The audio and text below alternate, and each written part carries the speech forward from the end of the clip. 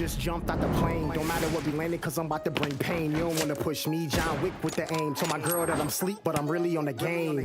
Real talk, I put my all in this. This the only game I play, man, it's obvious.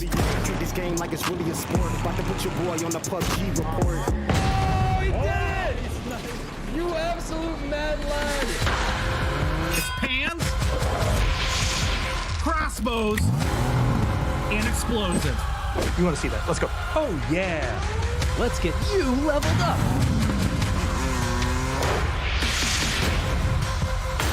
Damn, my setup sucks. I did my time, or so I thought. Kill survivor one. Now it's your turn to hide.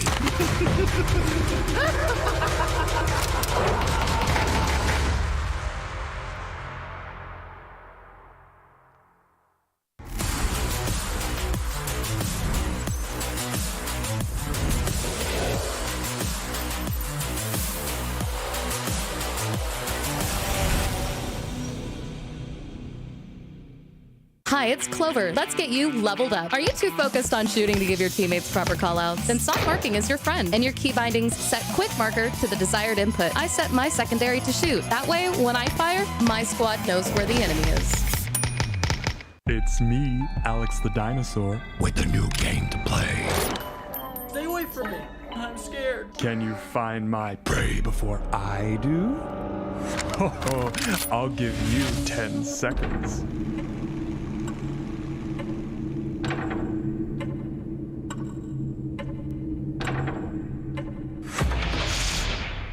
Oh, well done. But I never said it would save them. Oh.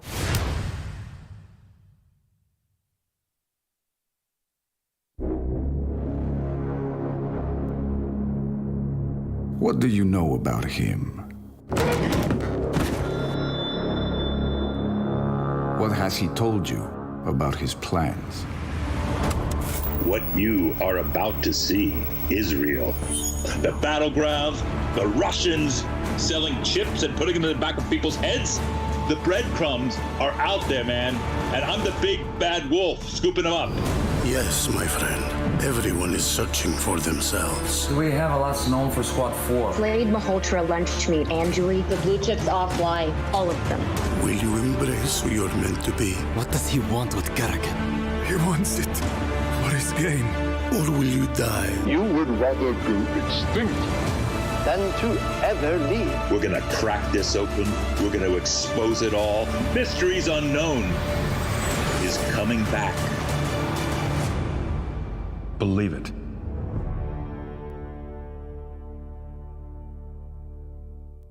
Three times flares. 5 times crates dropping. I'm so excited for this mode. There's going to be a lot of flares. So many flares.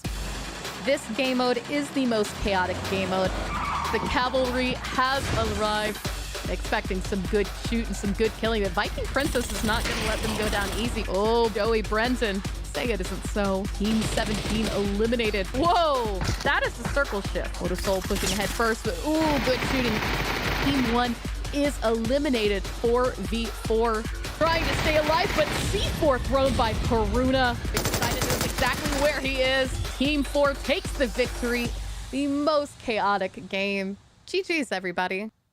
Joey, wake up. I want to play some PUBG, man.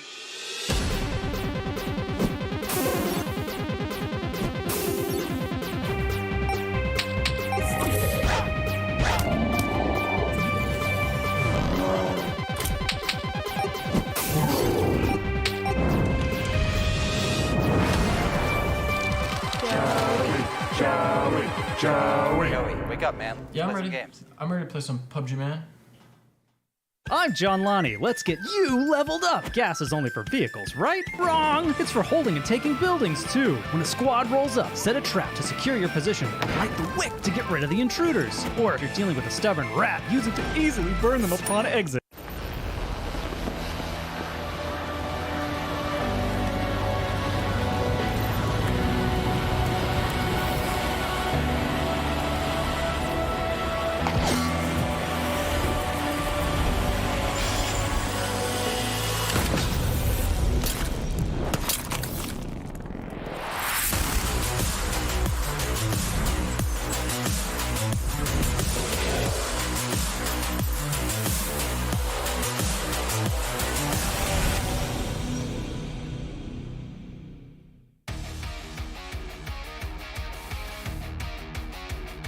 there, got the knock and the flush onto Finna, and that's going to let everybody know that Dodge is pushing, and they're not going to take it. Good shots as now Hazelton is ready, and that's another one down as Oath up their own game to do so. The circle did shift away, back over towards the northwest. Dodge center, Dignitas in the middle of combat. Oh, that was a very dicey seat swap there. They tries to push up, Hello Senpai on top of it. He's going to find one, he's going to find two. Looks like they have lost Mime. Well, Lampalot will spot out Tig, and that's an easy down and flush. We saw Dodge win a fantastic fight against Oath in this same compound yesterday, and oh no! On Oath, it was Akreti's pressure that forced Dodge away. It's going to be a one-for-one trade through the door, and now Stakers is trying to put pressure on. Goes kickstart, goes down, Stakers, no! Dodge boys, but they're hiding through the smoke right now, trying to avoid the line of sight of gas cans. That's the real problem. They have to manage the two different squads, but Honey Badger is peeking over. Finna gets dropped. A fair bit of damage onto Dodge, but they need to finish the job. Mollies go out, incendiaries go out, as well as more bullets in a UAC for Dignitas. That is it for ground and farm ADR. They already have 4 kills, but Dignitas also getting their own fight from multiple sides. TSM and Dodge have no more continued attention towards each other. It seems that Honey Badger, the grenade, finally finds Alo. 7 millionth time the charm. Enough of their neighbors in 22. Here comes the push. A lot of utility, a lot of damage, nothing confirmed just yet. There it goes. Honey Badger gets a grenade through the window, and that's a second follow-up onto Biznaga. Just one member of 22 remaining. And that last member's Haze 10. Poonish will spot him out. Very well cleared. Vegas, Dodge actually taking shots down. Whoa! Oh my God, Poonish. The sparking, but he's alive for now as Brooks are going to be pushing off. Well, sparking will go down. He can see Lamp going to hop back into the vehicle and see if he can maybe move on. Sight. The Waldo and Los, though, will come around the side and find another one, and Cherry is on time. A couple of knocks onto 303, but nothing has been confirmed. They could completely wipe gas cans. Nice grenade. Doesn't actually do any damage to High Command, but he's been bleeding out.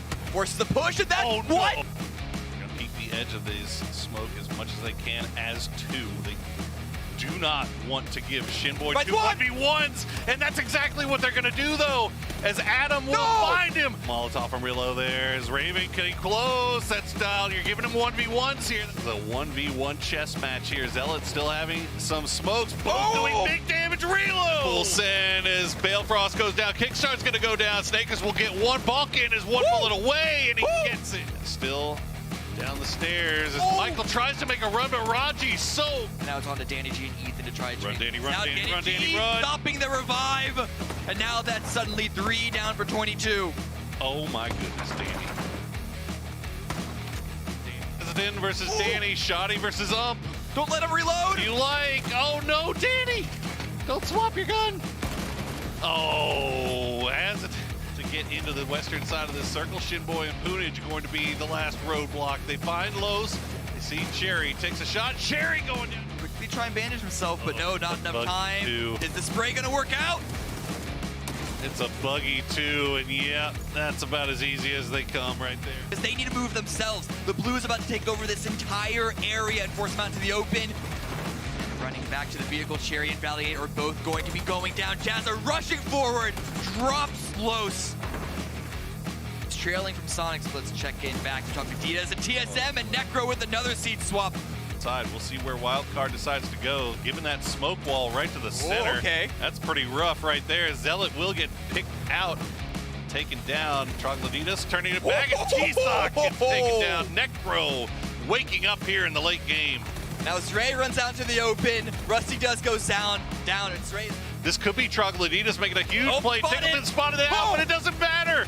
Big shot from Necro, get the knock on a Tig, and then we'll flush it out as well. Necro down to about 12 HP, but Kill Demo is going to push through. Shrimsy has been spotted out. Shrimsy been taken down. Be careful here. And meanwhile, TSM and Gas Cans fighting off in the north. Ooh, Niku's trying to heal up, and Alo is holding. Will go down. Execs and Rusty Zera trying to hold from the roof, and what a grenade. Positioned himself as like a trap, waiting to close on Sonics, and there it is, out in 9th place, but immediately flips around. They had no. Pro has appeared, but Maji can't get the angle. Yes, he can. Wildcard wins the fight. Get too close, though. That grenade came out. Raven does go down. T-Sock will get a trade again, though. It's a 1v1, and T-Sock wins it. On to T-Sock. The rest of Wildcard now have to respond. Great smoke ball, but even better grenade by Zealot. Knocking 2, and now Machi on the wrap. They lost a member. As Dodge wants to finish this now. They're going to find Beck. T-Sock on the edge. We'll find one. He is the last one up, and it's not. There he is, Bush Monster Shrimsy, but he's got a grenade. Oh, he's going to find Danny. That's an easy down and an easy flush. He gets 2. Can he get 3? Oh. No. Ali RV puts an end to Shrimping Trogloditas, and 303 is now popping off. Oh, Gildelmo with a nice shot to knock T. Was too far ahead. That Sonic's in third party them. And they are finishing off 303. Shots remain in 2 HP. The moment he has his teammate putting out Sentry. He's going to go for the shots. H-Win drops.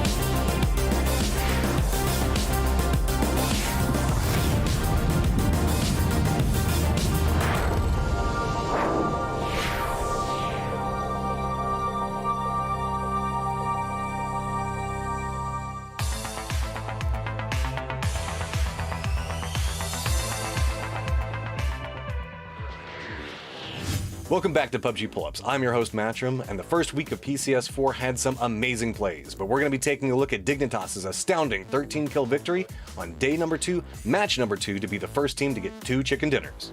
Honey Badger is unable to get revived at the moment. It's a 2-on-2 finish between Dignitas and Creche. A lot of damage onto Sparking, but he's alive for now as Bruxo going to be pushing off. Sparking will low go down. Bruxo will find one. No! Shit boy! 1v2! Dignitas with a 13-kill win. It was a chaotic finish for all the teams involved. No one had secure control of this game. It took us 8 games, but we finally have our 2-time winner. Going into PCS4, we have had a lot of changes. Love it or hate it, we now have the most chicken ruled. Winning a round is now the most important factor, and it is all about stacking win upon win. Going into Game 8, there has not been a single team with more than 1 chicken dinner. For just a little bit of background moving into this fight, Space Station Gaming is down to the southeast. Dignitas is in the north and had good firing angles onto their position. Creche has the majority of Junkyard, but just a few members to try to hold it down, and Sonics are just to the south of that position. At this stage, there is no 4-man squad still up. Everybody's coming into this fight with at least 1 casualty. Now that you know where all the teams are positioned, you have to understand the terrain. There is a long, sloping hillside that Dignitas and Space Station Gaming, as well as Sonics, have to contend with. Junkyard itself is a ridiculously difficult place to fight close range. The tires, crates, old vehicles, odd 2-story garage building, fences all make Junkyard a very difficult place to fight. Dignitas moves down the hillside into the long barn position. Space Station Gaming jump in vehicles and rotates along the northern wall, leaving one of their members back behind in Uncivil near where the shack is at. They take the high ground advantage position that Dignitas was at, but Dignitas repositions, following a similar strategy to what Space Station Gaming did, leaving Sparking back behind a Junkyard itself to maintain control of that area. 2 Sonic members are still playing along the hillside to the south. You can see the complexity of Junkyard proper, and it's been quite a while since anybody has taken a shot, so no one knows where anyone is at. Sonic's H-Win sees Dignitas repositioning and takes a few shots. Now people know where at least 2 teams are at. Sparking hears this, then looks over in that sneaky spot, spots out H-Win, gets some shots onto him, and gets the knock. Sonic's Tiggleton comes to reinforce, takes a couple of shots at Sparking, gets the damage, and forces him to retreat just a few steps. Tig then manages to get the res back on H-Win. While this is going on, Dignitas does spot out Space Station Gaming repositioning, and Shinboy starts to take shots up towards the hill. Dignitas has become the key moving factor between several teams, but this now means all 3 remaining teams know their position and are trying to harass them. Tig hears the shots that Shinboy was putting out, beads in on him, and knocks him for revealing his position. Space Station Gaming now dashes into the junkyard wall, but this is whenever Akreshe finally pops up in their sneaky position, gets the spray in, and one gets a knock on the sharp shot as they're making approach, but Keenan does manage to make it to the fence. Sonics now use the sound from this fight to move into where Akreshe and SSG have been fighting. While Dignitas was the catalyst of everything going down, they now find themselves the only team not in the main fight arena. Tickleton makes a slight move, finding himself a position to where he can vault on top of the garage. Uncivil takes a couple of shots, but now that reveals his position. With the circle coming in, Civ has to make the move. Shinboy spots it out after he's revealed his position, takes a couple of shots, and with the assistance of the blue zone, he goes down. Dignitas uses this opportunity to try to move into the main fighting area. Oddly enough, though, it's going to be Tiggleton on top that defends Akreshe from down below, spraying into Dignitas and forcing them to yield. The center of the circle falls just outside of Junkyard. Control of the garage building and that fence just beyond may very well decide who the round winner is. Dignitas realizes this, and throwables come out in force, just launching them over the fence wall. While the throwables are coming out, Kreshe and one spots out Keenan, guns him down, removing Space Station Gaming from the equation and dropping us to 3 teams.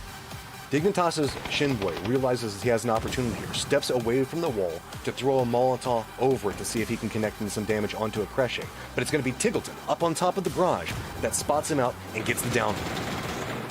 Sonic's H-Wing then uses that reinforced position, jumps down from the garage itself, but it's going to be Honey Badger getting a sneaky little peek in between the fence itself, gets the knock onto him. Tig, though, using that same angle, drops down and gets the shots onto Honey Badger in revenge. Tiggleton now knows he's in a dangerous position as he makes his push through. That Molotov that Shinboy threw earlier is hidden to him, completely invisible by the smokes, and going to start taking him down for a massive amount of damage and drop us down to 2 teams. At the exact same moment, Dignitas reses Shinboy to move into a 2v2 versus Akreshe for the end.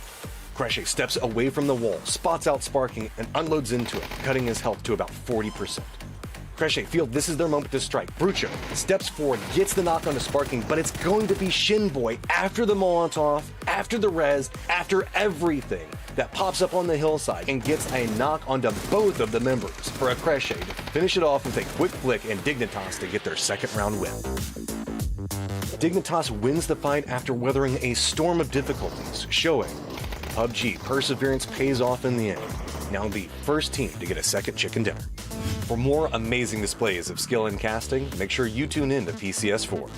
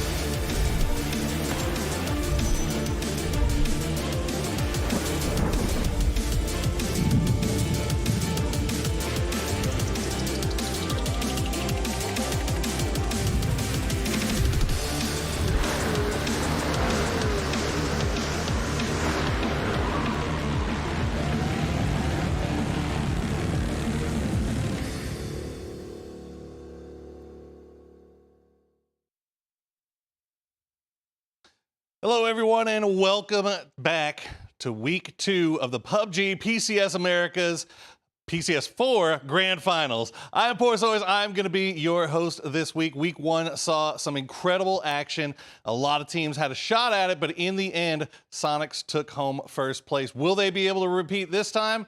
That's left to be decided. I'm not going to be taking you through this alone, though. I have a couple of buddies over on the analyst couch, and that's going to be Godspeed and Matchroom. Godspeed, I see you're back once again. You still look comfy, buddy. You got your coffee cup all there. You good? Oh yeah, I'm comfortable, man. I'm excited. Matt and I get to finally work together after it's been a minute, man. It has. It has been a minute. I missed out on everything last week. You Like did. everybody got back together, and I was just stuck at home watching it. Finally gonna get back and hang out with all my friends, dude. I missed this. I've missed it so much. I've also missed this.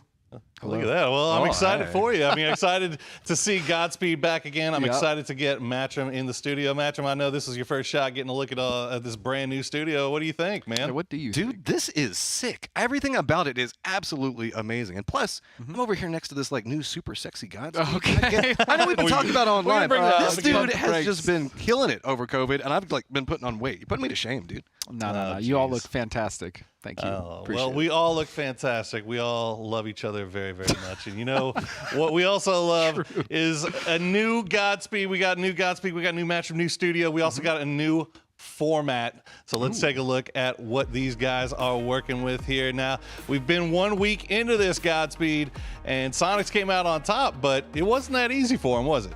I mean, if we look at the kills department, it was a little easy. But yeah, as far as dinners, I mean, they were definitely getting challenged. Dignitas is one of those teams for sure. It was overall, I gotta say, it was pretty good. On top of the fact that, you know, these are all individual tournaments. Every week is technically an individual tournament. Obviously, as you can see that, 6 matches a day, 36 matches in total. And so, you know, that does kind of lead some teams, especially who may have been behind before. For instance, having a bad week, TSM FTX is definitely one of those teams. We'll talk about a few more as well as United, but that gives some of these teams a chance to catch back up, and I kind of like that. Well, you know, Matcham, a lot of the talk last week was about kills and how kills are actually mattering a lot more than maybe people were assuming that they would in the first place. But I got to ask you a very specific question. This is I know I didn't ask you about this before. I'm setting you up here, so you're going to be surprised. This never goes well. What do you think about starting off early with a win? Now, we saw Sonics get their win early, and that allowed them kind of open up their play style, and that might have had something to do with them getting as many kills as they did. Do you think that getting that first win out of the way early is as important as it may be appearing? I don't know. It can almost be a double-edged sword when you look at it, because getting the early chicken dinner does help, because now you can be a little bit more aggressive, and that's what a lot of these teams really want to do to stack those kills. True. The downside is you could end up being too aggressive, and suddenly you're not getting chicken dinners anymore. And while you might get the first chicken dinner, the other teams can just come up, usurp your positions. We saw a lot of back and forth with that, and I do feel like around 2 to 3 chickens is really what we're going to do. Well, yeah, obviously having 2 to 3 chickens would be ideal. There's 12 rounds. You can get more chickens. I mean, I think you're chilling, why don't these guys just win more? But I just think getting around 100 kills is really you'd feel 100 kills and 4 chickens, then you can chill. I will say though, to agree with you, Matt. Yeah, I think sometimes getting a win can potentially just put your mind too much at ease, and then you end up making mistakes that you normally wouldn't. So yeah, I like that. You know? It's nice having you on the couch with that brain of yours. That big, beautiful brain. Well, let's take a look at what these guys are fighting for, and it is going to be that prize pool. That's one of the things they're fighting for. We'll get to the other one here shortly, but the prize pool, obviously a big factor, and it's going to be the big factor in determining who wins the event overall, as we are going to be doing, as Godspeed said, a different tournament every single weekend. At the end of the whole shebang, whoever has gotten the most money earned is going to be the one that takes home that first place spot. Right now, Sonics is in the lead with that 20 grand. Do you think they're going to run it back, Godspeed? I feel like it would be really stupid to bet against the Sonics right now, especially the fact that obviously they're now again playing with Mime. They looked phenomenal last week. I mean, I'm going to remember you said that. That's fine. I'm gonna remember you said That's totally fine. Yeah, you can do that. But yeah, I thought they looked really good, and I don't really think Sonics is gonna have too much of an issue. I mean, we'll see. It is, you know, PUBG. Sometimes teams do have bad weeks, but we've also had a lot of these teams a chance to like gel together a little bit more whenever we're looking at some of these newer mixed rosters. Agreed. I mean, sure, they're names that you know, but whenever it takes a little while to work out how you want to do shot calling and stuff. So I feel like we do have a couple of new teams that could be contesting against them. Well, and we also talk about that honeymoon period as well, like right for a lot of new rosters when they come together. I don't know if we've really seen that. Maybe Dig, but Dig, I think, honestly just played really solid overall. There was nothing in there that I was like... I'm with this. I think we just got to get rid of the honeymoon phase. Yeah, I know we talk about it a lot, but everybody at this point has been playing together for forever, and they know each other. It's not like they're getting suddenly like, oh, I've never played a game with you, Godspeed. I need to try my hardest. They all know each other at this point. I agree. Man, I'm agreeing with you a lot, and I don't... No, I don't like that. We're going to fix that. We can't do this whole agreeing thing. Well, one thing we can agree on is that they're not only fighting for this prize money, but more importantly, maybe we might disagree on this, are the PGC points that are on the line. First place taking home that big 450 stack. That's going to go a long way to making sure that you get to that end of the year event in PGC, Matcham. Oh, yeah. I mean, that's what everybody's building for. Sure, money, great. getting the chicken dinners right now, establishing yourself as a team and drops, all of those things are important, but everybody is looking for the end goal. Whenever we look at the prize pool that was at PGIS, sure, $20,000, love it. It's great, you know, you can go buy yourself a motorcycle, whatever it is you want to do. You know, well, we've been seeing that a lot. You better be buying a nice motorcycle. Getting 20. That's like a. I know, but I mean, who knows what the market. Anyway, yeah, of course. You're looking at like the millions at the end right now is what everybody's got their eye on. And so getting those earlier stages now, getting those points, absolutely vital. Agreed. I mean, it's really what all these teams are here playing for. It's to go to the World Finals at the end of the year or whenever it is. Yeah. I mean, I've played for these points. You definitely want them. That's all I'm going to say. Once again agreeing. I still don't know how I feel about this. Well, let's figure out who is in the lobby with... Oh, boy. All right. Get ready, guys. We are going to find out. Yeah, I know it's coming. Give it to us. Here we go. Teams are in the lobby with this team intro video. What a clown. Yeehaw, and get along, little doggies. Porosaurus here from Porosaurus's Used Car Emporium turned all-you-can-eat diner. Now, y'all ain't never gonna believe this, but it turns out, according to some hippie health code, you can only have something like 1 part per million of rat feces in your food, and we had something like 1 million parts per million. So that low-down health inspector shut us down, and even worse, that scumbag Steve over at the Fake News did a whole expose about it. He might even get an award. Kind of proud of him. Anyway, I found myself once again out of business, and no amount of support from the literal thousands of rats around me could console me.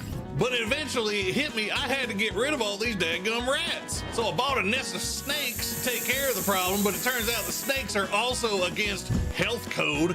So I had to get me a whole colony of mongoose to take care of the snakes, but same problem. Anyway, after acquiring a business of ferrets, a murder of crows, a parliament of owls, and a skulk of foxes, I just ended up with a whole bunch of dogs.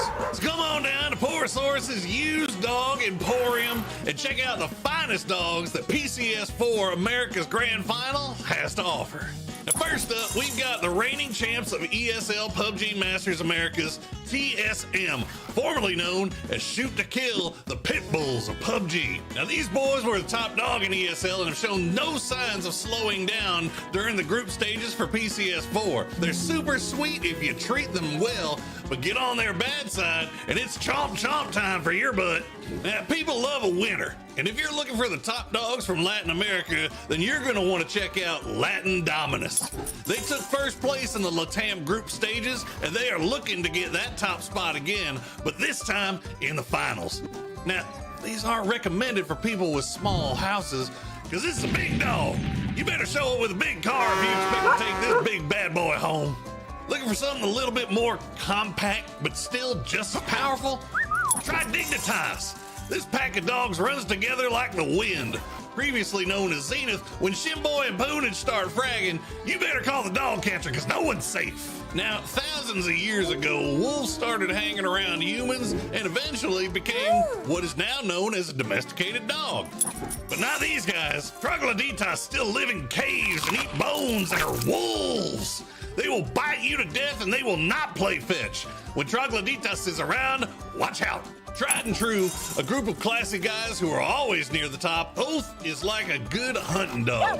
Always ready to go and pick up some dead ducks. These boys are an American favorite. They'll always be in the fight for first if they aren't snuggled up on your lap looking for some head pats. Now, if you're looking for a relatively new dog that's full of energy and raring to go, Enrage Esports is for you. They came in 10th in the ESL PUBG Masters Americas and are back to the grand final in PCS4 looking to move up that leaderboard. Oh my God, what is that? Is that one giant man with a dog's face? Heck no, it's 4 dogs standing on each other's shoulders in a trench coat, which is actually scarier than just one big dog because it implies that these dogs are organized and can communicate with each other. The reigning world champions from PGIS, the Sonics, are back in the finals yet again and are looking to repeat their success from PCS2, PCS3, and PGIS. And no one would be surprised if they repeated their success. Now, if you're looking for a European pedigree with a Brazilian flair, Well, check out 22 Esports. They are a consistent top finisher and are the team of choice for men with big, fancy mustaches. Now, who could blame them? Because 22 Esports is a team to be taken seriously and a real contender for the crown. Now, I hear you saying, Poro, these appear to be fish with dog ears glued to their heads. Well, congratulations, Sherlock Holmes, you got me. But just because Space Station Gaming, formerly known as Spicy Fish, aren't actual dogs, doesn't mean that you shouldn't fear them. This wild pack is made up of former players from some of the top North American teams, and they are out there wearing little helmets on their dang heads so they can breathe on land or in space, and that's working pretty dang well so far. In Brazil, it is said that no matter what street you turn onto, you can see the same caramel-colored dog that you saw on the last street. You see it on one street, turn the corner, bam, there it is again. Well, that's just like Akresi. There is nowhere safe to hide when these guys get rolling, and if you start seeing them pop up, it would be wise to just get the heck out of there.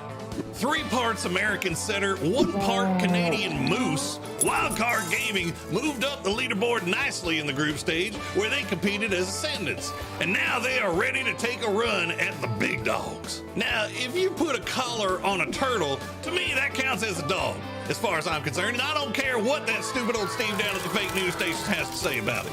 And yeah, the 303 Esports used to be turtles, sure, but now they are big green dogs who have hard shells, and they are ready to mix it up and do all sorts of stuff that dogs do. Steve, now Dodge is the name of a car brand, but this video is all about dogs. So imagine, if you will, a car that turned into a dog. Well, that's Dodge. They've got gasoline in their veins and they drink oil. Vroom, vroom. And what better way to transport all that gas than in some Guadalajara gas cans? These boys go into a feeding frenzy whenever they hear the PUBG version of a dinner bell, which is a gunfight. So you better watch your back or these dogs will strike you down and you'll never see it coming, like some sort of sneaky dog assassins. Now, people love dogs and they love a redemption arc. Well, the Rumblers are back in form after not performing as well as they'd like for the last bit of time, and they are now known as E-United. So get ready for this old dog to learn some new tricks.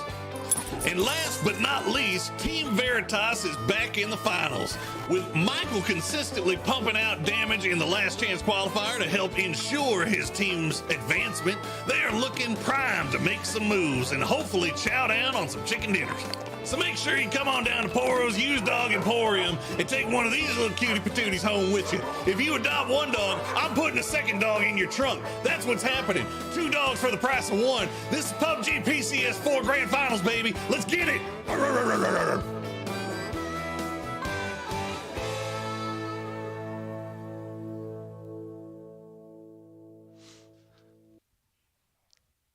Ah, yes. Out of the dog pound and into clearly the most comfortable chair I've ever sat in my life. It is I, Poro, and I have now joined you over in the Caster Analyst Lounge.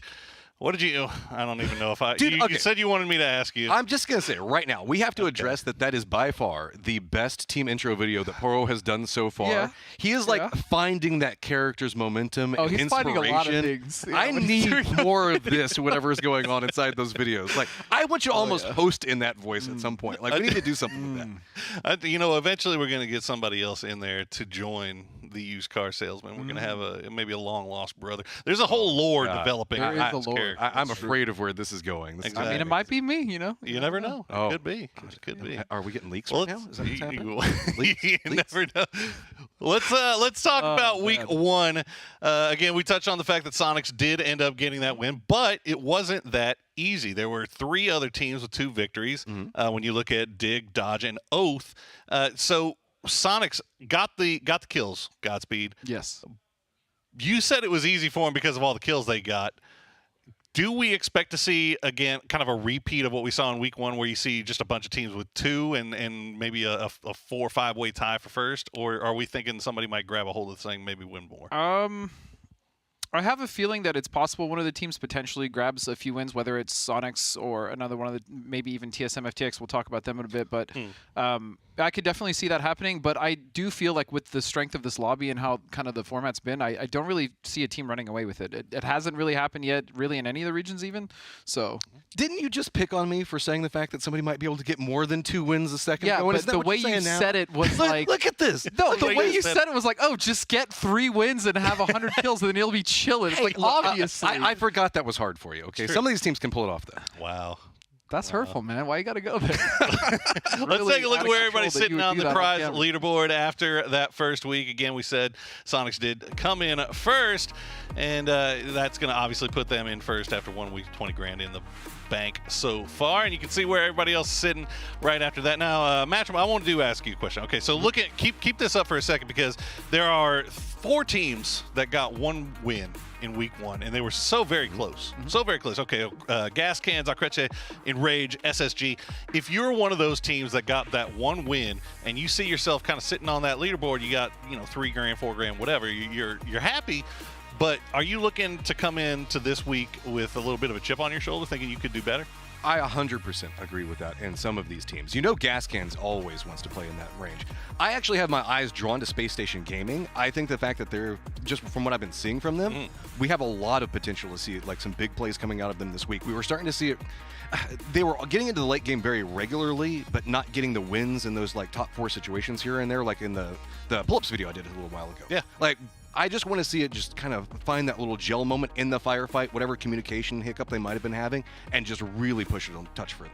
Seems like Circle 6 has been the problem. Yeah. If we're looking at it. I mean, it's if you can keep 4 up to Circle 6, it seems like you might find yourself with a decent shot. Well, your chances are definitely going to be a lot more, but also even if you make it to 3, like having 3 members up Circle 6, because most of the teams at that point are generally pretty crippled. I mean, depending on the circle as well, especially if there's a lot of water and not a lot of land to play, then yeah, coming in with at least 3 to 4 is going to be very huge. I mean, but we've also seen some teams kind of throw those leads as well, so it's hard to call. But yeah, statistically, you would imagine going in with 3 or 4 is better. And this is where I'm going to agree with you, is the fact that we've been seeing a lot of teams kind of limping in, losing a member here or two. A lot of the in-game circles that we were looking at last week had 2, like whenever we look at the top 4, I don't think that we regularly saw teams with 4 members up unless they got some circles. There was, I think, one game where like there was a 4-on-4 at the end or something, but it was only really one game. Other than that, all the teams were fractured. So yeah, it's that do or die mentality. Everybody's trying to take somebody down with them when they go. Yes, very toxic. Well, it was a struggle, and one of the other struggles that you guys are going to have at home is trying to decide who you want to pick for your Pick'em Challenge. So let's take a look at how the Pick'em Challenge is working this time around.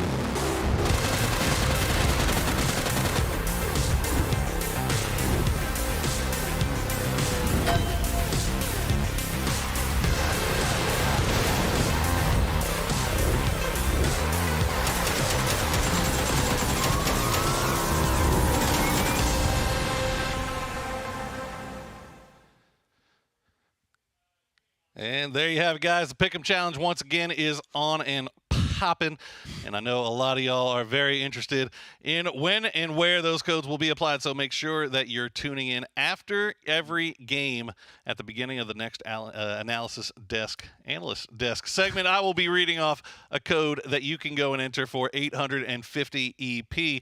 Now, if you want a code to get a Pick'em coupon, we're going to be giving one of those away at the very end of the week as well. So make sure you tune in for both days for PCS Americas I know. You gotta get used to the American tripping style. over too. I keep tripping over it. Yep. So make sure you keep tuning in for PCS4 Americas as well as all the other PCS4 regions to get maximize your chances to get your EP maximize. and your Minimize, pick'em maximize. coupons.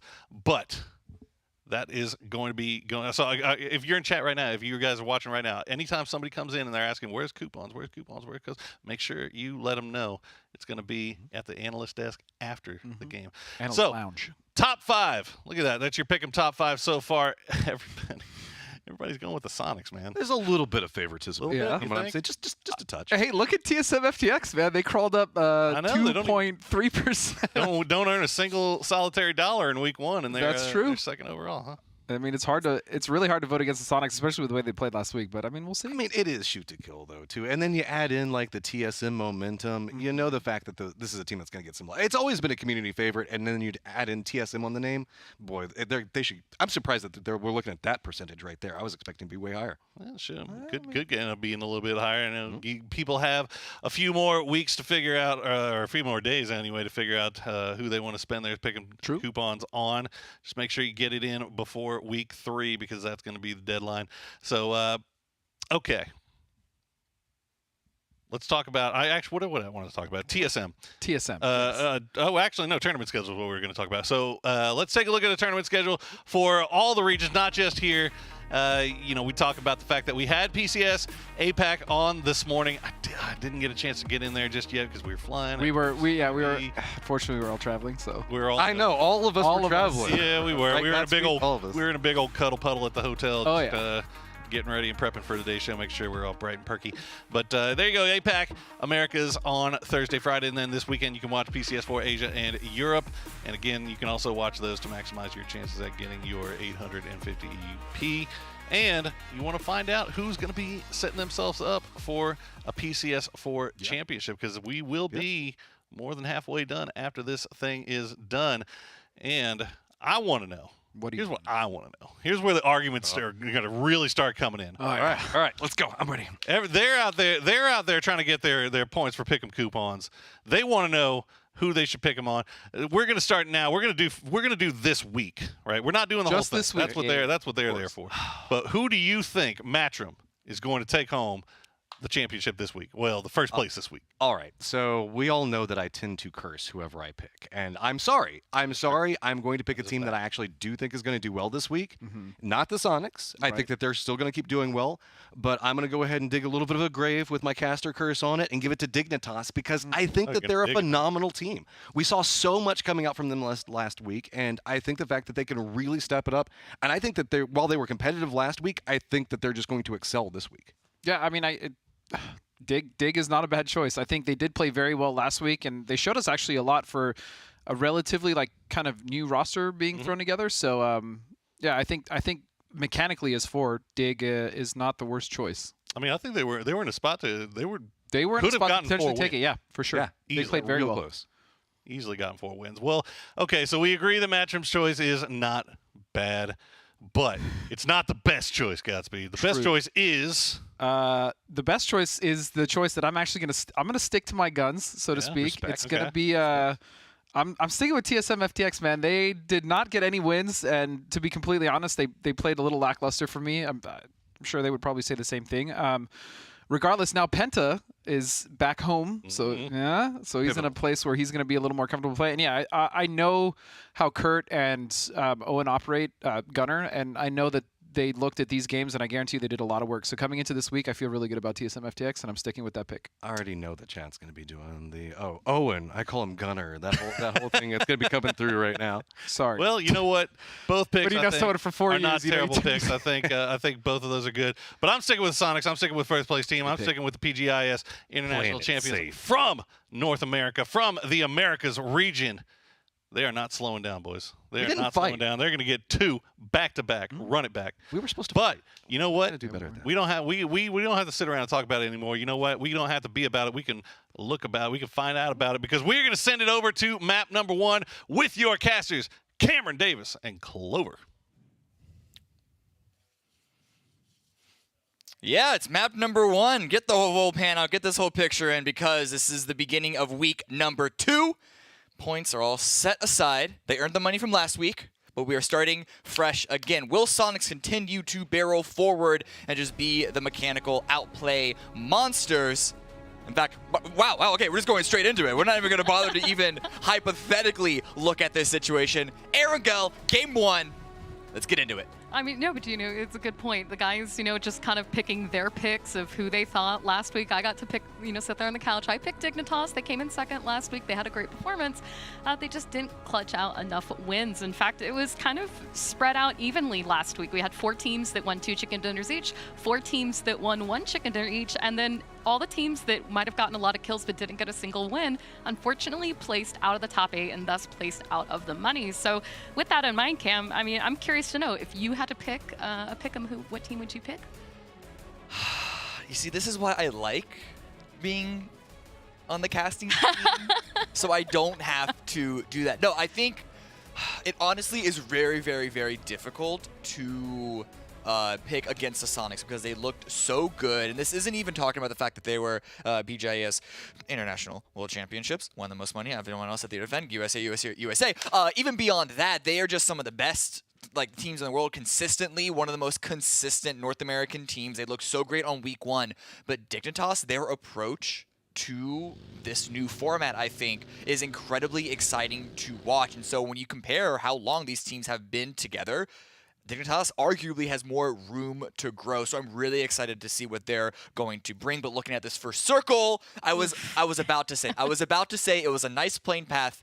Maybe we'd be looking at something that is not crazy for game 1 on Erangel, but nope. You know what? Game 1 Erangel, it strikes again. Yeah, that's a lot of water into play. We see up there in north, and of course the river and lake right outside of Yasnaya. And as we know, the circle will eventually move out to the north. But one thing that's not crazy to start was the potential for a hot drop here. Veritas does have school and apartments all to themselves. Last week, they were really fighting 22 Esports for this position. And there was a couple times where they didn't really take the drop. They kind of went their separate ways. And then unfortunately, it didn't quite end well for each of those teams in that scenario. So I think to have each of them with some really breathing room to start off the beginning of the game, this could be huge. I mean, as we heard the guys say, coming into the later matches as a 3 or 4 stack is pretty much, I think, the recipe for winning right now. And Veritas, unfortunately, with that hot drop, just always came in maybe as a solo at the end. You say 22 also have more room to play with, but they are replicating the very opening game of last week where they are just dropping on the western coast, full vulture, scrappy farming, because they're surrounded by SSG and Primorsk and then LTD, Latin Dominus, in sort of southwest of Gatka, mostly the quarry area. So I don't know if that's fair to say for them, but at least Veritas, yes. Veritas has a nice position. We'll be looking at a couple of the different teams and where they've dropped. In Rage and Oath that we saw just a few moments ago, they have the best position in regards to Circle 1, Oath in Severny, and in Rage on the western side of Stalber. Them, along with E United and Yasnaya, have inarguably sort of first pick of the litter in position, but we're seeing a lot of teams that are going to have to move up across that river through Georgia Pole, maybe all the way up around Stalber to try and get in, like Latin Dominus here. I don't know if we're going to be seeing... Rarely do we see rotational engagements, very aggressive engagements happen on game 1. However, this technically isn't game 1. This is technically game 7. So who really knows what anyone has in plans here? Latin Dominus, for example, could easily try and isolate 22 that are just to the west of them. But then again, considering how far they have to get into the circle, they might just want to make that rotation. Well, I mean, as you say, this is the 7th time now that these teams have played Erangel together, so they've got a lot of experience catching each other on rotation. Remember, this is the sub-regions, both America and LATAM, coming together. But, I mean, we kind of pointed out a little bit earlier, Latin Dominance 22, a little bit crowded out there on the western side, and SSG just starting to kind of peak a little bit of that rotation. But if you go a little bit further north, TSM and Trogloditas and TSM have really been butting heads in Erangel. We've seen Trogloditas purposely go after TSM, chase them, crash them, and it seems like it's actually been kind of personal. So with Q being in, I really expect that we might see a gatekeep. Rocky Wow here spots SSG rotating. I was wondering how these two teams would interact. SSG are on a move a lot faster than 22, and again, that has to come down to how quickly they're able to loot up when 22 are having a bit harder of a time. Rocket here is able to find a little bit of a vehicle. I saw that buggy across the street from him, but SSG, they are... Either they're not happy with the loot that they got from Primorsk, or they are preparing for 22 to potentially be in the area, or waiting to see if they can't somehow get in front of them and then catch them on rotation. But that's a very, very risky maneuver because they're coming into 22's territory, so you'd think that they'd only be opening themselves up to have a sneak attack upon them. Yeah, I mean, that was a very bold play for Sharpshot, just casually looting the steps of the Wizard Tower there. But as you saw, 22 wasn't quite ready to engage. I think they were just waiting for a more opportune moment. Even Biznaga right now keeping a watchful eye as the rest of SSG passes. Civ lagging behind a bit. We might see some shots out towards him here. But right now, the rest of 22, I mean, they're also still focused on getting into the zone, which is another... 2 kilometers northeast from this position. So for 22 Esports in phase 1, like we kind of talked about, it's a decision that needs to be made. Do they want to stop and fight in the blue this early on without having any information that far away from the zone? Or are they just going to kind of let SSG rotate and keep an eye on them? But again, TSM right now, 303, a lot of these teams really queuing up near Cube. This could be a point of contention for the teams that haven't yet gotten in the zone. Both teams seem to be driving past. They want no part of this. It is way too close to the edge of phase 1 and trying to get towards center. But I'm looking at the map. TSM are looking at the map as well, but we're looking at the map that has all the teams on it. And yes, the center is starting to get very, very trafficky. Which is very unsurprising, but we know how open a lot of the areas in this first phase is. So if, again, team like Oath or Enrage or United, you want to get there early, but Veritas are now pulling up. Valiant is a little bit by himself. Waldo, you just see on the minimap rotating away a little bit, but Valiant is taking this fight, takes a little bit of damage, falls back, closes that door. I don't know if we're going to see Veritas crashing in on this compound. I think Cherry is now arriving. The rest of EU United, they're trying to group up and actually get another angle on top of Veritas's position. And you can already see Veritas, they're trying to get out of this situation.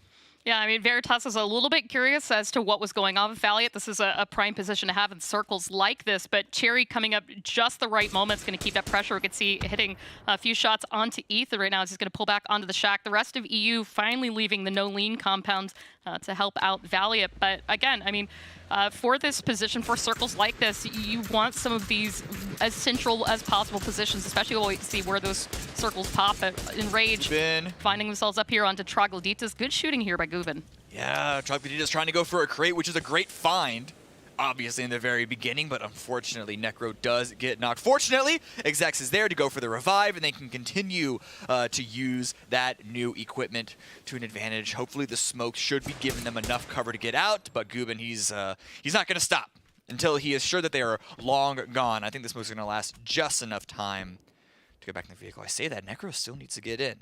And that's a Mark 14. I was wondering what was in the crate. That's a Mark 14. That has got to be, in my opinion, the best weapon in the game. Its versatility, its strength, its power. So I think Troglodytes, even with taking a knock against one of the members, which obviously speeds up the bleed out timer in future engagements, well worth of a trade. But Sonic's here, rotating in, north side of Stauber.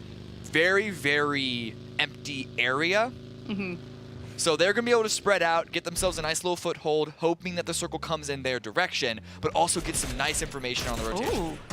And good shooting out here by Space Station Gaming as they managed to cut off members of 303, getting T-Plants out. So kill is picked up, and our first death of the day, of the week there, is going to go to Space Station Gaming. And I mean, once again, I mean, kills are really important. SSG did take 8th place last week, and they managed to just narrowly hold on to that position, in part because of kills. And so some of those teams that I think maybe were a little bit more reserved on that will probably go a little bit harder this week. But again, we're waiting to see how that circle closes out. Oath actually had started in Severny as their drop moved a little bit further south, and TSM backfilled that position out. So until we pull away from the water, this could really go in any direction, Cam. I mean, this could be a Stallbar circle. This could be a shooting range circle. It might center itself up on Oath.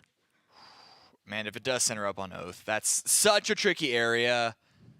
I feel like I say this every single time we're in this area, but that area, just the spacing, the land between Stauber and Severny is incredibly brutal to traverse, which is why I think it was incredibly important for this part of Aragel for a team like Oath to try and get in that position early on. Dodger, I do like the spot that they're at, the hole on the rocks to the west of Stauber. Very good information gathering part of the map. We do still see, we saw previously on the full-on map, we have a couple of teams still waiting to rotate through. Gaskins, of course, coming up from Millie, going to be the last team arriving, but there aren't that many engagements, which obviously, we heard them talk on the desk, you want to be able to go into the end game with at least 3, hopefully 4 players, even more so with this format, so you won't see too many full engages because it can be very, very risky in the early game, but also because of how open this area it makes bombs very difficult. But there it is, a shift. It is going to be towards the Sonics. I don't know if it's luck, or I don't know if they had some sort of foresight into where the circle was going to go. We do still see a fair bit of water, so you don't want to go too far north towards the coast because it will eventually pull away. But for the moment, Dodge and Sonics and Dignitas, really good initial position. Well, and you know, too, we've been seeing more circles in this area, kind of that area that's just barely northwest of Stalber, that it's still kind of hilly, a lot of dips and trees and rocks to play from, but I think we've been getting more and more circles from this, the new settings, and so teams really trying to get there early.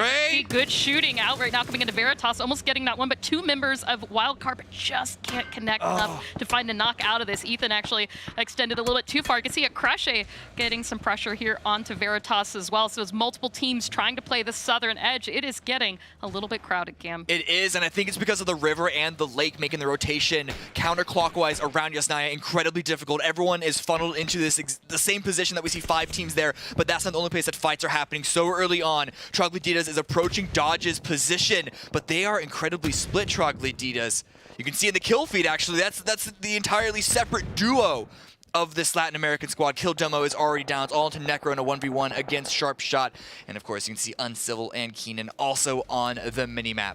I mean, again, with so much water into play to the north, a lot of teams are trying to center themselves up as much as possible. And that means taking some of these compounds along the coastal line. So Troglodytas, Space Station Gaming sharing this out, and Necro trying to hold off a push coming in from SSG. You can see Keenan actually going a little bit further along the beach to see if he can have a little bit of protection, not get shot back out. And Necro looks to be safe, but look at this. Enrage, Gubin actually going to punish Keenan, but it's stolen by Rusty Zera there. That's going to pick up that point. You can just see here, SSG has nowhere to go. Oh, and Psycho knocks out Sharp Shot. That was the attempt. That was the take that SSG needed, that 1v1. Uncivil is now on the retreat. Good hold by Enrage. This coastal compound. Again, it won't be valuable for too much longer, at least in 2 circles, that is. But Uncivil and Roth, the last 2 remaining members of SSG, we have seen these players, this squad, perform so well, and they've been wounded early on. Let's see if they can't do it again, because it's Sonics now trying to end their run in the first game. You can see as well damage being landed onto Civ by Shrimsy. Throwables are going out right now. This nade could be huge if it lands, but ooh, it's going to do some damage onto Civ, but not enough to get both Roth and Civ out of here. And you can see Tiggleton playing this one cautiously. Doesn't want to overextend, peek too much, give a free shot out to SSG, or even Enrage at range that might still be able to see out this way from their windows down below. But you can see Tiggleton just waiting. Still more throwables. I mean, we've seen teams really be a little more reserved on the throwables that they've been picking up, but there you go, Shrimsy actually with another angle on this. He's coming in from the flank. They are trying to upset the invaders. There's so much free space around them because everyone else is coming in from the southern side. And so they are taking free open shots, isolated fights, no chance of third party except for perhaps Enrage that you mentioned, but Enrage seems so focused on the west side of the circle, they are paying no mind to the Sonics. Wildcard still trying to rotate in, still struggling with that. We see a couple of teams out in the blue, Wildcard, and then 303 on the southwest of the edge. Where's Circle 3 going to go? It's another shift towards the Sonics, 2 in a row. They are taking this all the way to the bank, or at least they hope to. We'll see if their position can't be compromised a second time, because that might be where Wildcard are going. I mean, this is really good news for Wildcard. They don't have to play gas cans for that position at all. They can just send it north right in the blue a little bit longer and take that compound. It's for free right there at the north of the road. And 303 as well, we saw them kind of getting a little close to Veritas. They've chosen instead to continue wrapping around under Yasnaya. So a couple teams trying to put some distance between them, but once again, Enrage finding themselves now with another target, this time TSM, trying to hold as long as they can onto the water here. But again, I mean, there's not a lot of free places out here to the north and a lot of open territory with so many eyes on this area. I mean, you can just see how much flat land there is as Alo is driving by here. Relatively safe, relatively healthy for now. Alo and Luke is actually down pretty low, but they made it through the gauntlet. It was a dangerous pass that you mentioned, but This is a good position. Is it any more or less dangerous than everyone else is coming in from the southwest side? We're going to see a whole crunch over there. But for now, Latin Dominus trying to hold out 22, who I believe had made an entire 180-degree rotation from the west to the east side. But no, Akreche back onto TSM's position, trying to take their spot. VHZ with the seat swap, but Penta does come out. Sonic's giving them a little bit of support. Penta has been finished off by Brucho. Let's see if Luke 12 can't answer back. Hit the spray down, and that is it. Akreche are going to be the first ones eliminated. It was a good trade to start. As you said, Penta got taken out, unfortunately, but the TSM are going to pick up some much-needed kills there to start the game and continue to hold that good position up here to the north. Meanwhile, as you talked about, 22 Esports did manage to pull away from Latin Dominus, but they've still got one member, Biznaga, out to the south and has not joined them just yet.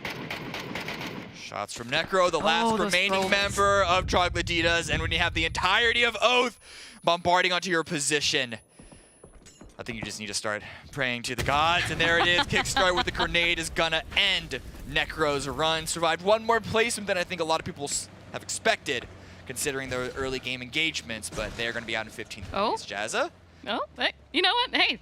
All right, who needs that car anyways? Finish the rest of this on foot. Veritas walking this one in as well. As you can see, the blue zone just slowly starting to creep in. E-United and Dignitas in the area. They've been keeping an eye out to the south. And again, this fight with Latin Dominus out here at Stahlberg continuing on. But this time, 303, who got a little bit close. See, H11 Jr. was knocked. Trisk, Feiska did take some damage, but they went ahead and let this area be. They're focused on staying alive. Unfortunately, for the rest of 303, they've been in the blue for quite some time. And as we're moving forward into phase 3, they've got to be running dry on meds. Phase 3, we are about to hit phase 4 in just a matter of seconds. The circle is going to shift. There's not too much water, so it's really hard to tell where it's going to go. I didn't expect a full south shift. It was going to get away from the coast, but maybe, I don't know how many people were expecting this much. There are a lot of teams that are in this circle. E-United are going to be happy. Dignitas are going to be happy. Veritas especially, they're going to be very, very happy. I think Latin Dominus, having kept Wildcard, having kept 303, having kept gas cans from this position, they don't have to move too far. The question is, how much cover will they be available? Have E-United taken up all of the options already? But first, 303 coming into gas cans position. A couple of knocks back and forth between the two squads, but Oldland's trying to go for the seat swap. Ambitious move, because T-Sock is coming up from right behind, but they want to clear their backside before they push into the circle. You see, Gascan's still 4 strong and only 1 kill to show thus far, but Trisk with the nade out, trying to see if he could do something here onto Oldless. Unfortunately, it's going to bounce just beyond the car, and you can see Trisk from the blue is just trying to do any damage he can into Gascans, but nothing is connecting, and he only has 5 bandages. Again, all of the meds that we talked about, 303 releasing out here, but Oldless is going to find him, picks up another kill. Gascans now as well alone on the east. At least for now, they still do need to rotate into Latin Dominus. And speaking of rotating, here come TSM and Wildcard as well through Sonic's territory. Wildcard are paying no mind, but TSM are having to push through this wall. And the high ground that Sonics have, the plateau that the team has overlooking TSM, has got to be a powerful position, but will they be aware of Pretty Curdy's grenade? They spotted him out now. Ayla going down. Can it be a second knock? Shrimsy finds 2, and it's all onto Luke 12 to keep TSM's hopes alive in game number 1. Great connection there by Shrimsy. You can see Mime keeping a watchful eye on Luke 12 as he tried to get another angle onto this. The trees are giving him a little bit of coverage, but there's still other teams in the area, and Rage rotating out to the west, and Luke just looking for any kill, anything that they can really play from this at this point. He's got the low ground, he's outside of the zone, and his options are starting to become more limited. Similarly, now Latin Dominus have found themselves into the zone. They've still got the high ground, but they're right along the edge. So E-United, while it kind of looks good on the mini-map, do need to be a little bit mindful of Latin Dominus, especially depending on where this next phase shifts. The problem is the high ground that you mentioned Latin Dominus having. The only hope for E-United in terms of trying to even up this fight is other team being able to shoot from the low ground past E-United, like Veritas or Dignitas, but I don't know if the tree cover is going to give them that many options. Valiate goes down. A great start for Latin Dominus's approach, and Fisher's going to go and try and finish that kill off. Valiate is separated, as he is historically want to be from his squad. He loves to play that scout sort of anchor position. That kill is going to be stolen by Poonage. And you see, I mean, Waldo Cherry also kind of queued up on each other. But meanwhile, back again to the east, Guadalajara Gas Cans 22. I mean, Gas Cans haven't really had too much time for a breather here. They've been fighting just about every team that's tried to play in onto the east. You can see as the circle's closing in, they are closing in onto 22. Good shooting out by Hikerman, but nothing is connecting. No knocks found just yet, but Oldless is going to push in real close. Hikerman does connect, but it's traded. Oldless actually goes down to a vehicle explosion. That buggy is going to be the thing that takes him down here. And so Gas Cans slowly starting to fall apart. And as you can also see here, the circle did shift away from this compound. Good Molotov. He's going to burn out the last player of 22 on the stairs. Ooh. Hikerman has the shots, has the angles. Unfortunately, was not able to save his fallen teammate as Latin Dominus has been shooting from the south, been trying to pick that one up. And we also see Dodge rotate in. Sorry, Dignitas here rotate in, not far from Dodge, as this Phase 5 shift has gone towards the north. But they're going to have to worry about a number of other teams coming from the south, namely E United and Veritas. But Latin Dominus also eyes on the circle. And you can see as well, EU hasn't taken their eyes off Latin Dominus at all. I mean, I think they're kind of taking into account what they can do with Dignitas up to their north and maybe wanting to play the angle that Latin Dominus would most likely come in on. So E United trying to pick really their battle here at this point. The battle is Dignitas, Veritas, or Latin Dominus, and with just those two members left, they're running out of options. You can see Veritas starting to inch a little bit closer to Dignitas here. And I mean, you can see as well, there's so many DMRs and Bolties out right now. Everybody is just watching for that shot. You can just tell the threat of the open area around E United. It actually forced them to deploy these smokes. Arguably early in the round, but Latin Dominus, they're going to send a vehicle send on this compound. Gas Cans just took this from 22. They're defending it reasonably well so far. Aliyev does go down, but Pippa with another angle. The last one up for Latin Dominus gave his position away, down to 13 HP, hoping that the grenade saves him and his squad from doom. And at least saved him long enough to pop off that first aid kit. You can see back up to 75 HP, but Hikerman and Adam can't really overpeak this as well. They've been getting a little bit of pressure out from the west, but they're not going to leave that tree alone until they have taken care of Pippa. Hikerman is just completely locked in onto this, and as the blue moves, so does Pippa. And here comes the shots out from Gas Cans. Got the first aid off just in time. Another grenade's going to come out, but not before he gets a knock on a Hikerman. This makes it a 1v1, but Adam is there to save his squad. But will he be able to get the revive on a Hikerman? Because the blue is still pushing in, and they have yet to get into the circle. He is forced to grab a vehicle of his own and just make a send through. But this rotation around, yeah, he's leaving his teammate. A final goodbye, a final blow of a kiss. There's not a lot you can do left with that, and this is a very crowded zone, so Adam using that car for what little bit of coverage he can have. You can see there's still plenty of rocks and trees out here, but with so much crossfire happening between so many squads right now, Sonic's shooting into Dignitas, and Adam is just going to try to center himself up as face. Well, actually, I think this might be... No, Punij has to be able to see him from here. Could be Dodge. Seen a couple of shots, or maybe even Veritas from the south, but Punij definitely sees him. The problem is, Punij is by himself. He needs to wait for the right opportunity to take the shot, and there it is. This, can you see it? Oh! Clips the ear! Only 21 damage with the bolt action, but he saw the blood. I think he thought that it did more damage than we know it did. So we're trying to go for 1 or 2 more shots, but no, there it is. Veritas' angle is finally found onto Punij, and so Dignitas are out. We're not able to fortify their position in time. You've got to take those shots and take any chance you have. Adam getting spotted out as well. Picked off by Vegas this time. Dodge doing quite a bit of work out of this real position right now, but you can see Veritas still leading in kills. Sonic's 4 of their own, but struggling to get in just as free as they would like. Wildcard actually getting good pressure. I mean, you can see every time Tickleton and Mime peek, they are kind of met with a little bit of trouble, as are Oath here with Enrage right along the edge. You can see so many teams. We turn away from them for maybe 10 seconds, and they lose 3 members in the blink of an eye.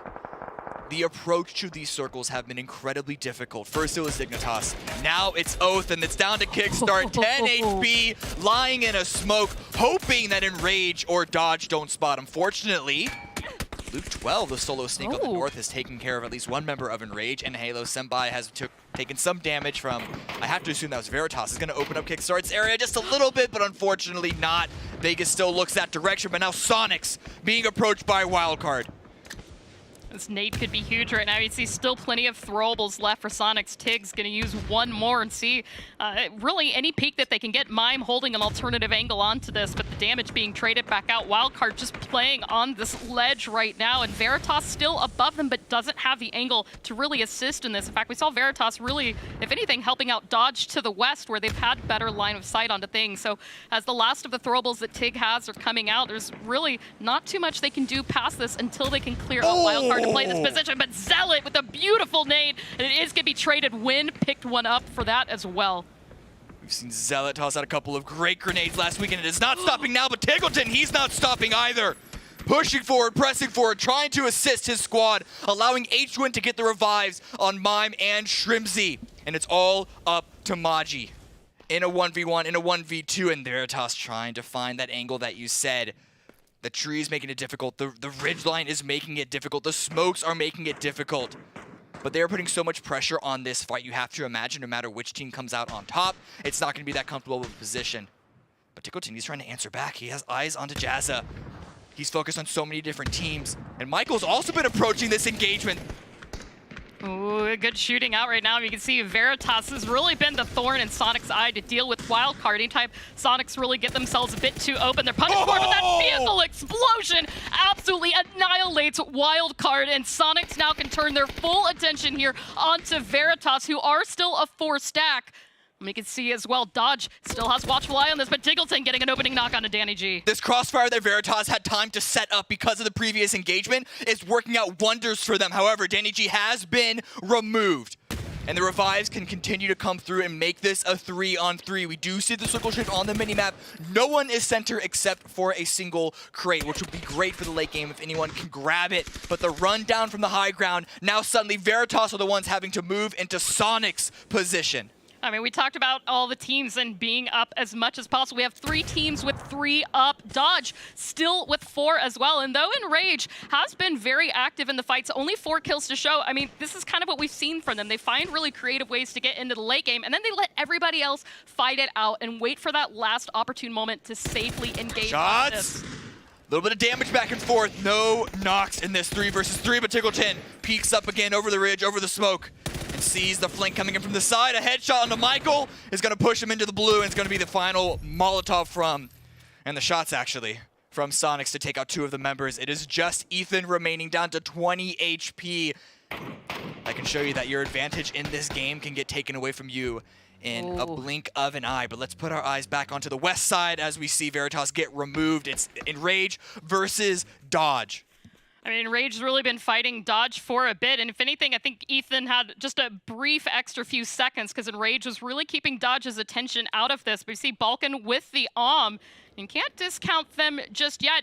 Enrage also still with some good coverage here on this ridgeline. This just very, very faint dip to play from. Dodge does not have line of sight on them. Sonics does not have line of sight on them. Now, depending on where this Phase 8 goes, that could be huge for one of these 3 teams. But you can see there's still vehicles into play as well. So 30 seconds to go until we get that next zone pop. Dodge and Enrage just playing a little game of footsie around each other, trying to find the angles. But this slight incline that Enrage are playing behind is allowing them to keep that line of sight broken. But while we are talking, look at Sonic's position. They are pushing forward. They are trying to set up a line of defense so that no matter who succeeds, who comes out on top between Enrage and Dodge, no matter, it's going to be a second place. Sonics want to take the win at the very beginning, and they're putting the pressure on to try and secure it. I mean, keep the momentum going, right? They won last week. They won 2 chicken dinners last week. They had 84 kills, so to start game 1 off with 11. That's still a good push coming in, but Enrage is getting pushed out of the zone right now. Sonics have such a dominant position in this zone. Even Dodge really struggling to have good footing here, but right now everybody turning their attention on each other. In fact, Sonics, attention a little split here.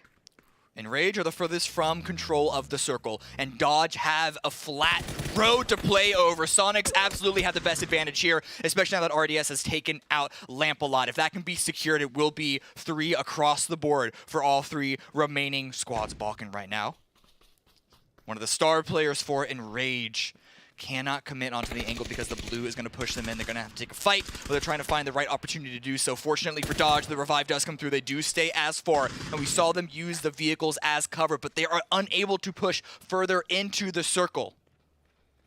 Sonics had such a dominant position to start, but Enrage is really fully committed to play the northern side and play against Sonics here after giving up line of sight to Dodge here. And Enrage is also pretty much out of throwables. There's not really a lot of smokes. They don't have anything else to play for coverage, so this is all going to have to come in on foot. But RDS is going to fall here. H-Win picking up one, but you can see Balkan looking for the trade, taking some shots out with the but going to go ahead and attempt this res. Sticking the revive. They want to have the at least trade and man advantage here. But look at the area that Enrage have. It's nothing. It's not even virtually nothing. It is literally nothing because the blue is going to force them into a crossfire between Sonics and Dodge. They were hoping for an opening knock of their own to try and alleviate that pressure, but I don't think it's going to happen. They're going to have to play out of the mind, shoot out of their mind, or hope somehow that Sonics and Dodge get into a fight. But Dodge have been cornered. They've been pushed into their own locker of sorts, that is, by the bullies, by the jocks that is Sonics. And you can see the blue zone as well did get that knock onto Balkan, as Enraged is pretty much just up against the zone. There's nowhere else to go. The big thing that's really helping them here is that if either Sonics or Dodge overextend to get a better line of sight on Enraged, they really make themselves vulnerable to one of the other teams. And that's been something that's kind of kept this fight going a little bit slower. But you can see that Phase 9 has popped that dot in the center, and it is perfectly in between Dodge and Sonics. The question is, Enrage have actually made it into the circle. They were about to lose the little bit of cover that they had. But the fact that they're keeping it in this long might mean that the fight between Sonics and Dodge could happen first. But no, Finnis finds the angle, finds the knock, finds the secure onto RDS. It's on to Gubin and Balkan right now to try and find an opening, but they run away from Dodge into Sonics. Tickleton finds another. One member of Enrage remaining, praying that Dodge and Sonics fight it out, but it's not going to happen. Sonics is backing off. They are playing with the blue. They are allowing the blue to dictate what the other teams do. And you can see Win is still being very careful, watching for when Gubin will suddenly appear. Now that Gubin's starting to run out of Ridgeline, there's not going to be too much longer that I think he can keep the dream going for Enrage, but still 4 up from Dodge. Sonics need to be a little bit careful. You can see Gubin still with the barrel out, might be able to catch one by surprise, but converting that to a kill is going to be the question here. As you can see right now, there's just nowhere for him to go, and he's crawling about as fast as the blue is. Dodge, you would hope that they would have smokes, but they might be out of utility, but Mime finds the angle finally. The entire shooting gallery of Dodge is open for business. And that might be Gubin answering back. Gubin is there to help save Dodge. Mime is forced to fall away, but it is just Hallow Senpai, and it's not going to be enough. And that's it. Sonics, they take it. 17 kills with game number 1. Absolutely wild. As you saw, Dodge was completely lined up at the end, and as Sonic started to mow them down, Gubin caught him out by surprise. You saw a bit of a pause there. Dodge fortunately still fell, but unfortunately even more for them, did not go past for that chicken dinner. So well played there for Sonics. He said 17 kills, Cam. 17 kills, game number 1. Sonics with another win. At what point do we just say that Sonics are the best PUBG team in the world? I'm not saying that it's now. I am not saying that it's now. But at what point? Because I mean, it sounds like you're kind of saying it now. I'm not saying it. Wing. Because they have just been on a barrel roll this entire year. Anyway, that was such an exciting first game. We have to throw it back to the analyst to try and help us break that one down. Thank you, Cameron. Very exciting first game indeed. And you know what, guys? I feel comfortable saying that the PGIS World Champions are the best team in the world right now. I think I feel good about that. Yeah, they did pretty okay. They're doing pretty okay, I think, so far. It's hard to argue with at this stage. They're feeling pretty good. I mean, you can even tell, look at the pictures whenever they get the fans want something first. We'll get to this in a second. Yeah, we'll get to this in a second. Look, I'm here for you guys, all right? We'll shut him up for a second because I know what you want. You want that code to get that EP. So here you go. It's going to be C9FENLS3NHQ5. So make sure you go and type that in right now. Go get your 850 EP. All right, Matcham, we're going to get back to you. I'm going to let you open it up. An amazing late game, right? Late games on Stalber, always interesting, always exciting to watch. We were watching in the green room. we're going to get to you eventually. Godspeed picked Sonics. You picked Dodge. I picked Veritas because I'm an idiot because I thought they had the high ground, and I thought high ground beats everything. What was it about Dodge that kind of stuck out to you? It was the positioning in the circle and the way it was kind of laid out. They had a lot of maneuverability in how they could treat that circle, and I felt like they had the capabilities to move back and forth. That actually ended up being kind of what stabbed them in the back, though, is they would spend so much time maneuvering along the lower hillside that they kind of lined up at the worst moment. Honestly, as we got into the late game, I thought it was going to be Gubin that was their destruction. But whenever we were looking at it, just the positioning on everything, it looked like a lot of the fights, as close as they were going to get real blood. Well, Dodge was also in a place, especially on that lower west side on that road. They were in a place they were there and they could dictate basically where all the other teams were going, which is what they did. They didn't overstep their boundaries either. And so for that, they were able to control basically that entire west side, and I think they did a really good job of doing that. So, yeah, hats off to Dodge for sure. Well, let's take a look at the highlights from that game real quick before we get to Godspeed, because I really want to pick your brain about Sonics, and you brought up some really good points that I think we need to touch on. But let's see how we got to that late game with this Game 1 Stolber Circle. That's we've been having some wild circles on Erangel here so far this week. We have. I mean, these Stolber Circles as well, I actually really like Stolber Circles. Playing them is pretty fun. You have a lot of maneuverability. It can be open in certain areas, but as we can see here, this is where kind of Dodge started. TSM as well, they had a really good push down, or up in the north, but then we saw what happened when they had to push down in the south, Matt. Well, it was just about the nature of the first couple of circles. We saw it go so far north and then start to shift back down around the Stolber northwest hillside. But that really made a lot of like desperate plays to the north. You were talking about it in the green room, Godspeed, about the importance of coming in from the north versus coming in from the south. While we're looking at kind of these movements, why don't you give us a little bit of a breakdown on that? I mean, when you're coming in from the north, you not only do you have a lot more cover, but you also have a lot more room to work with. Coming with the south, obviously a lot of teams will tend to bunch up there, especially if they're rotating in late. We see a lot of teams rotating in late that will do that. Latin Dominus as well.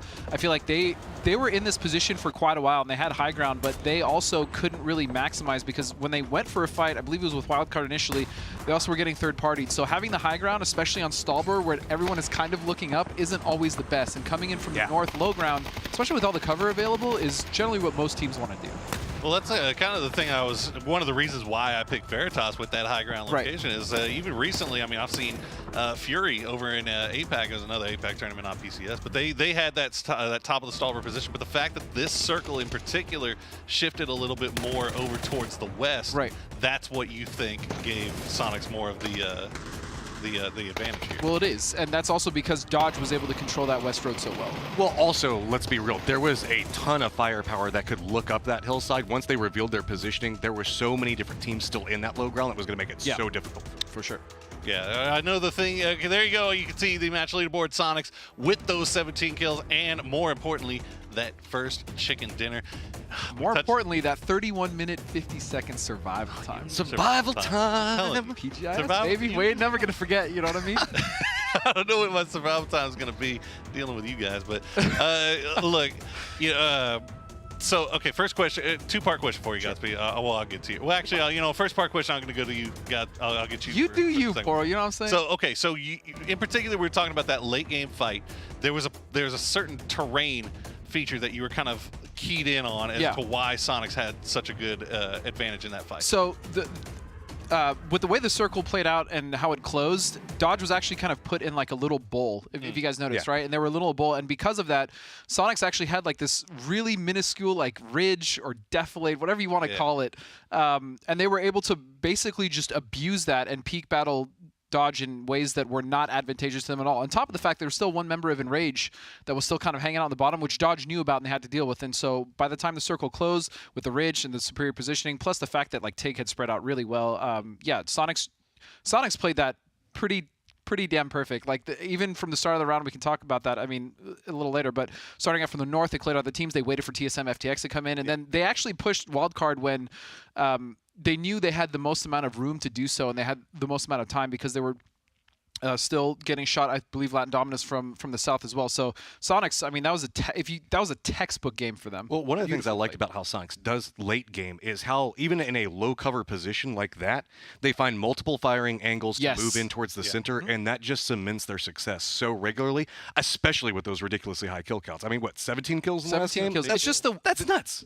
The way that they spread as well, and then the off angles. If you notice something that I feel like the Sonics does really well that a lot of teams try to emulate, it's when they go for those off angles, depending on who's playing it, they generally leave themselves open to get knocked. And how many times do we see that a team will have like someone lurk or go when an off angle get knocked? Sonics do that as well, but they tend to be a little more safe and they're more measured. At the very least, if one of their members get knocked, I always notice that there's generally a trade to be there, and that's the important thing. Sometimes. Well, sometimes, sure. Look, That's hey, not all the time. Going back to week 1, the 2 Sonics wins that they had 2 guys that were going out towards the flank. They got blinded into oblivion by the flashbangs, got 2 knocks, but then there was H-Win. H-Win was there covering. Correct. Immediately got the 2 return knocks, the trades, and then put. You know me. Back. My biggest thing is trades. Like, especially as a former player, like you should, if you can, you should always be putting yourself in position to trades. That being said, that's not the case. I mean, realistically, there's going to be times where you have to go for a play. If you get knocked, you get knocked. There is no trade coming out. But a lot of the times, like when we see a lot of these knocks coming out from some of these teams, trades are possible and they're just not doing it. So I really love the way Sonics does it. Well, I want to follow up with what you were talking about with H-Win. He has been an unsung hero. I know we've been talking him up and can't really call him unsung, but whenever we look at the excellence that Sonics have been able to pull out, H-Win has been in some very clutch positions and really performed. And it feels like having mine back in the roster, I know it was just DSL that he was gone with, really cements in his capability to also join in the playmaking. Yep, 100%. Well, one of the things we talked about earlier was the fact that Sonics, after they got their first win, seemed to really open up the game a lot more for them. We'll see if that happens to be the case again in week number 2, and we're going to find out right now because we are ready to head over into game number 2 with Cameron and Clover. Guys, take it away. Back on us, game number 2 to see how this whole weekend plays out. We've seen how it started. The Sonics domination. We've seen this book before. Yeah, we have, but we have also seen, and I think even Godspeed talked about it a bit. I mean, teams could run away with it, but we've really seen a bit of a struggle. So that said, I mean, Erengel's given us some crazy circles to start. That was one that we don't usually see as often enough that I will say it's a crazy, I mean, it's in a way a King of the Hill circle, but look at this flight path cam. I think we all know what we're thinking here, and that this could potentially be a military zone. I know. Commentators and analysts and just audiences in general, there's a sense of we love the chaotic circles, and players don't like the chaotic circles. I feel like we've had significantly more chaotic circles than not the past few months on Erangel. Not to say that the opening map here was especially chaotic, because honestly, considering the amount of water that was in phase number 1, it was actually pretty chill, all things considered. But with a plane path like this, with such a percentage of it swinging down towards Sosnovka Island, like, when are we just going to get like a school area finish? I don't know. know. It really has been ages.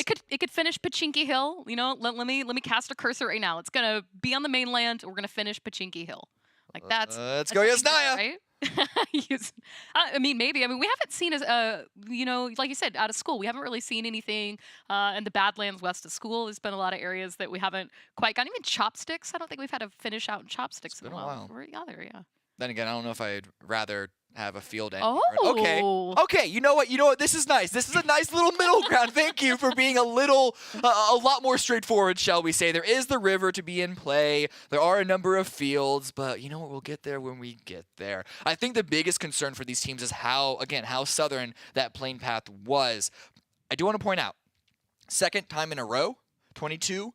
I think we can call it. I think they have officially given up school. They're going to Primorsk now because they know that SSG have a better access point to Milta, which is their usual drop spot, so they don't have to worry about contesting a different position. But outside of northern rotations by Veritas, by E United, and a couple of secondary drops, or actually primary drops, because Othan and Rage, this is where they usually drop initially. It was the western plane path in the previous game. Either way, we can have a nice, relaxing first few minutes. Yeah, I mean, you talk about drops. Dignitas, I think, as their alt, likes to come here to Primorsk. So 22, I think, especially reading that flight path, said, nah, Dignitas, they're going to take their normal drop, which is shelter, leave this area open. And Sonics, of course, winning the last match, having their central position here in Pachinki to themselves, not contested by any of the teams to play from. And with a circle like this, it's good for them. They really have kind of freedom to move. But as you talk about, I mean, Tiggleton is a little bit away from the rest of the team. And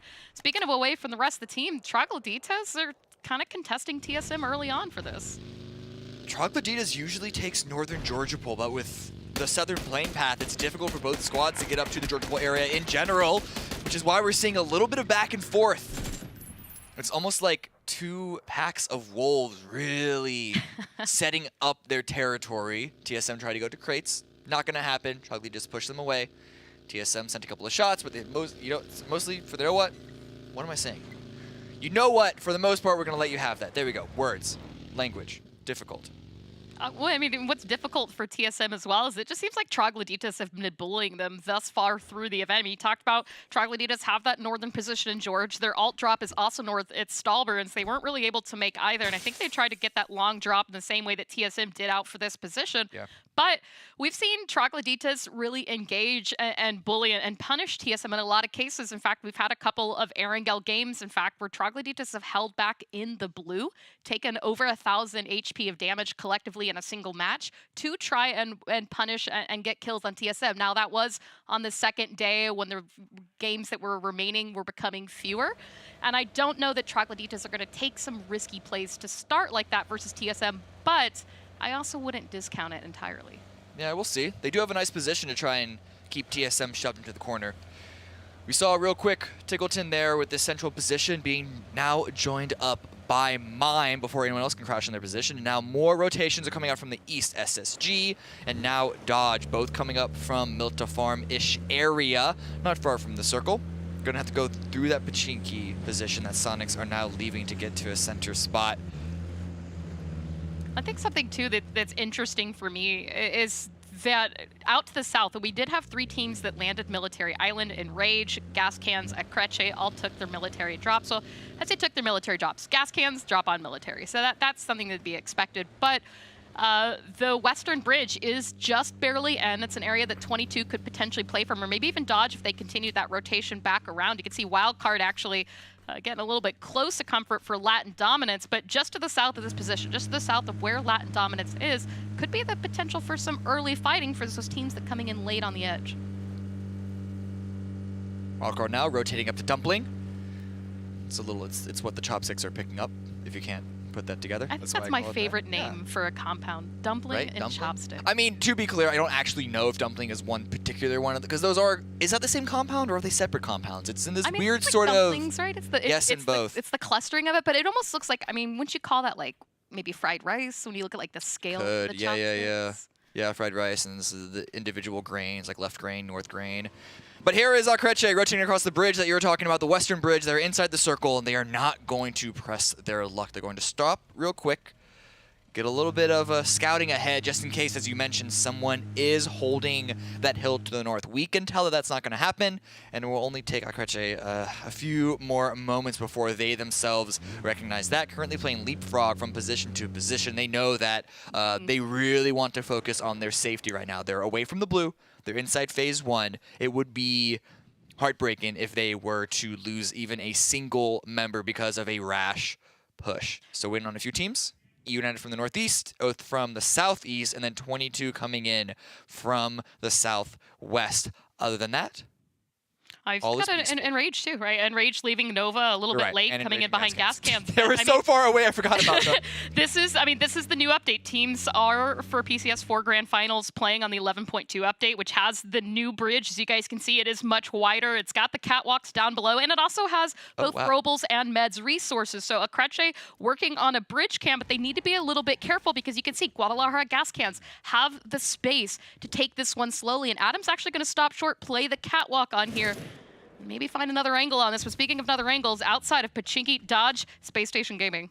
On Civil drop lamp a lot. The fire, the Molotov is there to finish it off. No one is there for the trade that Godspeed so much loves to harp about. I think, oh wow, Lamp's actually alive. The fire didn't do enough damage, and so he's still just on his very long first knock bleed out timer. Maybe Halasempai can find some sort of opportunity, but no, the sharks of SSG are way too close, way too threatening. He's going to fall away, and Lamp does finally bleed out. A couple of shots brings Halasempai down very, very, very low. And where is the rest of Dodge? They are way far south, opposite side of Pachinki, and they're not in a position to protect their teammates from this particular area, but back to the bridge. Gas Cans are on the catwalks to get those utilities, to get those meds, and now they're going to actually cross. Do they make the spot? The shots come through!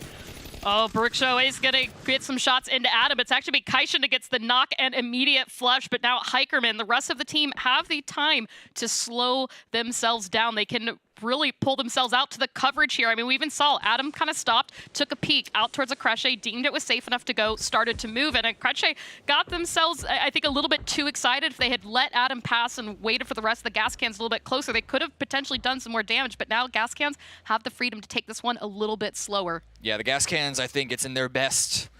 I was about to say to hang out here and then just take some blue damage in this early game, but now Enrage is closing the trap. Akreche are leaving. If gas cans can recognize that, they can continue to push forward, but Enrage here are going to be coming in from the opposite side. Shots come through from gas cans. They were prepared for this, or at least they saw it coming, and they're going to try and deal some damage while they reassess their situation. I mean, this is really good presence of mind here for Guadalajara gas cans to be aware of Enrage's push coming in and just completely turning their safety back around to the military island. Psycho is going to get a headshot here onto Nikos, but Oldless should have some cover here to get the res. You can see just through the slats, though. It's going to be a nasty angle. Enrage could potentially hit it, but smokes are out. The res is coming back up, and as more teams working on the rapid rotation, Dignitas now getting a bit close to EU out here in crates, which remember earlier, TSM and Troglodytes were around, but they had already moved back on south of the mountains. So now Dignitas working up, backfilling that position. Both teams here on the bridge still playing this relatively slow. Enrage haven't fully built. Yes, that is it. The call has been made. They're going to go towards the eastern bridge. They don't want to take this fight. The early game blue damage isn't enough for them to be too terribly worried, assuming that they've looted up enough meds. Looking at RDS, he's got his 10 bandages. I don't know how much stim he has, but this circle, this is it's not great for gas cans and Enrage, but it could have been a lot worse. It is going to be towards the southeast. It's going to basically have Pachinki dead center, where we see Oath, where we see SSG, where Dodge had just actually retreated from. And I mean, it could have been a 50-50 split onto the river, and it would have made that rapid rotation a lot worse. But I mean, we've seen those LATAM teams as well spend time in the blue. They're not afraid to take longer rotations, take a bit of blues damage, especially on those earlier phases, if it gets them in a better position that they feel comfortable playing in. But Dodge right now is not wanting to let up on this as well. You can see them restructuring here, keeping an eye on Akreche, who just crashed this compound not too long ago. Some shots coming out from Finna, a little bit of damage here and there, but nothing massively substantial. We shouldn't really expect to see too much from their positioning right now, mostly just some superficial knocking and damage. With the fields that we're seeing on the west and the south side of this circle, we might see a few more teams join up with Oath and SSG into Pachinki. Dignitas pushing in through one of those very same fields, but right in front of them is going to be Wildcard and 22 Esports. I feel like Dignitas are making an entire around the world, because they started in Milta, came in all the way up from the north, and now rotating back down to the southwest angle of this next phase. They are not worried about their car's warranty and running out the gas in the engine or some other vehicle stuff. I don't know. I live in New York. I don't drive. What do you want from me? I mean, you know what, though? I live in Dallas, and Dallas is the size of Rhode Island, the size of Connecticut, and we've got to drive everywhere. And Dignitas, you know what? They've been making good plays to find themselves in the late game. Last week, they averaged about 4th placement through all 12 games. So to take those long wraps, long rotations, and try to have a comfortable position on the outside, you know, I really got to give them credit for it. I mean, obviously, last game can't really hold against them. It was some really weird zones to play out of, but I mean, look at this now. EU, right? Starting to come back in now from the north. The problem is you've got Troglodytes, you've got Veritas, you've got so many teams in this area. You just see bullets coming from every direction. Ooh, Troglodytes, I don't know if they have such a great angle onto this particular approach by EU United, but I think Sonics on the opposite side do. And it's also Veritas coming in from that same angle for... Oh, are they committing to this? It's going to be a crash. No, they want this.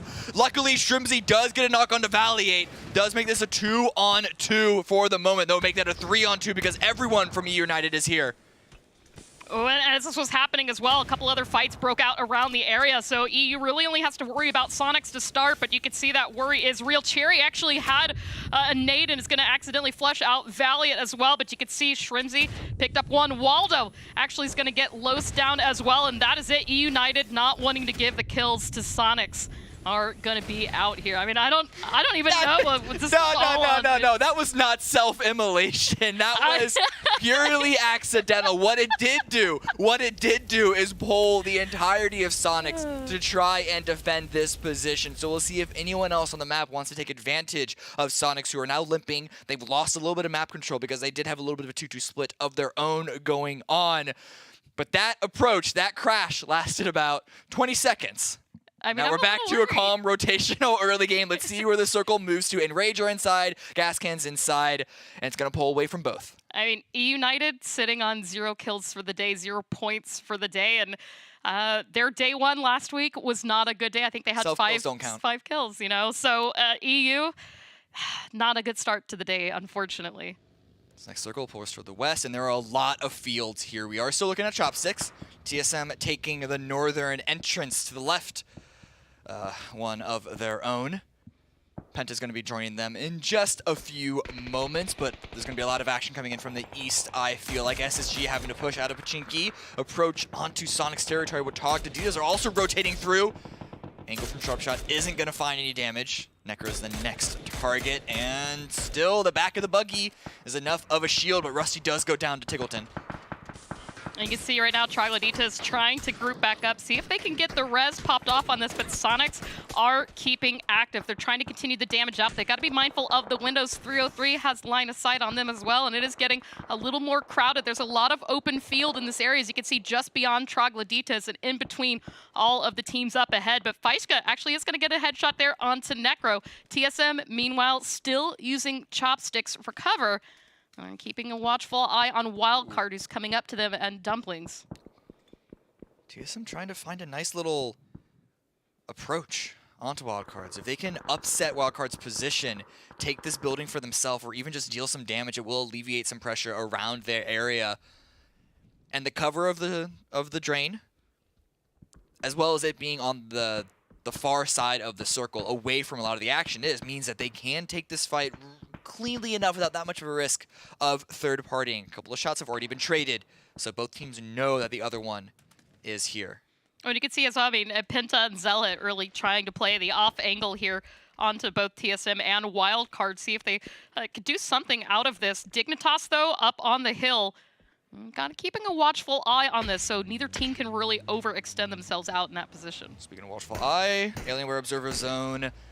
The observers here are making sure that we can catch all of the action, or at least as much as we can, because, listen, Battle Royales, there is a lot of action that goes on. There have been too many times that we've turned away, and a team dies in a split second, and is only through their good efforts that we can catch most of everything going on. Dodge! Rotating into the circle, leaving their hilltop. They didn't actually get a lot of advantage from the position. In fact, they lost a member because of Enrage's own approach. So they've just been bleeding out like minute after minute, zone after zone this second game. Only 2 up right now, trying to survive into the late game.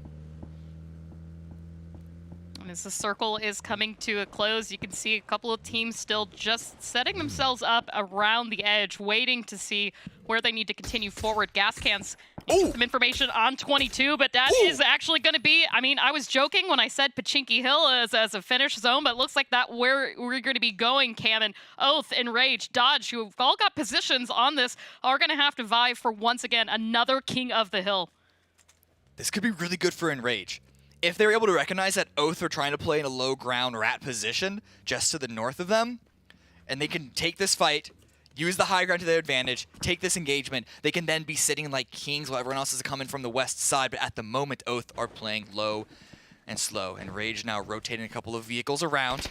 And the shots are going to come out. Gubin caught out in the open, but the damage isn't there. No knocks. Gubin's only down to 80 HP, and now they are given an opportunity to respond. Except for the grenade! Oh, God. Okay. There. The knock does finally come. Oath's way with the trade from Psycho. You got in the trade, you say Psycho and Snakers each picking up 1 for nades, and the Throwbles are coming out right now, but here comes the ARs as well. Relo trying to keep the pressure there onto Psycho. The push still not able to come from Enrage. They've got the high ground, but they're right along the edge. Oath, though, does need to be a little bit careful. Remember, Dodge just on the other side of this fight. You can see Throwbles still coming out in force. Meanwhile, on the opposite side, Latin Dominus, Dignitas, Throwbles out as well. Pippa's already been down, but Danit, Fisher, Elite trying to find another angle angle here onto Dignitas's building. Sparking finishes Pippa out, so we cannot give any more information. When you're down, you can still be useful to your squad. Now the rest of Latin Dominus are trying to figure out how they can continue this approach. The smokes halfway through, but it would be suicidal to run across that. Oath, on the other hand, well, they're trying to take advantage of a situation that Enrage have found themselves in because gas cans are coming up from the southeast. And then on the north, TSM are trying to bomb into SSG. Veritas have been removed, but SSG are still holding strong. Sharp shot with the knock on to Purdy Curdy. Ooh, Jazza! He's still here! I was wondering where the last member of Veritas was, but now he's finally removed, but not after doing what looks to be mortal damage to TSM. Once again, it is Luke 12 remaining. I mean, TSM can't catch a break coming into the zone once again in a very busy place here, but Space Station Gaming, seeing what happened at the kill feed, are not going to let that go unrested, and a drive-by finishes it out. Civil actually getting that last kill as well. Meanwhile, Enrage has been taken out by Oath, but you can see gas cans came into the backside of this fight as well. Hikerman, last one still up for the cans. Fishing grenades going out by Oath. They don't know where Hikerman is. They've lost one member of their own. They could lose a second because Hikerman gets a knock on the reload, but Kickstart is there to get the trade. And now the revive is going to come through, immediately dropping the smokes because the high ground does mean that there is a possibility of another team with the angle to steal this kill for themselves. But I think they're going to have the timing. I think they're going to have the zoning in order to stabilize their own hold. Circle centers up mostly. Dodge still holding it down. 22 are eliminated as they have been unable to go across the open field into Dignitas and Latin Dominus' position. But this circle shift now means the Latin Dominus have to push through the Digi Boys, but Punage not going to let that happen. And you see, I mean, this fight has been slow go. Both teams still locked into their own compounds, but this time Latin Dominus' compounds no longer in the zone. And it is phase 5, so they need to be mindful of that blue damage. Wrap this up and make sure that they can move forward safely. But speaking of moving forward and safely, Space Station Gaming, coming out of that fight earlier between Veritas and TSM, now turn their attention here to Sonics. So you can see a little bit of jump scouting coming from Keenan, making sure that there's nobody else around. They've definitely heard all that fighting going on from Sonics earlier, but you can see some shots out from Roth, actually, I believe, towards 303's compound. You say that like 303 are going to want to stay in that compound. Furthest away from this circle. SSG has the freedom to move in, but Latin Dominus do not. Back onto their approach. Oh, no. We see H11 Jr. get knocked off in the distance past them, but Dignitas are not worried about that. No eyes towards the north, all towards the south. They are keeping Latin Dominus hunkered in, cornered in. Zero approach available. The grenades not landing perfectly, and Alir is trying to run out to another angle to see if he can't open up this approach in some other way. But like we've seen time and time again, when a team needs to cross across that road, essentially that's cutting in the compound, it is incredibly dangerous. Well, and speaking of cutting across and dangerous, 303 cut across the field, crashed Troglodita's compound, and actually managed to get the wipe onto Trogloditas, but the push finally coming in from Latin Dominus. They've managed to wrap entirely around Dignitas' compound, and with the smokes out, they've got some coverage, but Punage is going to get one, finds Fisher, tries to connect onto Dan. It actually is going to find a second knock here, as he focuses on getting the reload, waiting for the push coming in from Elise. Sees the head peek, gets a couple shots out. Honey Badger sparking, left the compound. They find the angle on here. Elise got nowhere left to go, and is going to fall. Latin Dominus is eliminated. Dignitas has the corner to play from, and phase 5 starting to close. What a great lurk position by Punage. They were not considering that corner at all. That cave into the rocks. They were so focused on the compound. And Punage strikes, and Dignitas stay all 4 up. As you mentioned, putting our attention towards the rest of the circle. SSG have been pushing down onto the Pachinki Hill, and they have Sonic shooting from behind them, and they have Wildcard right in front of them. They're a little bit of spread, so they could have some nice crossfires, team shooting angles. But they're going to have to worry about also, of course, being team shot in return. Well, and as well, I mean, we've seen Oath once again comfortably playing the eastern side. This is the team, or when they get that opportunity to play the edge, especially an edge that has high ground here like the Pachinki Hill. That's a good position for them to be out of, but Crochet with the split as well, waiting to see where the zone goes. And now SSG still keeping an eye on Sonics, but that shift is actually going to do good favors to both of those teams as well as to Wildcard. So everybody out with the high ground is going to have to start moving in, including Oath. Assuming SSG can stabilize their team, if Uncivil can get the revive, then I actually favor their position over Wildcard, because Wildcard are going to be the first line of defense for all the teams pushing up from the south. They will be fighting each other, but they could deal with a number of different individual snakes. It's actually going to be Sparking and Shinboy to help protect Wildcard from the approach of Dodge. It is just Vegas remaining, and he is going to have to defend his position from Oath, from Akrece, and potentially even Dignitas themselves, because I don't see that many other avenues into this circle. Yeah, I mean,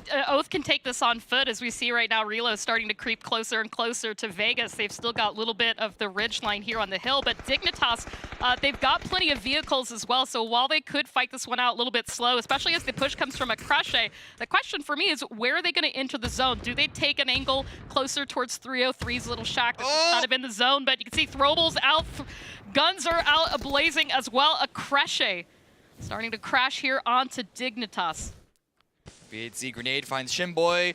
Smokes are coming out to try and get the revive, but they don't really have that much time. We've seen Dignitas throw games before because of a revive, and this, I hope this isn't going to be a repeat of that. Punich trying to hold point, long range spray with the barrel, doesn't really find the connections that he was hoping for. Swap to the 3X. Ooh. Better opportunity, better damage, but again, the knock just isn't coming. Can the SLR shots find it? More. Gotta go for the reload. Dignitas still need to find that opening.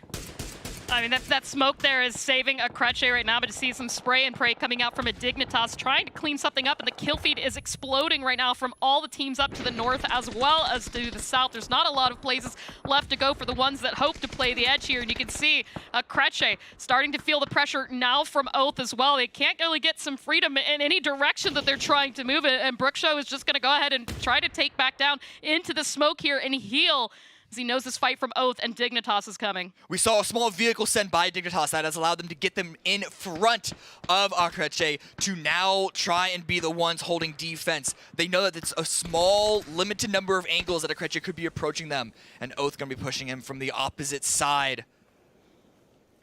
But at the top of the hill is going to be Vegas, the lone member remaining from Dodge, and then over past him is going to be Wildcard. So this is not a fight for control. This is a fight for survival from everyone on the south.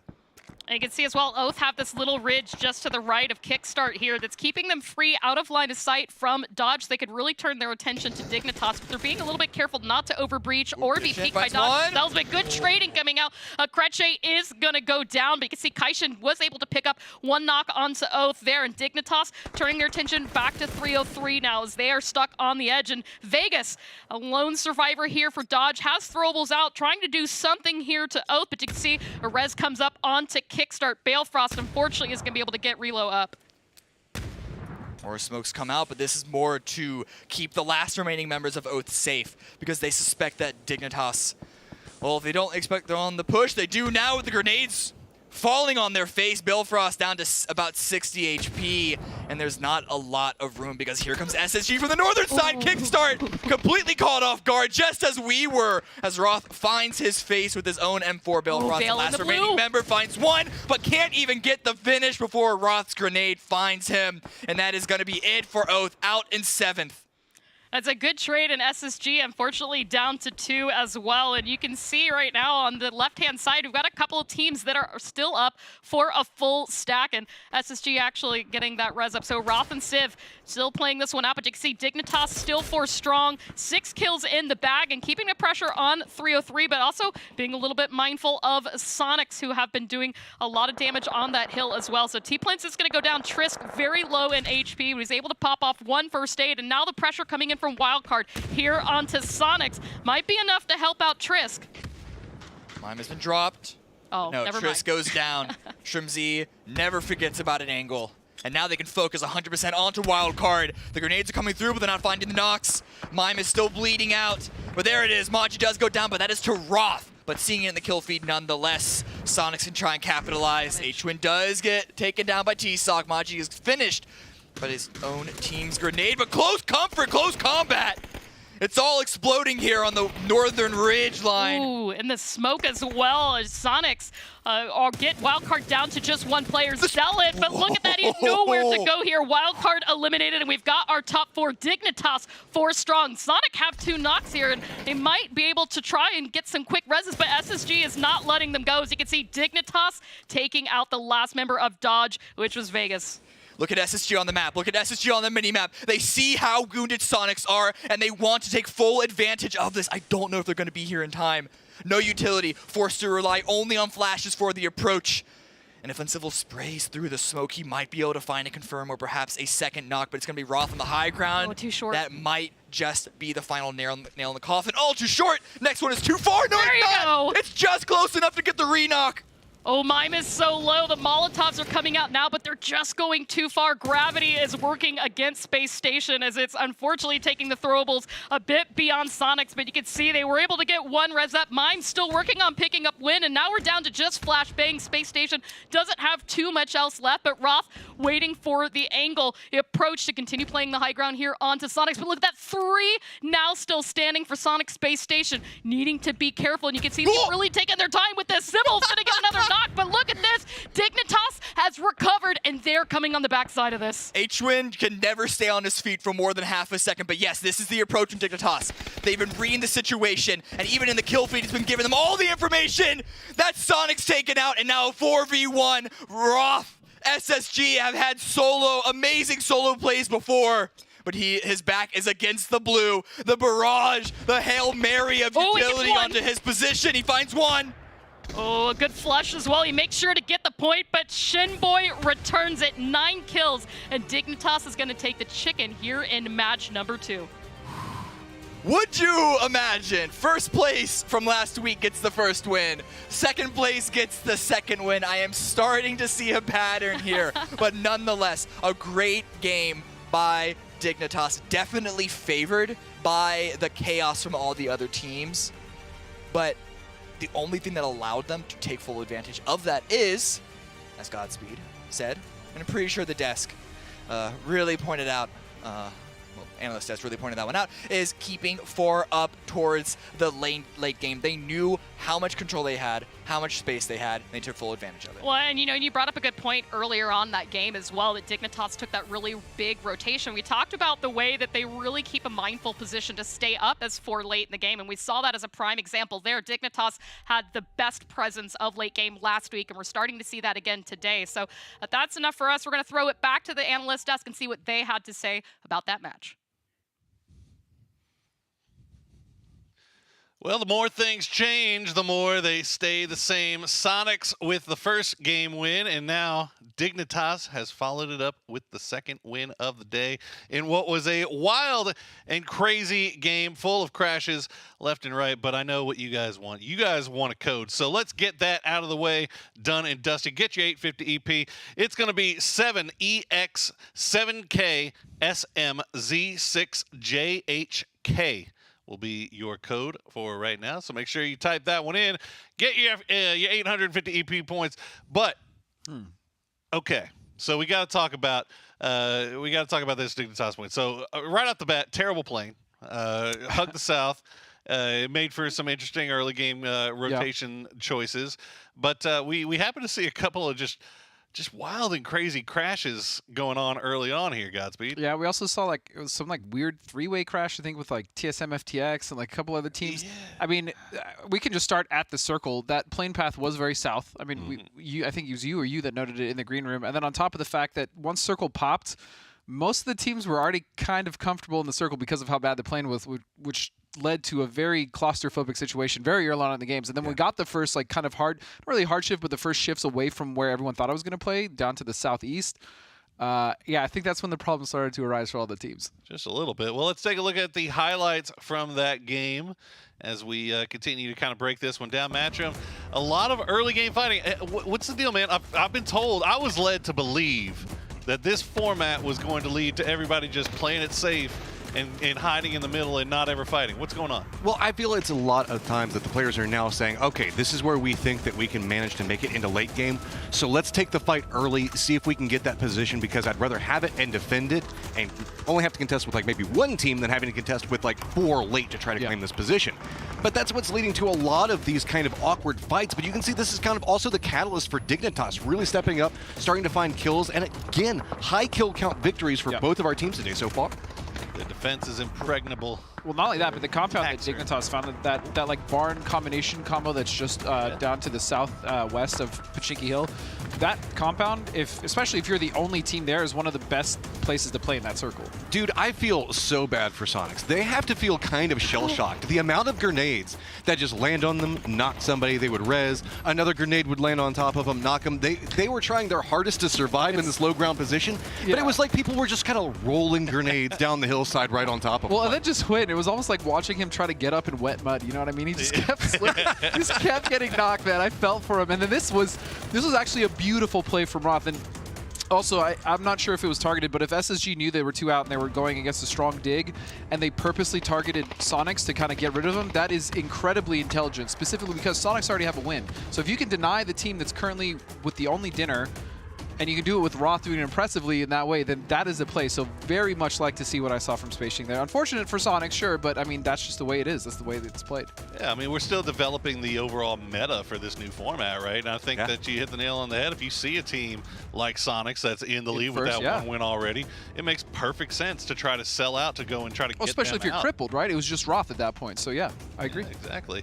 Sonics was having to fight through a whole bunch of stuff that game. I just gotta say it. All right, I tend to cast a Curse teams whenever I pick them. I mentioned I mentioned Dignitas as my overall pick for the day, but also SSG. Even though that they were in 8th on the last leaderboard, I was like, man, I feel like these guys are gonna get together. Look. Well, wait. I'm getting there. Oh, hold on, though. Hold on. I'm not always failing on my predictions. But here's the thing: you picked Dignitas not for the day.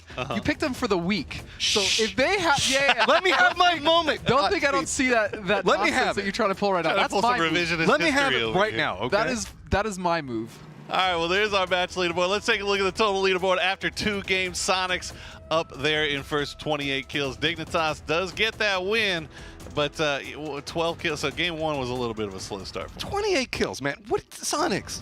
Calm down. I mean, look, let somebody play the game. But that seems like it's 14 kills a game, if I'm not I mean, look, man, when United is crashing as a 4-man and Sonics is holding him as 2 and don't even take a tick of damage, like... Oh, that one hurt. You know, I gotta be honest, that building is not the Rumblers / United's forte, because you guys struggled there before.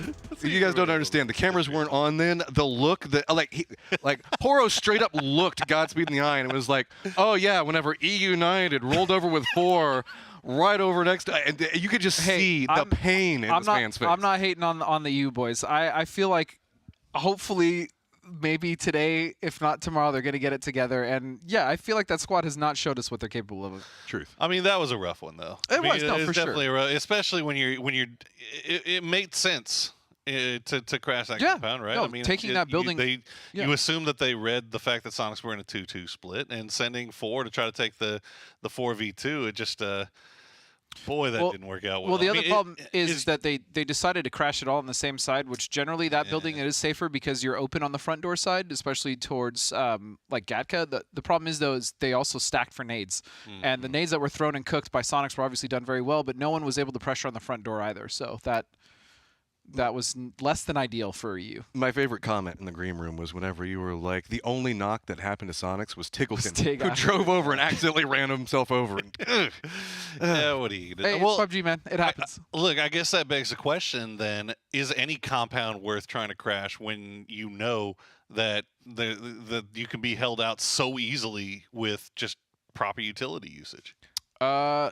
Matt, you want to answer? Yes, I want this one. I think that whenever you look at that circle, that's one of the big key deciders for it. Because there was so much like planes inside of it and very few buildings. So people were making much more gambled early pushes to try to get those compounds to have control for later. Because whenever we look around it, I mean, sure, we ended up on Pachinki Hillside, but we know notoriously all around there, other than Pachinki, yes, Pachinki was in the center of the circle for a while, but the further out that west you go towards Gatka or back down towards Quarry on that angle, it just gets more and more flat or hillsides. That's about it. there's definitely less cover, sure. Well, then let me ask you this, Godspeed. How, if you're a team and you're trying to look at 4-man crashing a compound and you want to mitigate or avoid much of the damage that you could from just hanging around and getting naded and mollied and smoked out of your freaking mind, what do? What's the best strat to try to do that crash? Well, what you want to do generally in a crash is it's not always a bad idea to maybe leave one behind, someone just kind of overwatch. I don't think EU was in a position to do that, though. I don't think there was anywhere that they could have potentially left one behind to overwatch.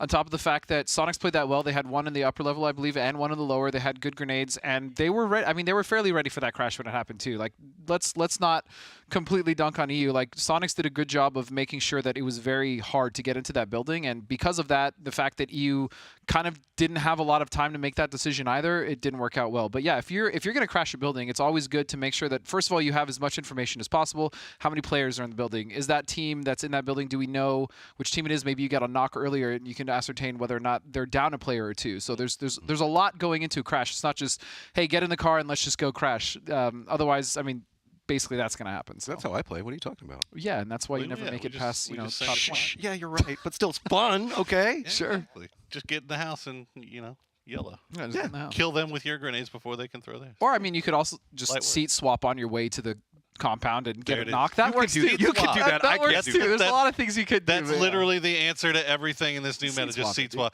All right, well, we are going to get ready to go into game number 3. The players are in the plane is in the air, and they are dropping all over the place. So let's send it over to Cameron and Clover to tell us what happens in game number 3. What will happen? We got a Sonics win, Dignity House win. Is it Oath now? Oath? Maybe? I guess it's Oath. I mean, Oath had a great Erangel last week. They, I mean, almost had a triple, a hat trick, but they picked 2 wins up on the last day of Erangel on week 1. So we'll see who takes this one. And to start off as well, I mean, Erangel, we've kind of had some weird circles today. You know, we had that Stalber one. We've had the one that was out there in and around Pachinki, and you kind of heard the guys talk a lot about compounds crashes and drive-bys, and that's been a really interesting meta to me to watch, especially with the Sonics. At the moment, Plane Path, I think is the best one that we've seen so far. It's still going to be a little irritating for Troglodytes to make their way to North Georgia Pole, but for the most part, everyone is happy. We do see Enrage actually going to their Lipovka secondary drop instead of Novo. Yeah, it looks like TSM's actually in Primorsk. So, this isn't normally their alternative drop. In the past, they've dropped Fairy Pier, but I think they kind of read the situation and thought this might be free. Wait, look at the map, guys. I think 22 realized that there were buildings that weren't school, but it doesn't matter because Danny G is still here. I was about to give them a compliment, but Danny G, no, they still want this fight. This was not accidental. Veritas just wanted to take care of 22, but all right. You know what? It's fine. It's fine. I thought we had an okay circle the previous game. I mean, maybe there were a bunch of hard shifts. But no, it wouldn't be Erangel if we didn't have one. Could this be TSM's first win? Look at where they are in Primorsk. We could already see Luke 12 sending it ahead early on. Kurt even kind of getting the last of the loot. That could be an interesting thing, but all ready to start. Once again, Sonics have prime position here in zone number 1. They do. They're right on the edge, and they're, of course, going to be moving one of the fastest first place in pick'ems in our hearts. And, of course, on the leaderboard because they still have that kill tiebreaker over Dignitas being 2 games in. We already won last week, which is where that 20K prize pool comes from. Will we see a repeat? Surely looks that way because even if they didn't win, they still got 3rd place in the second game. So that's top 3 2 games in a row. Pretty good ratio. I mean, last week we talked about the fact that Sonics made it to Phase 6 all 12 games on week number 1, and thus far in the first 2 games that we've had here for week number 2, not only did they get that chicken dinner to start, but they made it to the late game there on the second match. You can see right now, averaging 8 kills, 1456 damage. And of course, those beautiful poses. There you go. Kills, damage, assists, knocks, headshots.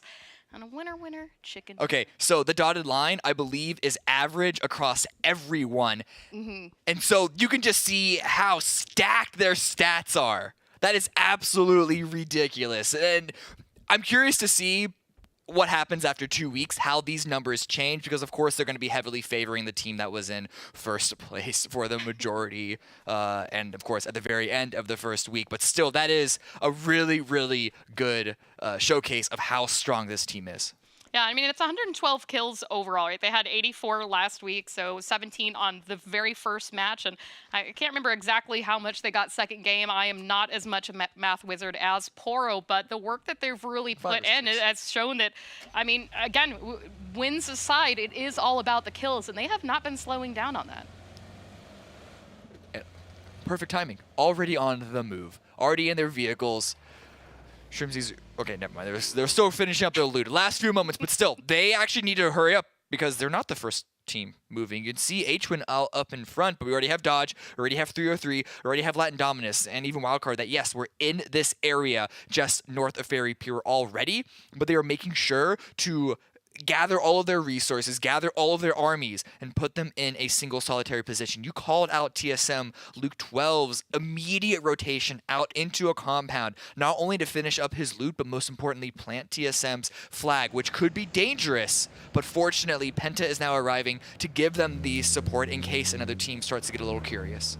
And you can see as well, I mean, Latin Dominus might be a team that's curiosity could be piqued as they've set themselves up just to the west beside this, sending 2 out to Quarry. So a nice split from Latin Dominus to start. But again, there's a lot of water into play. We also have Military Island big into the zone, but if you were to say military and the water is not part of this is really just about 50% playable circle to start. And so teams are really stacked on top of each other, trying to get as central as a position. And Sonics have finally finished up their looting in Pachinki. Looks like they're a little bit curious for 303's compounds wild card. Also finding themselves keeping a watchful eye on some of the rest of the teams rotating by. This time Dodge actually going to send it back towards the forest. So you raise an interesting point about Sosnovka Island being in play and you still have all that water around. I don't think this is going to be all 16 teams in the 50% that is on the main of the circle that is on the mainland. I think Gascans are going to stay south of the bridge. We might even see a team like Oath go down towards Sosnovka Island just in case, because there is a not unreasonable chance of it going towards Sosnovka depending on a few shifts, but you know what? Never mind. Gascans are sending it across. They're going to make it on the mainland. They have an opportunity to do so. They spot that the exit is clear, but look at this fight between Veritas and Kreche. Not even in the circle. It's just on the roads north of Pachinki. This is a fight that I've been waiting for. Kreche has been landing in Razak, very close to Veritas, to 22, who've been having that school apartments share. And so Kreche leaving Razak at just the right moment to do a little bit of drive-by damage shared between both teams, neither finding a knock just yet onto this. But, I mean, again, we've got so many teams that have already sent themselves up center. So for the rest of the ones that are coming in a little bit late, they need to be a little bit mindful. You can see TSM a little happy with where they are, and the rest of the team leaving Primorsk and going for a long wrap to slowly creep their way up. And I mean, I want to point out as well, we do still have the Eastern Bridge into play. A team could choose to take that very long wrap and rotation. We've seen Enrage do that before. It looks like Oath is just going to continue playing that Eastern edge where we know that they're very comfortable. But that said, I mean, again, this is a very, very crowded circle for circle number 1. Yeah, and Oath aren't even going to Sosnovka. So it really is all 16 teams in that 50% of playable area, which it's phase 1. That's still a large chunk of land to share. But who is going to elect to be in on the edge? 22 right now, they're rotating and coming in from an angle that I wouldn't have expected, being just east of Razak. I'm really curious on what their loot situation is, because I don't think they were able to loot up comfortably. They lost one of their early players as well. They might be working with pots and pans, and Biznaga going down is obviously going to make it worse. There's no way they can get the revive. The kill is actually confirmed by Penta, and Alo takes a couple more shots on to the rest of the rotating 22 players. It's actually... what shooting? It's a crossfire. It's a full gauntlet here. Hazelton goes down to Penta, help from Luke 12, and they're going to secure that and not let Latin Dominus take it for their own. I mean, you can see TSM picked 2 up off that rotation there for 22 Esports. And, you know, it's a little heartbreaking. 22 Esports have been dropping on that western side. We've kind of talked about the fact that they let Veritas have school and apartments. And you almost think with a zone like this, had they just continued that drop, they would have been in a much better position for this. But now Reggie Wild doesn't really have anywhere to go and is just going to have to play the shack. In fact, we can hear those tires popping right there on his car. So a little bit of a heartbreaking situation for him. But Circle could shift, be in his favor, and we'll see where it closes. As now just about everybody except for Enrage has managed to get into the zone. And I don't know. I mean, they're holding on. Maybe, are we going to get a boat rotation? I mean, look at this. They're driving up on the beach. Interesting. What we are seeing is actually Balefrost from Oath get taken out. Dignitas with a 1-2 punch of Honey Badger and Shinboy. He's going to collect that kill. Oath maybe a little bit overconfident in their spread on, as you mentioned, the eastern side, coming in on the edge. Very rarely have we seen Oath take center, particularly early in any game, but now losing Balefrost, this is a perfect opportunity for Dignitas to push themselves in and reclaim that area that they have now secured for themselves. I mean, the thing I really like about Dignitas is they're not really particular on what side that they play from, and we saw them do a complete 360-degree rapid rotation around the zone last match, and this time they're choosing to play on the eastern side, as you say, kind of taking a cautious but steady approach towards Oath. Meanwhile, Sonics keeping a watchful eye on 303. Remember, they scouted out 303 was here a little bit ago. I think that their end goal was actually to get closer to this compound out, but now as more teams starting to work their way out that way. Some shots out from Sonics, keep the pressure on EU and out of their forest. But Cherry is not going to be pushed away that easily, and EU actually turns to drive right head-on into Sonics. Shrimzy needs to be careful. Tried to defend this position, but now maybe realizing that he's in a bit of trouble. Taking some shots, though. He has the presence of H-Win just past him to give him some support. Rebolster that confidence, and now EU United is going to take a compound as we are only a few seconds away from phase 1 closing in, and almost everyone is inside this circle. We just have Enrage that a team did go to Sosnovka Island, so I am not completely incorrect with that.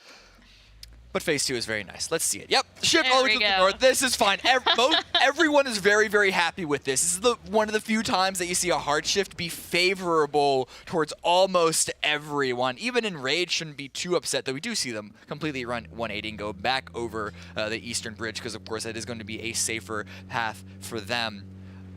Yeah, I mean, the bridge camp didn't work for them the last game that they tried to come in behind gas cans. You can see them wasting no time with it as well. They're not even going to scout it out. And again, I mean, we talked about it a little bit already today. Latin teams are not afraid to take some blue zone damage, especially on those early rotations in the first few phases of the game. And as well as a bigger rotation, we can see Cresce trying to get a little more centralized position into the zone. So they try to get some high ground up here, and Oath actually going to maybe challenge Uncivil SSG for this position. He's a little bit split off from the rest of his crew. Civil could find an opportunity. Kickstart just barely peeks over the edge. The shot's got to come through, but Kickstart doesn't take a single point of damage. The tree stop certainly helped him out, making sure to pop out the opposite side, but the grenade cooked perfectly if he was still holding behind the tree, but Kickstart is too smart for that. Kick smart, one could say. And he's just gonna fall away, very aware of the threat of throwables, the threat of grenades, and now they're gonna try and reapproach from a different angle, but just to the south from Oath is Cresce, who you can tell they're a little curious about the shots that they heard. I mean, I think it's a smart play for Oath. That's really a weak position to be in, and we've already seen, I mean, just how much pressure Pachinki Hill can really have out of that. But right now, E United playing the compound game against Dignitas. E United did get dumplings out here south of Chopsticks, but Honey Badger put down a little bit close. So Dignitas might be able to play the Chopsticks from this, but they got to be a little bit careful. Dignitas does have a knock for themselves as well, but I just don't think there's a safety to get that res on Poonage. So we can see Cherry really keeping that watchful eye on the rest of Dignitas, but Sparking's going for the revive. Is he? Yeah, he's going for it. They're confident in making this one work and staying up as 4. Vehicle's taking a bit of damage, though, so this one might have cost them, at least in resources. Hopefully there's another vehicle ready, but no, yeah, Sparking is going to just continue to drive away. A lot of shots. Look at this. The car's already down to 50% HP. Sparking's just rocking it to make sure that the tires are a harder target to hit, and you can see the car starting to get on fire. It's at about half damage and half a tank of gas, but they're able to get out of there mostly safely from Sonics. They've taken quite a bit of damage. There goes the tire starting to take on a bit as well, but they should be able to get up here to Shinboy. And again, I mean, that focus on keeping a 4-man up for the late game. Dignitas taking that risky play to rescue their teammate. Yeah, I mean, I've said it before last weekend. Dignitas, they like to really grab space and hold a bunch of different unique areas. But it was only a matter of time before that was taken advantage of and exploited, and so now they're going to, unfortunately for them, have to bring themselves back to one singular spot. But right here, Keenan. I don't know if they were chasing Oath, or if Oath is chasing them, but a couple of shots gives his position away, doesn't find the knock, and he's going to have to readjust position. Good Molotov to try and get the last bits of damage onto Kickstart. But the entirety of Oath is here, and his team might not have the appropriate angles, which is why he goes inside the building. He's taking this fight. He wants to put this pressure on. I mean, you can see as well on the mini-map over there, Roth actually got in a vehicle and is trying to get another angle onto Keenan here to lend a hand and hopefully keep some pressure on Oath from pushing that compound out right now. But right now, this is not in the zone. And once again, Oath doesn't want to waste any unnecessary time, especially early on, and run the risk of losing any more teammates.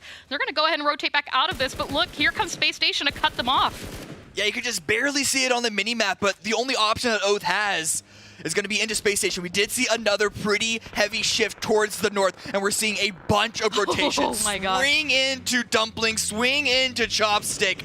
Dignitas creeping up as here. one. Everyone is sending it. I mean, Wildcard, Akreshe, Dodge, Oath, Dignitas, EU, Space Station, all sharing chopsticks and dumplings. You can see crash after crash is coming out right now as Dodge pushing down onto Dignitas's compound. Akreshe even sharing a chopstick with Wildcard. The throwables coming out right now onto Dodge and Dignitas. They've got protection inside the buildings, but they've got nowhere to go. You can see nades aplenty from both these teams. Sparking is going to pick up one. Lampalot goes back down. You can see now trying to find an angle. Halo Senpai looks to see if he can do something, but they need to be careful. There's still other teams in this area. He gets the knock. It's actually Sparking's own Molotov that finishes himself off, so it is going to be a 3 versus 3 equalizer. But we see how many third parties there are. United are potentially have an angle onto Dodge, but they have no other option. They need to run out into the open. They're trying to push Dignitas out of this compound, but Pretty Curdy is here off in the distance to assist. TSM has that high ground out to the south, and there you go. Dodge eliminated in 16th place. Dignitas manages to hold this a little bit longer, but Akreche sent one out to investigate, see if they could do something about this. Meanwhile, as well, I mean, you still got Wildcard on the other side of their chopstick, so Akreche's kind of pinched if they can't get rid of one of these two threats, especially depending on where this Phase 4 pops. It'll be a hard way to get rid of any of them being on the low ground. It's useful for stealth that we saw TSM attempt on the Wildcard the previous game, but it is very, very difficult when all attention is on you and you need to be the one to make the play to try and push out of the caverns area of the chopsticks itself. Fortunately for Dignitas, they've been able to stabilize. They did lose their one member, but they have the compound all to themselves. And Rage now still coming in from the blue. How long have they been out here? Look at the gas on the vehicle. It's down to about 10-20%. Fortunately, it looks like their meds are relatively healthy, but space is at a premium. They're running out of options on where they can approach. They're trying to come in from the safest side as possible, trying to avoid the traffic jam that we just saw on the south coming in towards the center. But when you wait too long, that could also be really bad. Oh, I mean, we knew we were just kind of watching some of the shooting coming out from SSG. They really got their focus down to the south. And so Enrage, wrapping around north of this, is going to continue on towards Gatka. But Veritas has kind of got themselves split out just a bit. Danny G actually hung out behind in Gatka, and Enrage starting to crash down onto this. You can see Danny G is inside a car trying to get out of here. It may not be just quick enough as we see. It looks like Enrage is really just focused on healing. Again, we're now into Phase 4. They've been in the blue zone pretty much since Phase 1 and now taking shots out towards Danny G. Gubin looking for that knock, but it's just not here yet. One more bullet is all that it needed, but fortunately Danny G is able to stay alive, finds an opportunity to med himself, and then he's going to go and group up with the rest of his squad that have a nice position. Again, just outside of Chopsticks, just outside of Dumplings. And there's a lot of fields in the area towards the west, so they're going to be very happy with that position. It's also why we're going to be seeing so many teams here on the southeast hill, because that is the only playable terrain, essentially, that is left in this circle. But there are about 5, 6 teams all vying for that position. I mean, we saw so many teams crash the dumplings and chopsticks compounds a moment ago, and as you said, I mean, there's a lot of teams still to the south, southeast that are not in the zone, so we might see a second crash either right here into chopsticks or even potentially in that position that TSM and Troglodytes have further to the south. But you can see shooting coming out right now from a Creche. The fight between Wildcard that we've been waiting for is finally here. Creche want to go on the push. The grenades come out and the shots to knock T-Sock is going to help open it up. Smokes make it a little complicated, but that's not the only fight that is going on. We're also looking at TSM versus 303. LTD are also here in the area. Kaishin, more throwables, Molotovs out, but just landing beyond Wildcard. You can actually see they did get to res onto T-Sock, so every little bit of damage could be huge here. And just beyond this, I mean, Wildcard really full committing into the fight right now with the Creche. Meanwhile, 303 finding themselves eliminated. That fight that we saw pop off earlier for TSM. So two real big positions for that, as we talked about, up here in the chopsticks and down to the south as teams try to get themselves into the zone.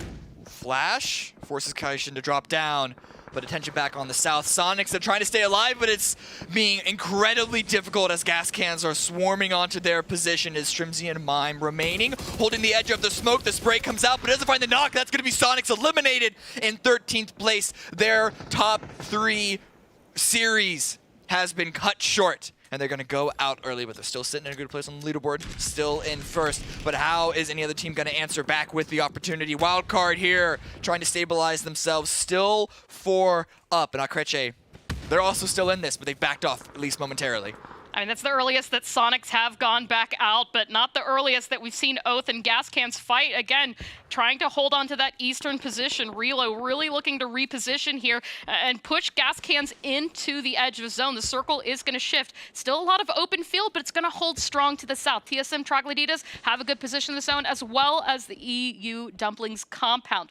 But as we can see, I mean, Troglodytes kind of getting the uphand angle here onto TSM, and TSM is starting to be exhausted of resources from all the fighting that they've already been doing down here to the south, towards Latin Dominance, towards 303.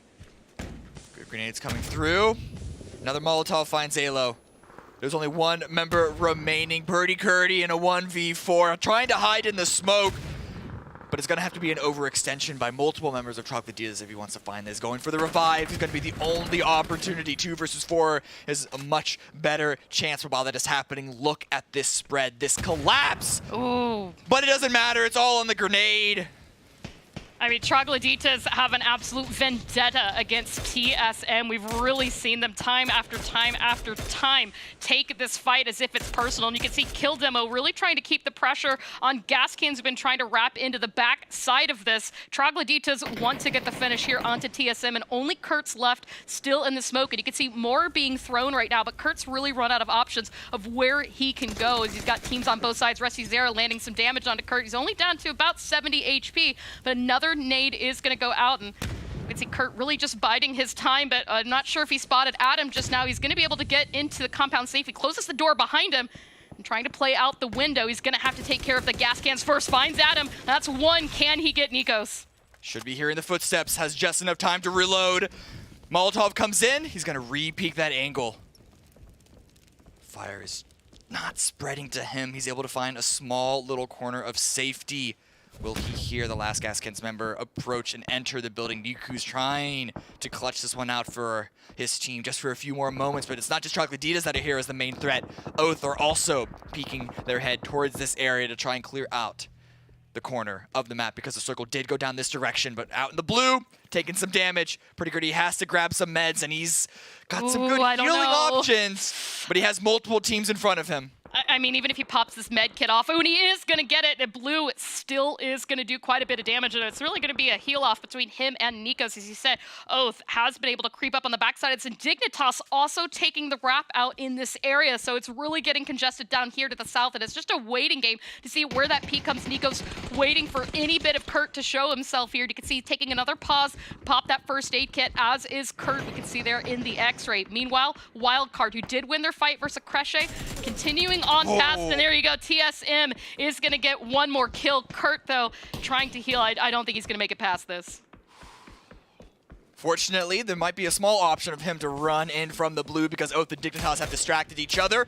Honey Badger has been knocked. It is only Shinboy left for Dignitas to take it on against Oath. SSG versus Enrage as well in the field south of Gatka. Balkan and Psycho, the only two remaining, and the blue is coming in onto both of these squads as well. Balkan really trying to get an angle, but it's not going to be enough. SSG just clears house there, and Enrage eliminated, giving SSG this northern position. And Veritas also trying to use this as an opportunity to push, but you can see they're a little bit late and driving right into the fire of SSG. But speaking of fire, Oath still with one up here on that fight with Dignitas, and Kurt still alive for TSM. Snaker's got some good damage on a Honey Badger, but couldn't find the knock, and now he's just giving his position away. No time to heal onto 8 HP, and Shinboy is going to find the last point of damage. Veritas, 4 up. They saw the fight between SSG and Enrage, and they're trying to put themselves in a position to try and grasp control of the North. But you can still see shots from E United. They have been third-partying time and time again.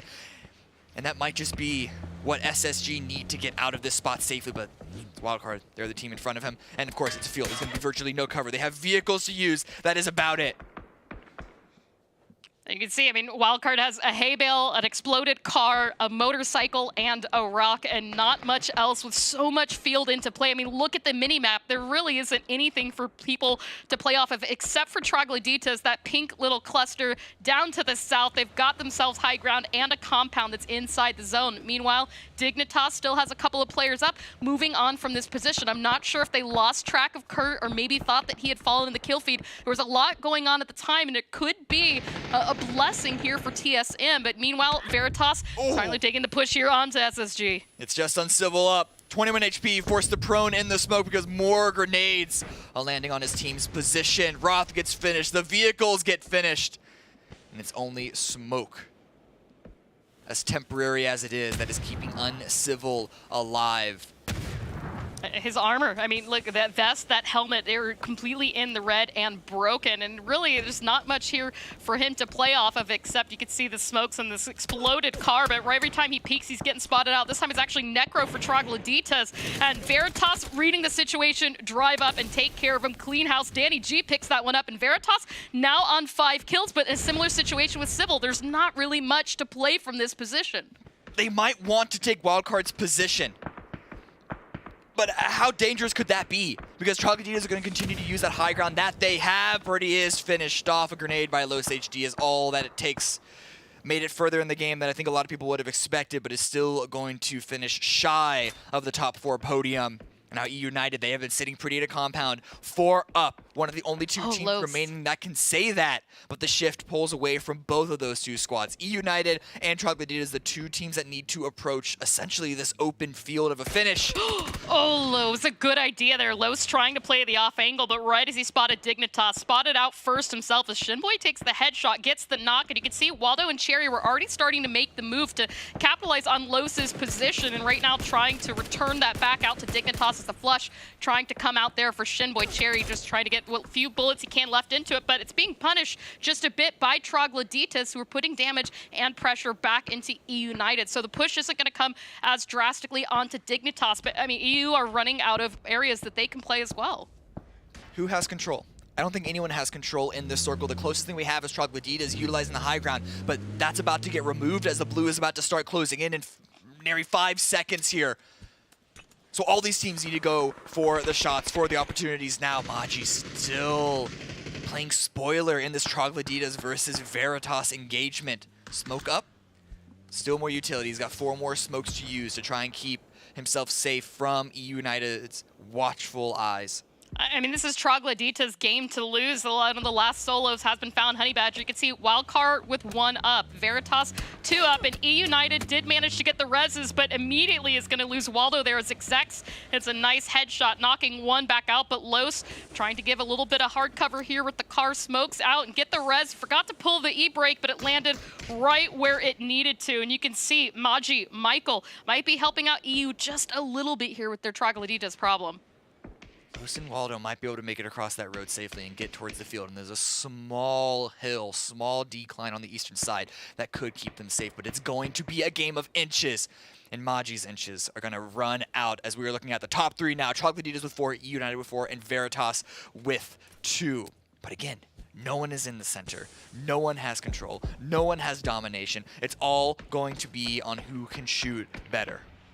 And Veritas as well. I mean, if they really let EU and Troglodytes tear each other apart, they could turn the favor back to themselves. And of course, as I say that, Michael actually gets knocked and flushed out, so Veritas still 1 up. But EU do need to focus on getting a res once again, as I believe it is Waldo that was knocked down for EU. But Troglodytes quick on their feet, not staying still too long, trying to find another angle onto this fight since they weren't able to spot out Jazza. They want to close the trap. They want to finish EU United off. They don't want to let the revive come through on the southern pair of EU United, but Waldo does get picked back up in the safety of the smoke. The problem is these 2 players still need to cross that road. In fact, everyone from EU United, despite staying up as 4, not a single member has been finished. They're still not in the next circle. They're still not in the zone. And Jazza could be here as Valiate going a little bit too aggressive, but he finds the rock. This could be crucial. And Rusty Zero going down.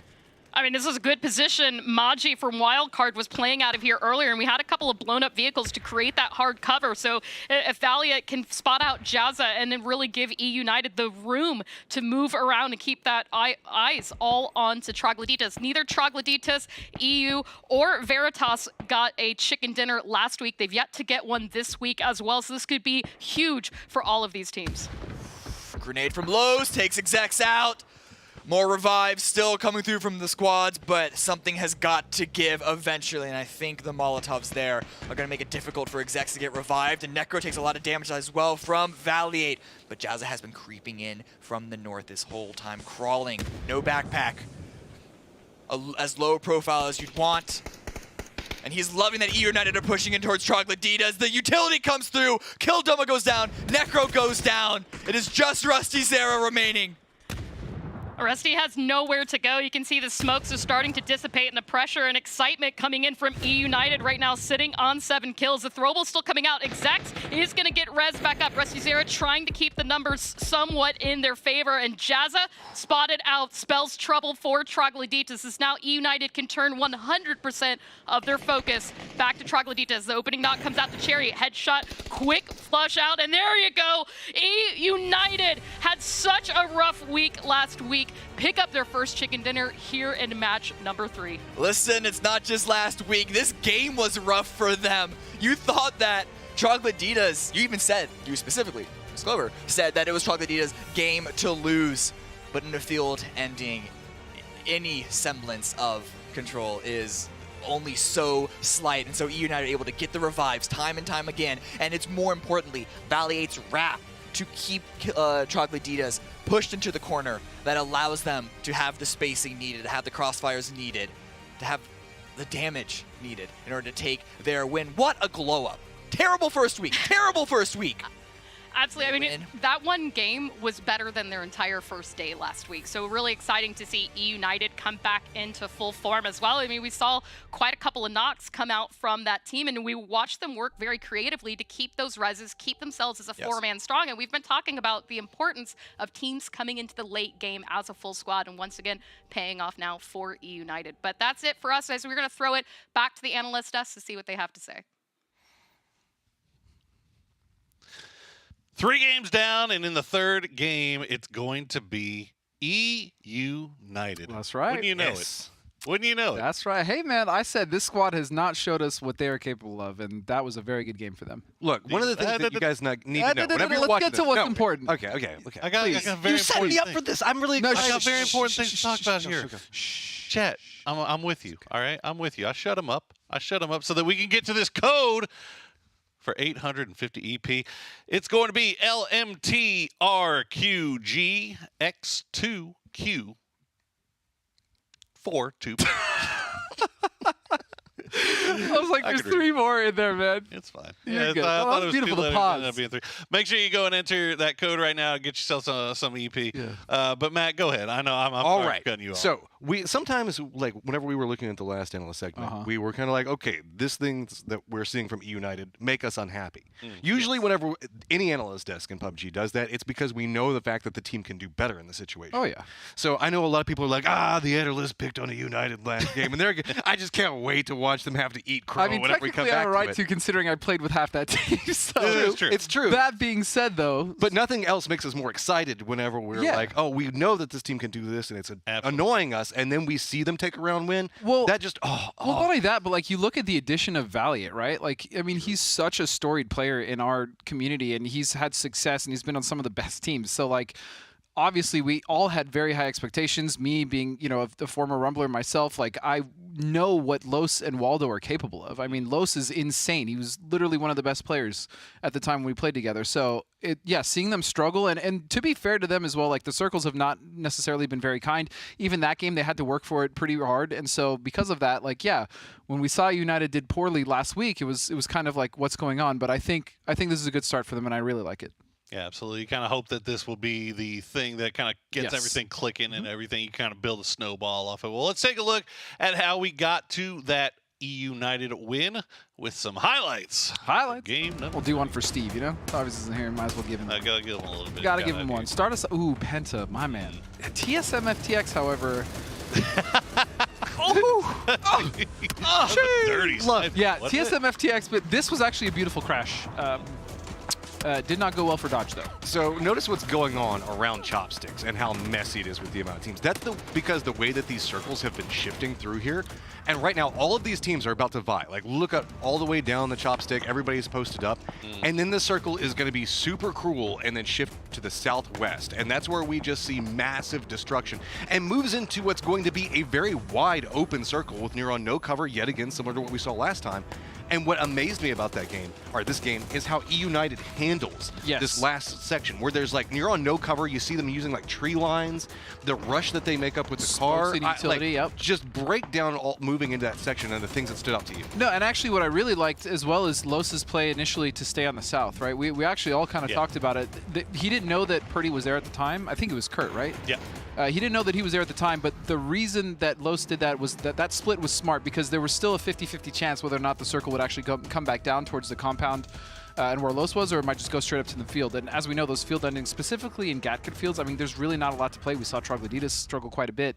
And so because of that, I really loved it. I was worried that Los might get his pockets picked by Kurt, who's kind of playing the spoiler, but no, they were able to curtail that, and they did a good job.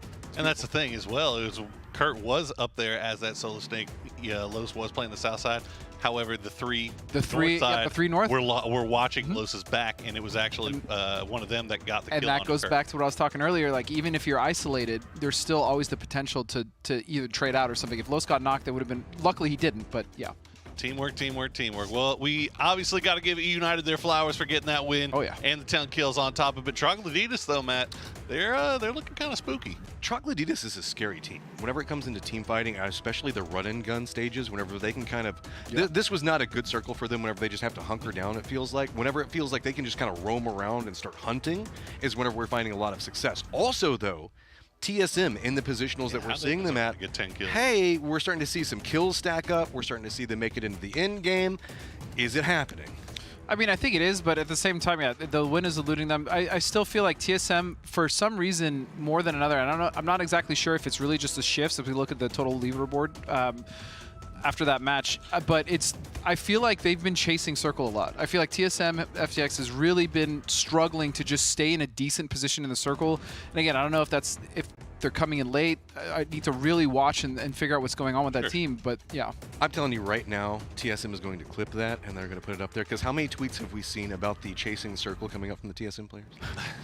Well, I mean, to be fair, they have. Like, they've been in positions where they could play, and then, yeah, it's shifted away. That being said, they've also made mistakes. I mean, it's not perfect. There's been a lot of teams who have not gotten circle who have still won the game. So I'm not giving them that excuse. I'm just saying that's not normally what we see with TSM FTX. And at the same time, they're also sitting on 17 kills after 3 games. So, even though they're finding themselves in these poor positions for late game for trying to go for wins, they still realize and recognize the fact that they do need that kill count for when that event. I mean, even last week they were still getting kills. They just couldn't find the win. Exactly. Yeah. Exactly. So, you know, in a lot of these teams, Veritas as well, you can see Space Station sitting there with 19 kills in 4th place with no wins. You know, it's about setting yourself up for when you do finally get that win. You know, obviously you're chasing that all the time, but once you get it, you know, you also want to be in that good position to where, you know, you're gonna be making a run for the top. And speaking of, whenever you get it, man, E United again. I am so excited to see them get the chicken dinner this time around,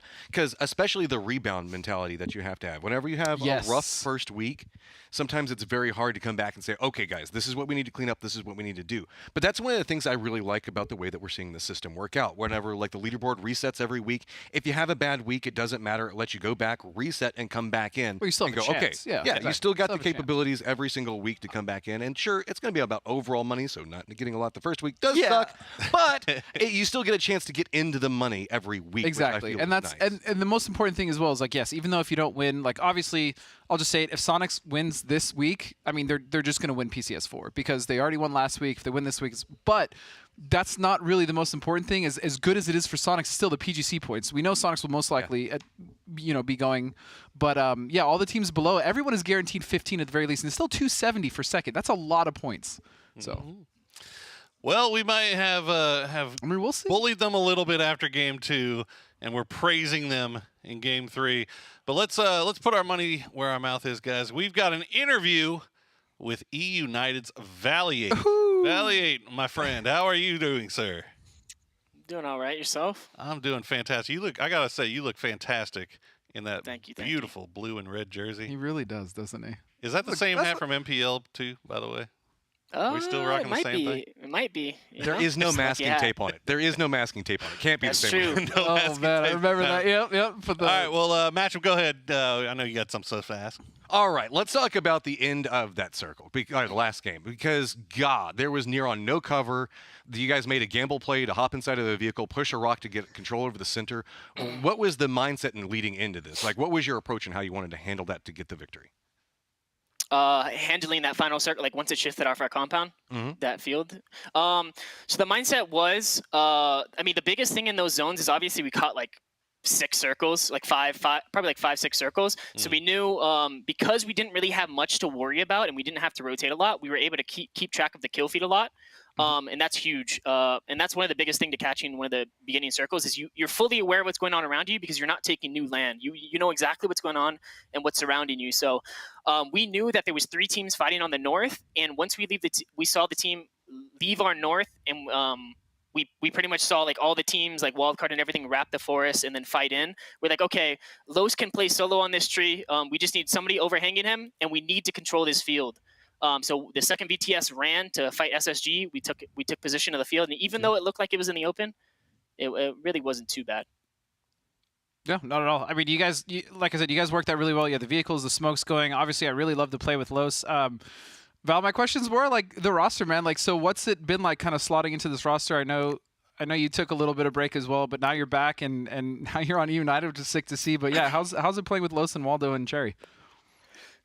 I mean, it's good. Obviously, I've known these guys for a long time, so true. Obviously, taking a break for the year that I did to go play Valorant and coming back, the scene changed a lot. Like, people on different teams are like, who's on what team? This guy played with this guy. I thought he didn't like him. And I'm like, okay. And obviously, the roster shifted a little bit with like Radiance and all that, but.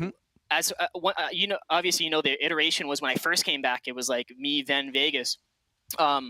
And once we decided, I was like, I've known these guys for a long time. These guys were a core for a while. They're friends. Obviously, a big issue with teams is team chemistry. And obviously, I mean, Lois and Waldo, you can talk your smack, and no one's gonna take it to heart after the day. Yep. And I like to talk a lot of smack, so you do. I feel like it fit. I feel like it fit right in. No, it's good to see you back, man. You're honestly one of my favorite people to hang out with as well. So I'm glad that you're back, and I'm glad you're playing with some former teammates of mine. And hopefully you guys continue this momentum, man, because I've been a little hard on you. I'm sure you guys have known, but that's because I know what all of you guys are capable of. So. Yep. And although it looks bad at the beginning, like some of the games, like, oh, we're out 15-14. If you notice a lot of these games, it's like little mistakes that the team that kills us usually gets like top 2. Yeah. So if we just clean that, like United out 14, 0 kills, but it's like if we just clean up a tiny thing, we're that team who's now top 2. And I know. we're making a lot of early game decisions that are right, but just got to close them out. Yeah, speaking of, obviously being hard on you, just we want to preemptively do this before you eventually get the VOD review. We may have been a little bit hard on you guys for Game 2, the 4v2 crash that didn't go your way. But kind of touching on that, and then even going back to Week 1 where you were really, really close to getting that victory, how are you guys working as a team to kind of shake that off and move on to the next thing? Because I know that's a really, really important in this MC format. Mm-hmm. Yeah, so in the winner chicken dinner, honestly, a lot of people are stressed out, but there's a hint of, it's like, as far as mental goes, it makes it a little bit easier sometimes, because, if in a regular super settings, if you go out 16th with 0 kills, it's like, damn, yep. like, that was brutal. In this one, it's like, all we have to do is catch a win. Keep doing what we're doing, keep ahead. Eventually, we'll get that win, and we'll shoot up. 1 win gets you top 8, 2 wins gets you top 3. So it's really, on our mental side, it's really not that bad. Obviously, after that game, the Mirror one you're talking about, after that, I was like, damn, that one hurts. Because we worked for that. Like, we fought a lot of people to get into that spot, and I saw it. The chicken was right in front of me, and Chick-fil-A was closed already. So I was like, this is it. I missed you. Yeah. I missed you so I much. did too. Rolling in the drive-thru, and you're like, oh man, it's Sunday. That's just, sometimes it'd be like that. Well, thank you so much for joining us for this interview, man. I hope you guys, wish you guys nothing but success and good luck with United and for the rest of this week and going into the rest of PCS4. Thank you very much. Any shout-outs you want to give before we let you go? Shout out to United, obviously, coming back to PUBG. Everyone talking about how great the previous year was. Coming back, getting United sponsored after a year was amazing. Proud to rep their brand, and they've been nothing but loyal to us. And shout out to, I'm not really sure who that is on the left side of the couch. It looks a little like Godspeed, but I'm not really sure who that is. Man, I mean, you. Shout out to that new caster right there. He's Appreciate doing a good that, job. Love you, buddy. He do be looking kind of good, doesn't he? You guys are ridiculous. This is Ukraine. His ego is going to be insane, isn't it? It's really not. Yo, get this guy off the camera. He's got games to play. Let's go, guys. All right, thanks a lot for joining us, man. We'll see you next time. But that's going to do it for this interview, and we're going to take a quick break while we reset and get ready to head over to Miramar. I know you guys are excited for Miramar. Ooh, Miramar's my favorite. It is your favorite, isn't it? You know it is. What do you think about Miramar? Let's do it. I love Miramar. You're just saying that because I said. No, how many? I've been saying it for forever. look how mad he got. Position. You just got so upset. You're yes. Get out of here, dude. Everybody's always like, oh, Matt doesn't like Miramar. I don't understand where this theory came from. Oh, man. It's so easy to push your buttons, especially when you're so close to me. You know what I mean? Is, isn't it? You think I want, dude? I hate getting in there. You think I want? All right, well, while we get this whole thing sorted out, we're we're going to take a quick break. Don't go anywhere, guys. We will be right back with games 4 through 6.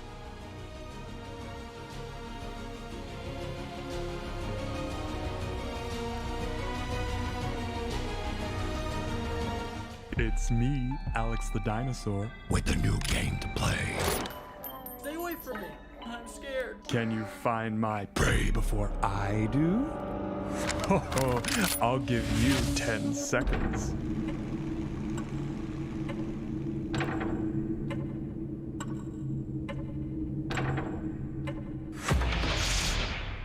Oh, well done. But I never said it would save them.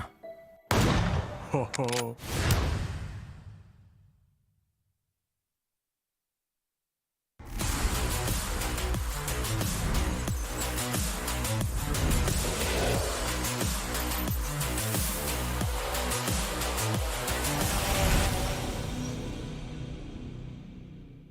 Hi, it's Clover. Let's get you leveled up. Are you too focused on shooting to give your teammates proper callouts? Then Soft Marking is your friend, and your key bindings set quick marker to the desired input. I set my secondary to shoot. That way, when I fire, my squad knows where the enemy is.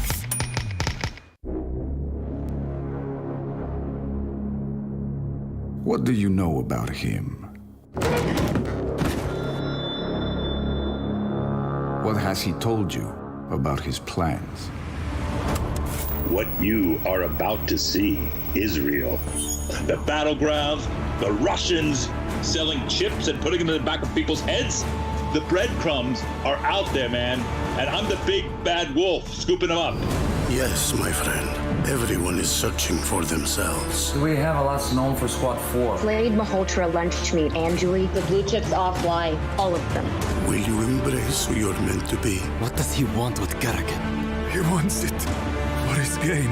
Or will you die? You would rather go extinct than to ever leave. We're gonna crack this open.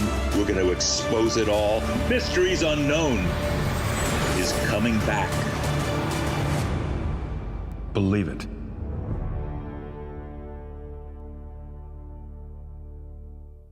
Three times flares. 5 times crates dropping. I'm so excited for this mode. There's going to be a lot of flares. So many flares. This game mode is the most chaotic game mode. The cavalry has arrived. Expecting some good shoot and some good killing. The Viking Princess is not going to let them go down easy. Oh, Joey Brenton. Say it isn't so. Team 17 eliminated. Whoa! That is the circle shift. Motor Soul pushing ahead first, but ooh, good shooting. Team 1 is eliminated 4v4. Trying to stay alive, but C4 thrown by Karuna. Excited knows exactly where he is. Team 4 takes the victory. The most chaotic game. GG's, everybody. I'm John Lonnie. Let's get you leveled up. Gas is only for vehicles, right? Wrong! It's for holding and taking buildings, too. When a squad rolls up, set a trap to secure your position and light the wick to get rid of the intruders. Or if you're dealing with a stubborn rat, use it to easily burn them upon exit.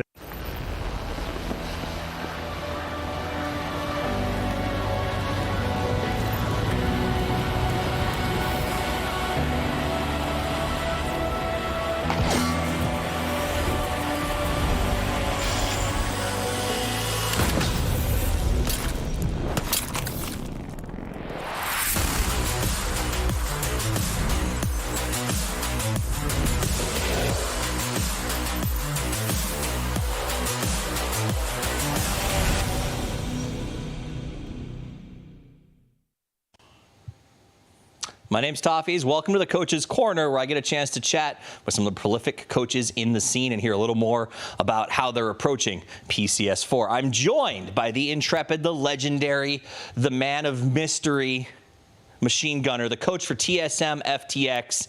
How are you doing today, brother? I'm doing well. How are you? I'm all right. I'm all right. And, you know, you're doing well. I'm going to ask you some hard questions, so I hope that you're well when we finish this one. But we'll start gentle. Clover kept talking about the group stage curse. TSM FTX did really well in the group stages. Expect a bad first weekend. Do you buy into that? Is that what happened? Well, I never really bought into the curse, but as we continue to win group stages and then get second and third places and finals, I'm starting to believe it a little more. However, I'm still not sold. I think that we can win group stages and still perform well, on the big stage.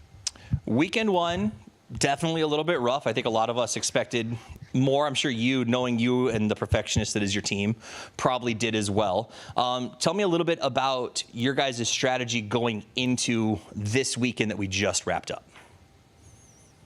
Yeah, so going into this weekend, obviously we were still really confident. Scrims are always going to be scrims, so it's hard to really get good practice in on the new format because there's a lot of teams hot dropping, and there even wasn't finals, and there's a lot of teams just doing kind of random stuff. So it was definitely harder for us to just try and come up with a set game plan for the winner chicken dinner type format. But yeah, I mean, it was definitely a tough week. I mean, if we got one win, we would have been in 5th place, and I think that's just the harsh reality of this format. But I mean, we're still confident, and there's still 2 more weeks to go. So I feel like we could definitely make a comeback, win some games, and this week in scrims, and we already reviewed the games.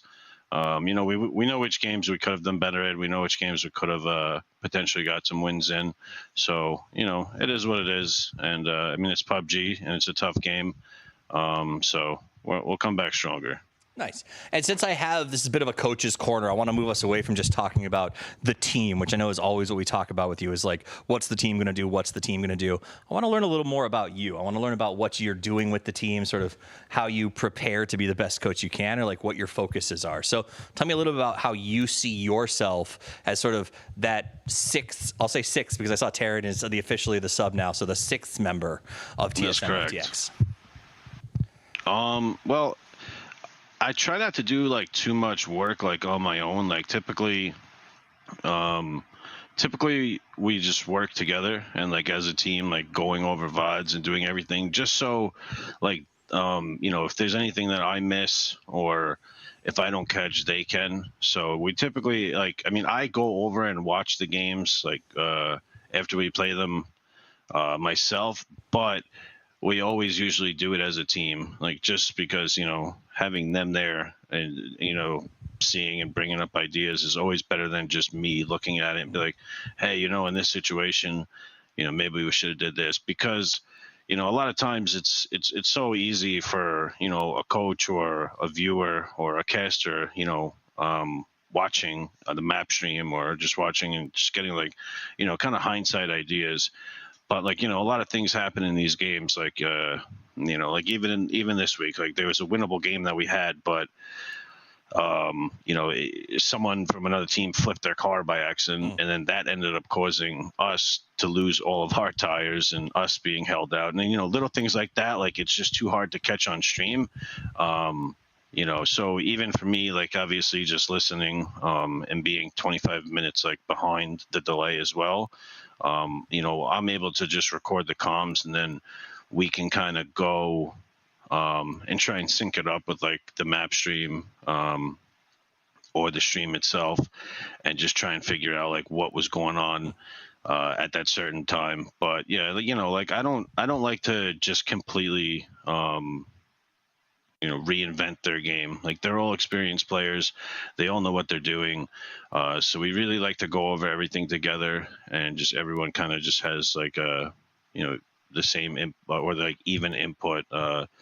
But awesome. I mean, it sounds a lot like the butterfly effect is often something we don't see on the stream, but can be very impactful for the teams in game. I'll leave you with a chance to maybe give a shout out or send a message or maybe a little bit of smack talk if you're feeling saucy. What's your final words here? Yeah, I mean, I'm not one to really smack talk, but I mean, shout out to anyone that supports us and supports the PUBG scene. We love you guys. We've all been doing this for a long time, and we appreciate each and every single one of you. Continue watching, continue playing. If anyone ever has any questions or needs help with anything like PUBG related, feel free to send me a message. My DMs are always open, even if you're a casual player just trying to get better.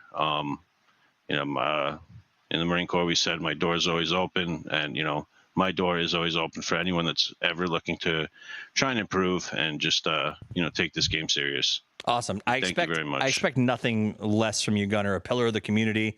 You've been valuable to all of us for a long time, and I'll never forget that win at PGC. I think it was PGI Burbank qualifiers. It's been a pleasure watching you and pleasure seeing what you've done with this team. Good luck this week. I hope that the games go well, and I hope that the series ends positively for TSM FTX. Have a great day. Thank you so much for having me. It was a pleasure.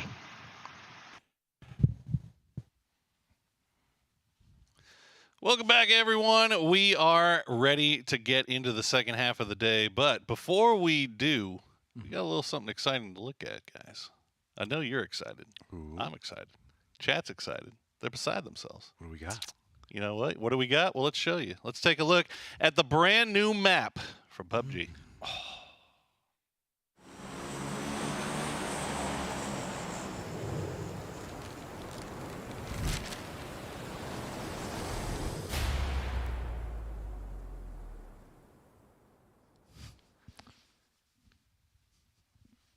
I know you're very excited about the super in-depth look we just got at what I have been told is pronounced Tago, the new 8x8 map that we have to look forward to.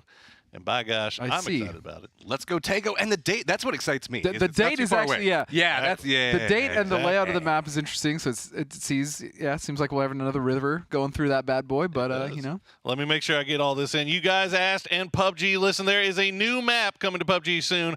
Tago, new features, new weapons, and new vehicles on the new 8x8 map set in South Korea. I'm curious about new vehicles. New vehicles sounds fun. Every single time. does as long as it's a bikey, a little two-seater for me, I'm good to go. Those are always the best, right? I love bikies. Well, I don't know. We also might get something new, like maybe like flyable, since we have the gliders come in. True. Ooh. Maybe an attack helicopter? We don't know anything, guys. I'm letting you know. Really We're not we're just sitting here anything speculating like you guys are.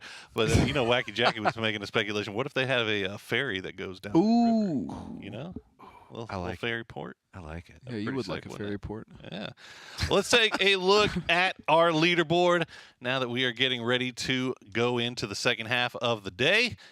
We've had 3 games. We've had 3 winners. We've had 2 that are maybe not so surprising, and 1, well, slight surprise. But feels good. It feels good to see it. It's a feel-good win of the week so far if the United there. And something to note as well, that was probably one of the, I think that might have been the worst game Sonics have had this entire PCS so far. They just had 1 kill. That was it. How dare them? They are hold down still roughly 10 kills per game. Absolutely washed. It's only absolutely washed. That's not exactly the point I was getting at, but this is the beginning of the end. Yep, that was it. Remember when they were good? Like, God, can you imagine? Such a good run. Next game they may only get like 9 kills. Oh, yeah, no. But I mean, okay, let me steer a conversation real quick. The bottom of that leaderboard is. Before you do, let's take a look at the format. Let's take a look at the format real quick. So we got to have somebody that steers this thing in appropriate direction. Otherwise, but we need a little quick format refresher midway through the day. Obviously, we are playing that MC rule where the winner of the game is who we're looking at, and we also. But at the end of the day, the amount of kills that you get also super important. So Godspeed, can you relate this format into the point that you were about to try to make? Oh, that is a good question. That is a very good question. Here, look, you just break this down, and I won't talk so that we can go back to your subject next. I'll be completely honest. I actually forgot what my point was before. However, I would love to break down. Yeah, we talked about it. It's essentially 3 individual weeks that all add up depending on the prize money earned to declare a champion. There's also, match winner obviously is the big one, but kills very much matters. Specifically, we saw that last week as well with Sonics having more kills, but the same amount of dinners as Dignitas and other teams. So yes, it's still very much about kills, but you do need the dinner in order to get on that leaderboard. Gotta get that din. You gotta get that din in. Well, you know what they're all fighting for. We'll get another look at that prize pool. I didn't get a chance to ask you guys before, but Matcham, what would you do with that prize money, that first place 200K?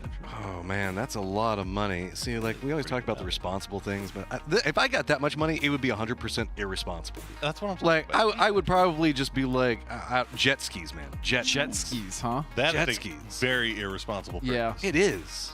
I'd be about Texas. Kind of a money sink too. Yeah. But you know what? Who cares? Wait, you guys pick on me about the responsible choice. I finally picked something crazy, irresponsible, and now you judge me for that. Oh my God. Well, maybe you could pay for all your jet ski repairs by being the kill leader, or the insane squad, or the all PCS team, which also carry a little bit of a special prize going on along with that. Godspeed, what would you spend your 200K on? Oh man. Some really well-made life-size body pillows of you and Hypoc. Maybe Matt. That is. I know.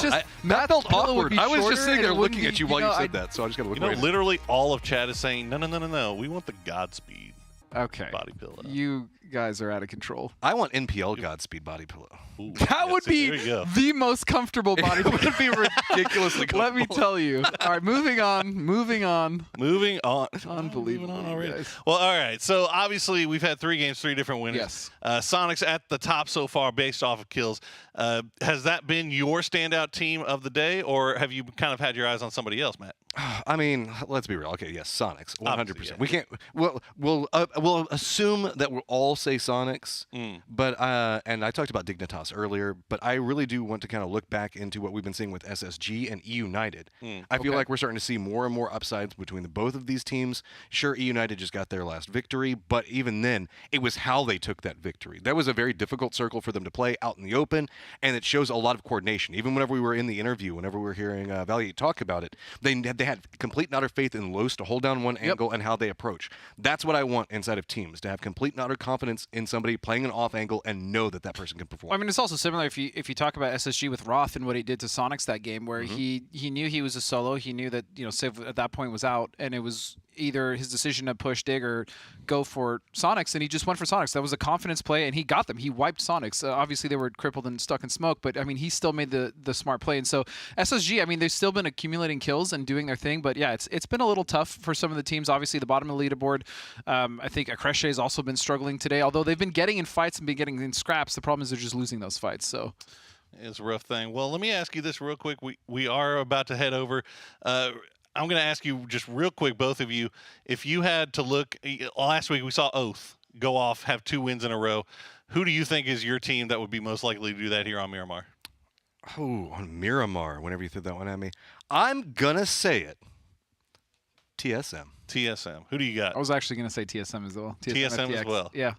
I'm going to say Oath because Oath actually did it last week. Well, we don't have to wait anymore. We can go over to Miramar and find out right now with Cameron and Clover. Guys, take it away. Damn. Almost a full sweep for TSM. Well, you know, too, I mean, they're talking about the teams that could take it, and looking at the stats and the way that we saw teams' performance last week, my eyes are actually on Dignitas and Dodge. They had some of their best performances on Miramar, and so, you know, having a little bit of a struggle for Dodge today to start the game and see if they can do some recovery here on a new map. Yeah, well, you said it. We are heading in towards Miramar, a total change of terrain. Both maps like to have a little bit of yellow, but this is a full commitment into that color palette. Browns, yellows, some grays with the cities here. And it's going to be, as you mentioned, a totally new series, Miramar. I'm excited. I mean, okay, you know, right now we're getting a little nice flyby of some of the cities, and we've had a couple of city fights in Miramar in the past, and we've also had some early fights, some hot drops.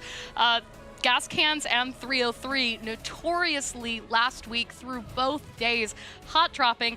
And Cam, I gotta say, looking at this flight path right now, I think we might be seeing another repeat of that. Yeah? Scouting around. Yeah, Gas Cans and 303 are both kind of going in the same direction, but 303, it's very much a non-commitment, but yeah, same for Gas Cans. I think they've made peace. I don't know if scrims during the week informed them that the Gas Cans weren't going to contest, because 303 only have 2 or 3 players actually landing at Power Grid itself. So they definitely knew that Gas Cans were backing away. Well, and two, I mean, we got to talk to Adam a little bit in an interview last week, and we asked them, I mean, straight up about this hot drop and what's going on and what team's going to pull back away. And I think that Gas Cans realized that 303 was not going to break off of this, and they kind of had to make a decision. You know, they did have a chicken dinner in the bag, and those Miramar games were hurting them a bit last week, so not wanting to make the same mistakes, landing similarly in the area so that they still got those rotations they can play off of, but they do need to be a little bit mindful of that early game. And as you can see right now, teams giving themselves that breathing room. Northern phase 1, but with Dignitas, you said in the very beginning, one of the teams that is set up to do well here. They already have 1 win, second place with only 19 kills, lagging 10 behind Sonics. But if history repeats itself, we could be looking at a catch-up, because last week, Sonics ran away with the lead the second they got it, and they just kept on pushing it. The same can't necessarily be said here, but here is the full collection of damage from the Dignitas boys. I mean, look at that headshot damage for both Poonage and Honey Badger. 224 for Poonage, Honey Badger 207. And really, they've all been good at landing their shots. I mean, this is a team full of fraggers. And Sparking coming to join the Dignitas boys, playing for a North American roster, but with that LATAM experience, I think makes them an even bigger threat in these combined regions with the Americas, because you've got so much tenure here on this roster. Now, that said, Dignitas was not happy with their performance last week. They did take second to Sonics, and so already falling second place yet again, you know that they've got to be taking that mentality going forward and really hoping to push forward. And looks like we've got some other players. I think it's 22 and a couple other ones up there. So that's not Dignitas, but that's all right. Well, either way, this is definitely trying to see if they can't set themselves up for success. I'm assuming that these stats are accurate for Dignitas right now. Headshot, the highest headshot percentage there. You already called out the damage coming up from Honey Badger and I believe Punich, so this just doubles down on that fact they can click heads. I mean, you know, it's such an overused quote, but as a hockey fan myself, you know, Wayne Gretzky said you miss 100% of the shots that you don't take. I mean, Dignitas has really been taking those fights in every part of the game, and you know, we've talked a couple times about their rotations, especially early on, and some of that drive-by meta has really been affording itself here too. So I'm really looking forward to them looking into some early scoring chances here on Miramar. But to start off, 22 and gas cans found themselves a little bit cozy. Ooh, couple of shots coming up from 22. Gas cans very aggressively pushing 22 away. Hopefully they don't take too much damage in their defense. United as well at the low side. They actually looted up that area at United, and so they've just been sitting pretty and waiting to see if they couldn't catch a couple of teams out on rotation. Not going to be the case as we put our eyes back on where Phase 1 is sending us again towards the north. And the plane started in the north, which means United, Veritas, Alcache, all three had really good opportunities to grab solid positioning. And just looking at where they are right now, they're taking full advantage of it. Well, and too, I mean, we see north of the road, that hillside over by Oasis. We oftentimes, especially in circles like this, see some teams that try to put up in that position. So I'm curious if not one of the teams that's here right now, somebody else might come in and rotate a little bit late, play that angle. In the past, I've seen Dodge, even Oath or TSM play that position. But right now, Creche trying to get a good centralized position. And this is a... For me, I mean, it's a good early spot, but late game, that can be a hard place to hold. So got to kind of keep a watchful eye on where some of these teams are starting to put down. You can see TSM rotating out north of Sonic. So Sonics will get this compound for free right outside San Martin. I think TSM looking to get themselves just a little more closer to center, playing that long compound just on the opposite side of water treatment, a place that we know that Kurt really loves. So for them to get this compound over Sonics could be huge. Yeah, I think actually a year ago, maybe over a year ago, this was the area that TSM, then known as STK, really dominated. It's been a while since we've seen that spot be in the end game, though.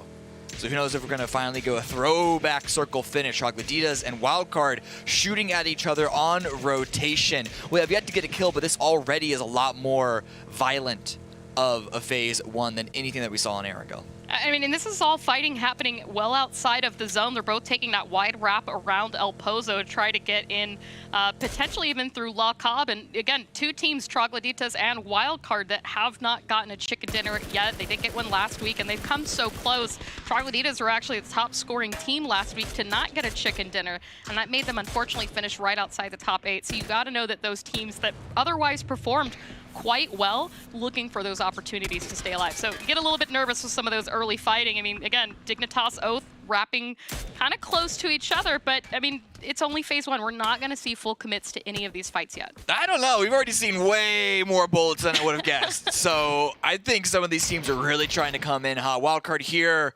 allowing Trogloditas to go ahead of them. Going to send some shots their way just to get a little bit of damage. But everyone on Trogloditas is full HP, and they're driving in, about to reach the city border of La Corberia, where SSG is waiting on the opposite side. So who knows if they're going to be prepared for that or not.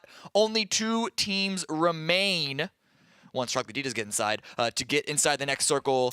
LTD and Wildcard, but Sparking with a nice knock and a full finish onto a member of Oath. This fight has been happening for about 30 seconds to a minute, and a little bit of overextension might be another on the kickstart.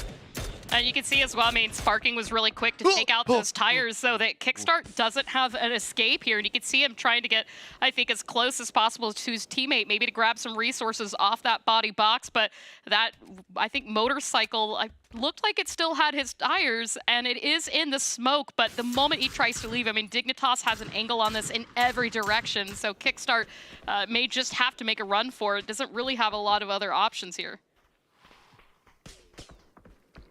Fortunately, he is not running into another team on the edge of the circle. He is just trying to break the line of sight, and once he does, Relo should be there to pick him up. However, I might have spoken too soon, because here comes Latin Dominus. I am assuming completely unaware of Oath's terrible situation, but that doesn't mean that they won't be able to smell things out and take advantage of it. Kickstart down super low, and the arriving squad has got to make him even more nervous. Get in, please, get in. I mean, Fisher saw Relo pull up to this and was kind of wondering what was going on. You saw Latin Dominus put down at the top of the ridgeline there, try to get an angle onto this, but it looks like they were able to safely get back in. But now the question is, how are they going to meet up with the rest of Oath? Now, Dignitas, meanwhile, who was taking some shots towards that fight, I think, are going to have a little bit of breathing room. But again, I mean, Snakers and the rest of the team trying to get themselves in. Unfortunately, Balefrost and Kickstart are not having a good day. So it's not a good start for Oath on Miramar. Absolutely not. The smoke is the only thing that stands in the way of Fisher and a confirming of that kill. The tires are going out, so the exit's going to be really, really rough. Fortunately, they are at a compound. They have some hard cover.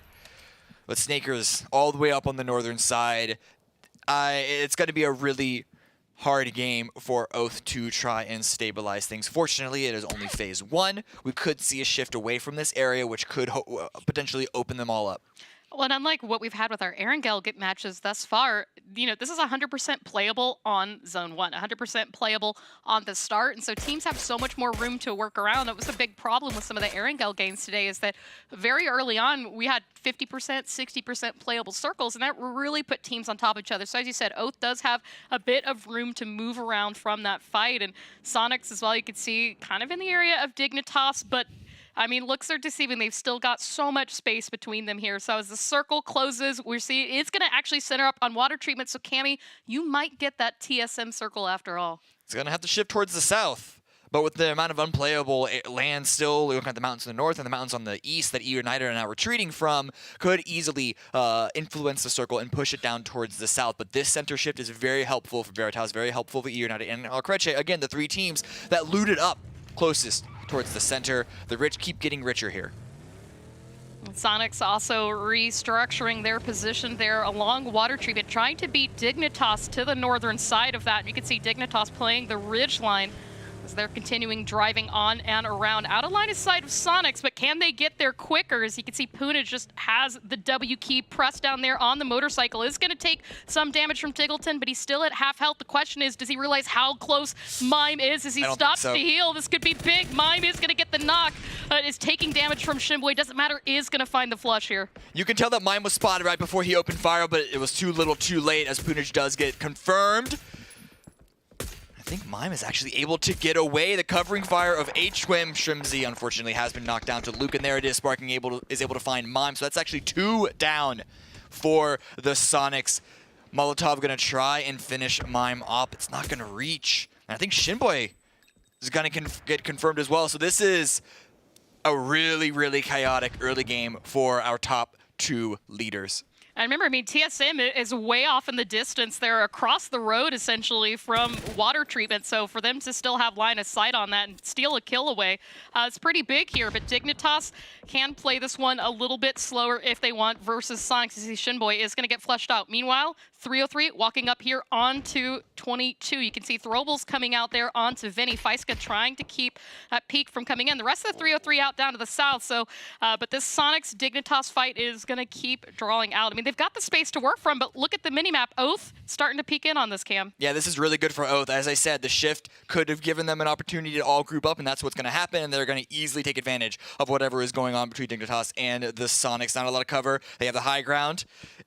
It's all on to Honey Badger to stay alive, and hopefully Oath's pressure onto the Sonics is going to help him do just that. The damage is coming there, but the knock is not confirmed. Finally, the last bullet hits. H-Twin goes down, and Tiggleton, the last remaining member for the Sonics. Oh no, yeah, Shrimzy. The revival onto Shrimzy did come through, but it's still only 2 of them standing.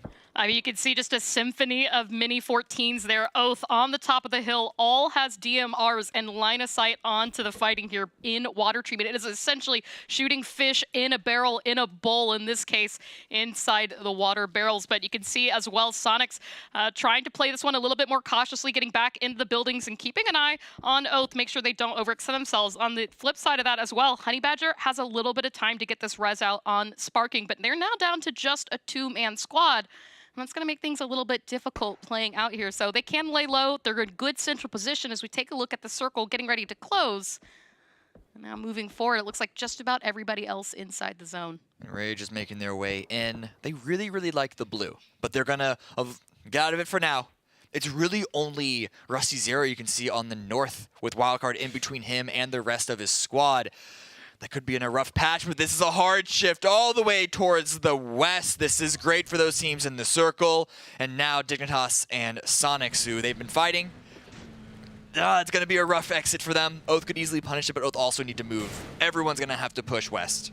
I mean, this is such like a split of high and low grounds between the teams that are really situated themselves up on the center and western side of the zone. And you can see Troglodytes coming out north from Oasis, trying to join Kill Demo and play what's left of that high ground. TSM, meanwhile, we talked about that compound and what it would take to get it in. Unfortunately, it shifted just a bit beyond them, and so they're looking to try and get themselves in a good spot. It looks like the spot is going to be a crash here onto Akreshe's compound. They're going to start just a little bit short, but VizKing makes himself known, spots them out, but it's actually going to be gas cans that help him out here. Luke 12 goes down, Penta goes down to E United. Everybody is looking in this direction. This was an incredibly difficult send for TSM to succeed at anyway, but it is not working out in their favor. Purdy with the grenade pushes V8Z back, and he's able to get the spray down with the M249.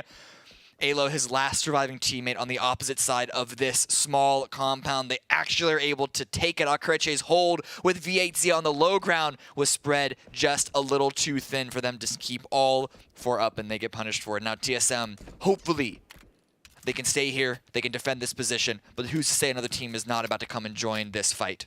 And it's something of note here as well. I mean, Purdy Curdy with the M249. We've been seeing him main this weapon a whole lot more. I mean, it's essentially a 5.56 hog as well, but I mean, still finding those scoring opportunities with it. But speaking of scoring opportunities, Dignitas still 2 up, still alive, and still haven't left the Sonics compound. Oath actually pushing on away from this could be huge for these two teams to fight it out. Okay. You can see Enrage also pushed in on the backside of this. So it is once again a little crowded, and good shooting coming out from Tiggleton. Connects, but no knocks just yet. You can see a good trade of throwables. Oh, this Molotov is perfect. It's going to be it for Gubin. RDS goes down, and Balkan just narrowly escaping being on fire. Dignitas is watching all this happen. They are listening to all this happen, and this is going to make their position a little more comfortable. I say a little because they still only have 2. It's going to be a difficult retreat, but they can try and at least upset these 2 teams and clear their path just that much more. Right when I say that, LTD come in from the high ground from the north, and so everyone is being demolished in water treatment, and what do you know? They're actually the first ones to get removed. But Sonics and Rage are still not comfortable. I mean, you got to give some credit to Tiggleton there. He had an opportunity to take a shot, but used patience and just said, you know, let's let Enrage move on. I mean, you want to talk about teams that even as a 2-man can do a lot of threat in the late game. Sonics is one of them. In the previous match, Sonics also went out the earliest they have this entire series, and I believe 13th place. So you know that's got to be on their mind a little bit, that they want to try and get themselves safely to the late game. The circle is going to shift away from water treatment, and you can see centered itself up nicely around where TSM had repositioned. Veritas have a good position up here to the north as well. You can see those range taking shots at both Troglodytes and SSG. That's the problem, though. It's centered up around TSM. They've already lost enough players to try and get to that position. Another team might make a desperate send, like Enrage, who are trying to disconnect themselves from the Sonics trap. But Latin Dominance just to the north might not allow that to happen. It's a maze to get in and around and out of water treatment, but fortunately the last 3 remaining members, I say last 3, that's still the majority of the squad of Enrage, are able to disconnect themselves from Sonic and try and put their attention on the circle. They only have 10 seconds before the circle is about to close, and on the center of it, Oath is sending it onto Wildcard. Oath crashing on, are going to lose reload, and you can see the throwables coming out for Snakers, who's very low in health and is going to try to have to keep up alive, but you can see E United still also in this compound, helping out just a little bit. Wildcard can't overextend without making themselves vulnerable to damage from the other teams. That's really one of the few things that's saving Oath now, as you can see Kickstart stopping just a little bit short, trying to see if they can help out here. Shrimzy proning on the ground, able to get in front of Enrage, and is lying in wait. Tiggleton there on the backside. I think had a little bit of an engagement, and that's just going to funnel Enrage towards Shrimzy, but the shots come through, doesn't find really any connections. That's only going to give his position away.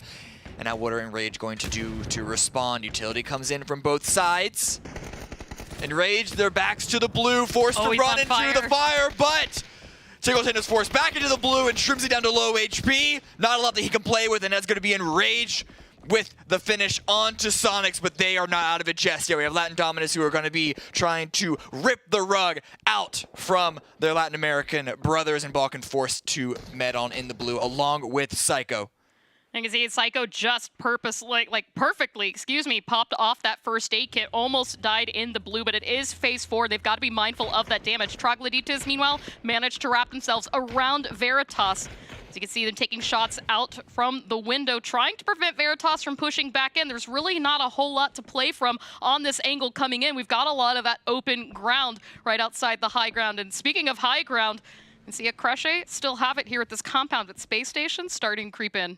I don't know how much information a Crutch have. You imagine that they know that SSG are in the area, so they need to be very, very mindful. But you also know that TSM are right below them. They might have a split attention. SSG could capitalize on that, but Veritas now pushing in from the northern side, 0 kills, but still 4 up, running into the wall that is Troglodytes. And the blue, of course, is not going to be making things any easier. I mean, 4 up is the key here. Troglodytes and Veritas both still without chicken dinners, something that they've struggled with. But Troglodytes right now trying to keep that gate key coming out from Veritas. Throwables equipped right now. Ethan looking to see if he can spot out Execs, but as he was priming that, spotted out by Killdomo. Actually, a Crushe, some damage onto this as well, but Ethan is going to get flushed out very quickly, and that's one member of Veritas. Troglodytes don't need to worry about anymore, but the push is still coming. The circle has to move Good again. Angle. Ooh, there you go, Killdomo. Where Killdomo finds one, and XX is there for the second. There's only one member of Veritas remaining. Good damage to force XX away, but that's where Rusty Zera comes out. Danny G goes down. The entirety of Veritas go down. Troglodytes didn't get a single knock, which is great because the shift is fortunate for them. They just need to climb up this hill, but Latin Dominus, they are the next team up to bat. Civil Force Space Station Gaming creeping up to a Crushe's compound. We watched SSG be really mindful of a Crushe's positioning onto this and looking. Sharpshaw also down to 1 HP, but Brucho is going to be there to try and finish off the kill. Good cook. Still not enough damage, but it is going to make the revival on Invincible that much harder, but down to the bottom floor. Able to find the last bullet needed to drop Sharpshot. So that is 2 down for SSG. Sharpshot has been confirmed 2 in the dirt fully for the round. But Akreche, they are not unscathed themselves. Roth finds 1. Roth gets to confirm, and so they finally cleared out just a little bit of area, but it's not that much to control, it's not that much to play with, because they still need to push through the rest of Akreche to get into the circle, or at least the small little edge that this high ground is going to be providing. Kaishin focusing on getting that res to and 1 FPS, and that gives SSG a little bit of time to focus on a rev towards Roth as well, and Civ. Meanwhile, good drive-by there from Gas Cans. Pick up H11 Jr. You can see Fike Shot has been spotted out. Gas Cans not letting him get away that easy, and that is it for 303 as they get taken out. Latin Dominus also taken down at the same time. But meanwhile, this fight between Space Station and Akreche continuing onward. Akreche was able to get the res, so it's now a 2v3. Keenan is flashing his way inside the bottom floor. The rest of his teammates not far behind. They know that they need to take this up close and personal because Akreche are not going to be peeking them. But a good grenade by Roth is going to upset And1's position, and is all onto Kaishin in a 1 versus 3. Flashes come out. He's going to push behind them into the stairwell, but they're not running into his line of sight. He calls. He gets 1. Oh, he managed to get the flush as well, but you see the flashbang came out, and that's it for Akreche. Unfortunately, SSG down to just 2 players. Blue is closing in, and they've got to move on yet again. This time, the Zono is going to take them towards TSM. Meanwhile, outside of the zone, Dodge finding themselves trapped out in the open. Their cars all tireless, and TSM really keeping them pinned down in this position. But you can see Alo still keeping a watchful eye on SSG. Now TSM, they can answer back. Their position was under the shadow of Akreche's compound, and now that SSG has taken it from them, now that they're the ones that have to move through TSM to get into the circle, TSM have an opportunity perhaps to start to establish some control. The flashes and grenades coming in from Rocky Round 22 Esports to try and take United's position, which again, they have been sitting here for multiple circles in a row, have not had to move at all. And they get a nice knock to make things a little difficult for the push, but Rocky wants to get up and close, get inside, running through the smoke. They actually pass each other. Oh, 22 losing 2 out of this push, and it's now essentially a 2v2. United have 2 pinned down on the opposite side. This Valiant and Waldo can't quite cross for free without threat of being punished from Wildcard, who've been watching also from this compound, as well as Troglodytas starting to crash in. So this fight really needing to clean itself up, but luckily for them, Troglodytas actually coming in the backside here of United's warehouse where that split's taken place. This is bad for United. They have now split attention. Fortunately, we do see Balkan from Enrage coming from the south. That could pull 22 away just for a quick moment. But Kademos trying to spray down a spotted member of United. Balkan's fight on the south side is coming up key. I think he got a drive-by. Balkan actually picked up Hasten coming out from the outside. As you can see, his Murado actually parked right on top of Hasten's body. So 22 finding themselves pinched out in every direction. But again, United still has their attention split as they're split between this compound. On the west side, it is a lot more open here. Gas cans and Dodge. Not a lot of room to work with, but it is Dodge that is taking the brunt of the assault from TSM, who, by the way, just previously defended their position from SSG. And now they're just going to spray into the smoke, fire into the smoke. They have a small little lip that is inside phase 6, and they're going to try to use it while they can, because what's in front of them is essentially an open valley. I mean, they just took the hard cover away from Dodge. You saw that car flipped out and away from their position as Finna and Lampalot try to get back under cover and out of line of sight of TSM. You can see Alo actually is spotting out. I believe that is Vegas. He is going to get a knock. It's actually Zealot. Wildcard had angle onto this, so Dodge, unfortunately, is stuck out in the open, and it's really going to be up to whoever spots them first here. You can see Kurt actually getting Lampalot. Alo trying to make sure to secure that confirm as well, but got to be careful. Oath have sight on that too. Finna gets found by Balkan, who as a solo player for Enrage is trying to cause as much chaos as possible, and that is Dodge out in 8th place. 7 teams remaining, and we put our attention back on the eastern side where the shift does continue to favor. Wildcard are definitely the kings of the circles for this round, but if Troglodytas or United can survive this assault of multiple squads and keep all 4, even 3 alive, who knows what they can't achieve. But Cherry right now is waiting for 22 to be pushed through the door frame. Balkan right now, you can see on the opposite side, with the X-ray vision, hasn't moved too much, but his presence alone is keeping 22 isolated. Well, and as well, I mean, look at this. Gas Cans TSM outside of the zone. The only place that they can really go is the compound where Wildcard and the rest of the teams are. And you can see as well, I mean, TSM, Gas Cans waiting for each other to move. The peek coming in from Alo, seeing if he can spot out Oldless. Luckily, Hikerman does have a smoke, and this might be a full send. The question, of course, comes to who survives this crash. Where do they go? I mean, we already saw the chaos that ensued on the opposite side there between EU, 22, Trog, and Enrage. I don't know if I trust Gas Can's chances here. That truck only had 2 tires. This one still has 4. They're able to find a healthy vehicle, but the blue is coming in and they are running out of time. Oldest down to 50 HP. No time to stop for Hikerman or Adam. Luckily, Adam has his own vehicle. They still can't fully send it in. They're waiting to see. Watch TSM move. Alo gets taken out by Hikerman. It's all into Pretty Curdy. Adam waited for this as well, and as Kurt drives up, he looks toward him, and he's going to run him over. A drive-by comes out, the M249 once again being put to work, but Gas Cans clean it up. TSN gets taken out, and Adam just on the edge of zone. You saw Oldless was maybe trying to help him out. It's going to grab some resources out of that death box, and now Gas Cans need to focus once again on getting the zone. It is phase 7, and that blue is brutal. United have been split, but they haven't been capitalized upon. It's actually going to be Zealot, the first one to go down for Troglodytas. Both these teams on the north and south side of United's position haven't moved in. It hasn't been worthwhile to them. But Gas Cans, they're moving in. They still have a little bit of terrain. They have the tippy top of this hill, a small little ridge and a few rocks, but it's very precarious. Oldless dropped down to 30 HP. Hikerman's in, just barely, but he's in. And like you said, I mean, it's going to work for now. Maybe the hope that these teams push onto each other and make it a little bit easier, but the fact remains, Gas Cans are going to have to come down from this hill. And look at that push. It's all out in the open. I just hope that they have more than enough smokes. The circle is going to continue to shift towards the east.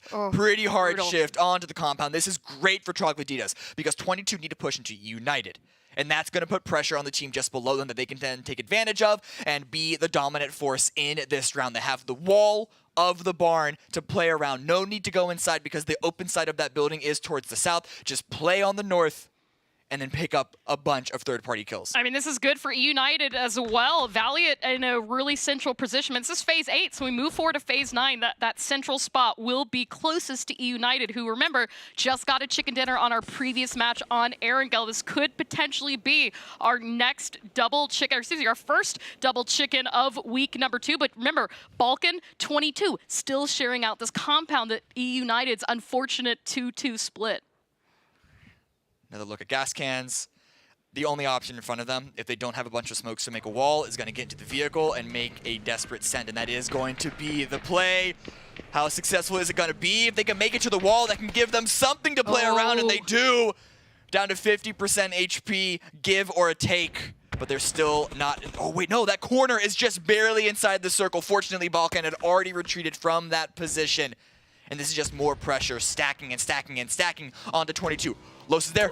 Oh my god, he picked up Cherry. Oh. They're out. They made it. Gosh, let's go inside, but unfortunately both get knocked out. Biznaga had an angle onto this. I mean, it was such a fancy play, but a throwable here could end it for EU. As you see, the res is starting to come out, but it looks like Gas Cans using this as the prime opportunity to push. Remember, Balkan still up as well, but Troglodytes seeing what happened, push onto this as well. Exec clearing out Valiant and trying to see if he can spot out Waldo and Los. Amazing timing for Troglodytes to push onto this. If Cherry and Los didn't get knocked, then I don't think it would be as easy of a take.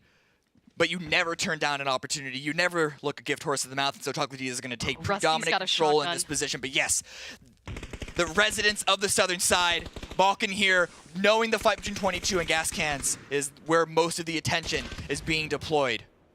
But United, they might be able to stabilize. Rusty Zero gets knocked, and they might be able to get all 3 remaining members back up and standing. Balkan being found is big for 22, but they still need to be careful of the Guadalajara Gas Cans. Hikerman gets taken down, though. Biznaga has been working magic in these zones. You can see Oldless getting a little bit lost, trying to stay alive, but there's just so much smoke. He can't quite figure out where to go here. Remember, this is phase 9. Blue closing into that centralized point. Troglodytes, though, capitalizing, and Vinny managed to pick it up. So there you go, our top 4. Troglodytes, a wild card, 3 up apiece. 22 with a 1 standing. And the grenade is all that it took to finish out and wipe out United. But how is Troglodytes positioned? Because we have Wildcard pushing in from the west, and then the lone player of Vinny coming in from the south, trying to lie prone in the smoke. A couple of shots onto his direction, so he is not unseen. But we have Wildcard, I think, that are trying to take advantage of this. Vinny goes down. It's all up to a 3-on-3 at this point.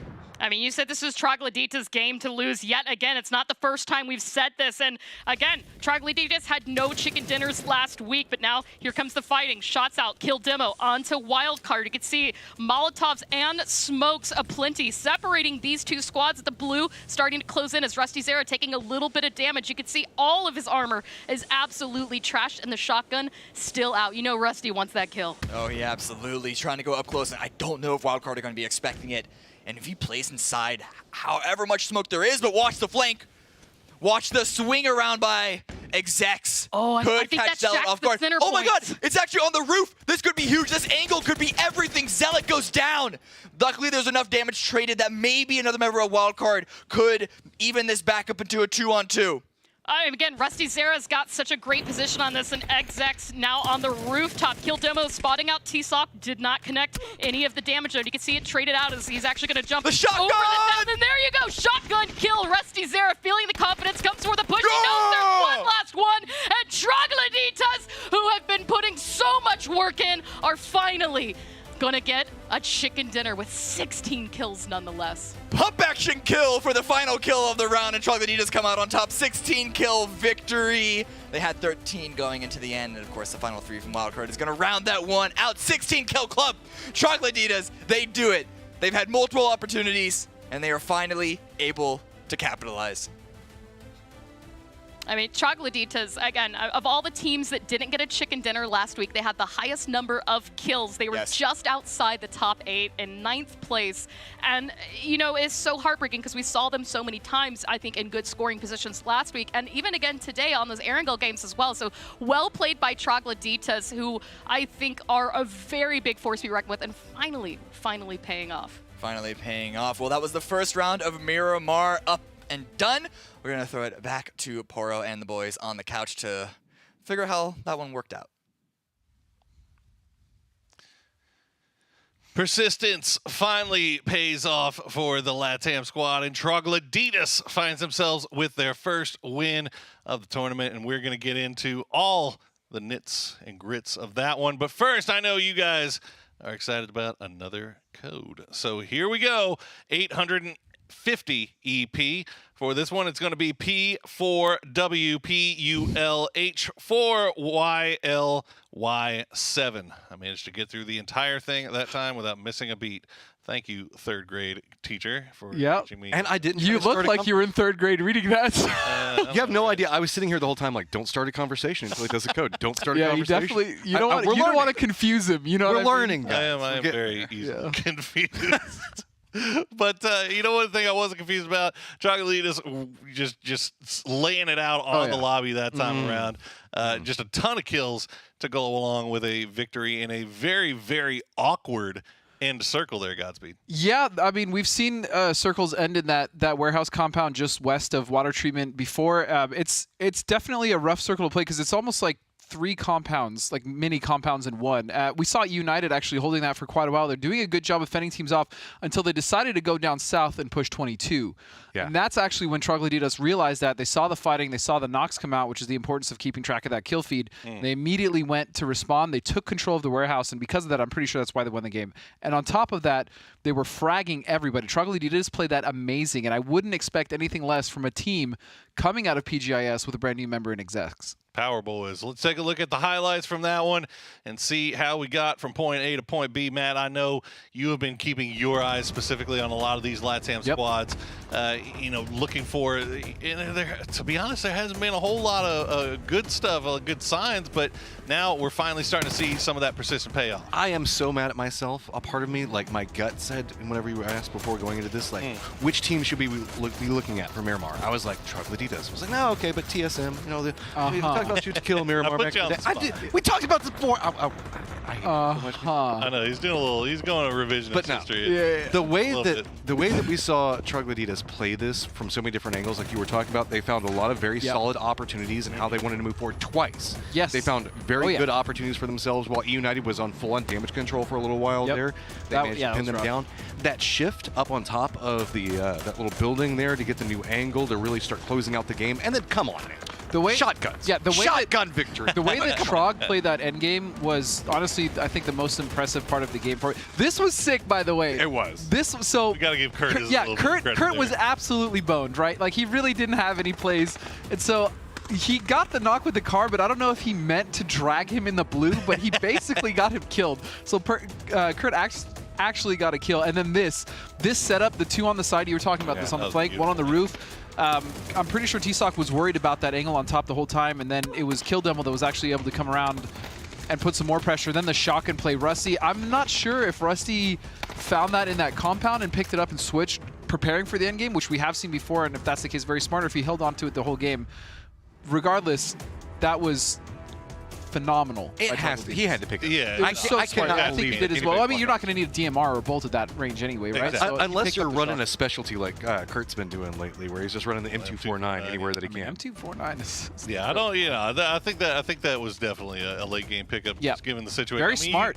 Exactly. It's very smart. It's a real 5-head kind of play. I mean, you realize there's going to be shotguns kind of lying around everywhere, but when you're down to brass tacks and you're fighting among sheds and you know that there's just smokes all over the place that you can get right up on top of somebody. That's exactly what Troglodytes did. So, it's going to show that these guys are very much capable of hanging with every team in this lobby. Oh, it's absolutely. about time that we got to see them pull off this first place victory, man. We didn't get a chance to talk about it, but going back to the smokes that you just mentioned, that area, we saw it for a little while, was just covered. There was no vision. You were playing just off of sound. And that's where the shotgun, I feel, really came into play for them. And like we saw it there for a second. Like we had the X-ray on for a while with the smokes and stuff. Right. Whenever they popped it off, you could see those last circles. You couldn't see anything except if you got on top of the buildings. And again, 2 different points Troglodytes found their victories off of. That's good stuff. There you go. You total overall leaderboard. And after that win, Troglodytes will find themselves in second place within sniffing distance of the Sonics, who have kind of let people get a little bit of an opening here. I don't really know if they've but yeah, the games for Sonics for sure have been rough the last couple. Yeah, it's been brutal. It's been not ideal. That being said, I mean, this is the importance of also having a really strong start, right? Because they're still in first place after having 2 lackluster games, and so going into the next Miramar, Sonics are pretty strong on Miramar as well, so that's a little surprising. But Troglodytes played well. Dig is also still there, and TSM, for their lack of winning dinners issue that they have, I mean, they're still also accumulating kills there as well. Well, I mean, touch back what we were talking about before, Matt. TSM, even though they haven't got that chicken dinner, 23 kills. Space Station, 22. Still top 5. One win, and they're going to be right in the same spot that Troglodytes is. True. It's just a matter of can they find it. That's the thing with it is like it's so weird. Like this is that frustration too, isn't it? There is a little bit of frustration that starts to mount based off of that. So I would really like to see as it moves forward, just them to relax more. Like I almost feel like we're seeing that. They were having a lot more fun there. Just relax, chill. Poro. Just chill. Well, hey, you guys are over here. What is that? It's been 11 You guys are like games and you Sonics haven't are won? done. Just chill. Oh my God, they only won 1 game and are presently in first. But can you believe how just Matt, ruined I'm so they are glad now? you're on this desk. But you're just No picking idea. on me. I see how it is. You have kind of right. no idea. We are kind of. Let's team up on him for a second. Can we please? I was like all up in his face a second ago, and you were just like, whatever, I don't care. Yeah, you were lucky we're on camera. That's all I'm saying. Who's your pick for the day? It was TSM. Listen, it's going to get better. I have faith. I'm doubling down. Maybe they'll get a win today. If not, they're definitely going to get one tomorrow. You can quote me on that. Quote me. I'm quoting you. Yeah, quote it, save it, clip it, ship it now. Clip it and ship sign, it. Sign the contract. Sign the papers. Well, I had Sonic, so I'm sitting pretty. Yeah, you're doing just fine. I took the easy road though. Is it? I don't know if it's an easy road, if it's like generally the right pick, right? I mean, Sonics have been so damn good.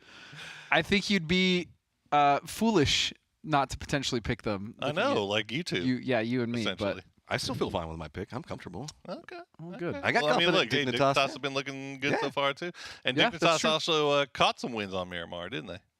Yes. Now the question is going to come into play: can they catch more? Because there's a lot of teams right now. I feel like we're at that cusp position. Like I still think TSM we're talking about, Space Station Gaming that we've been talking about. It's been a kind of quiet series that we've had the last couple of games, like you guys were alluding to with Sonics. I feel like almost due for one of those we're pissed, so we're just going to start killing people games. True. Well, in that game, I think specifically as well, like Valley was actually talking about it.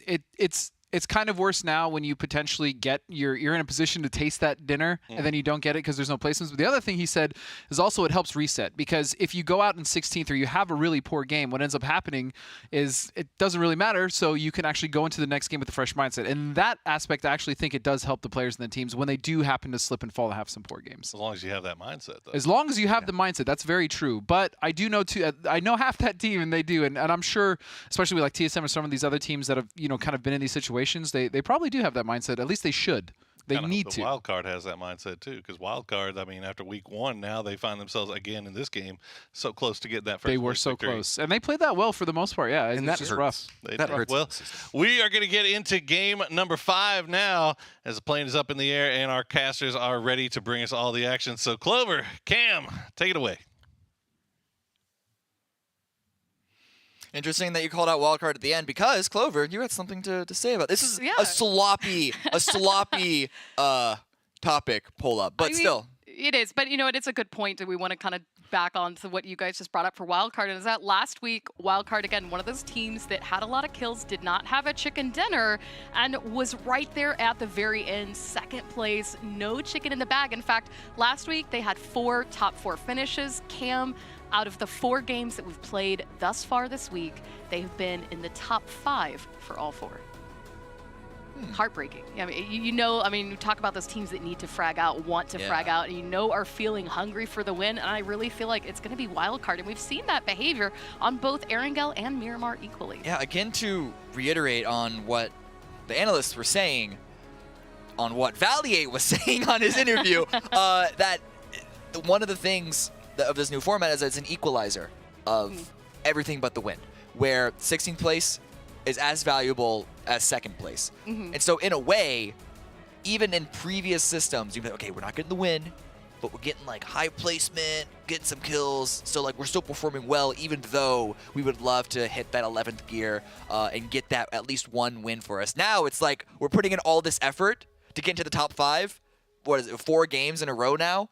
And we still haven't gotten, like, I feel like in a way that is almost more stressful than United's position, where they're in the lobby more than they're in the game.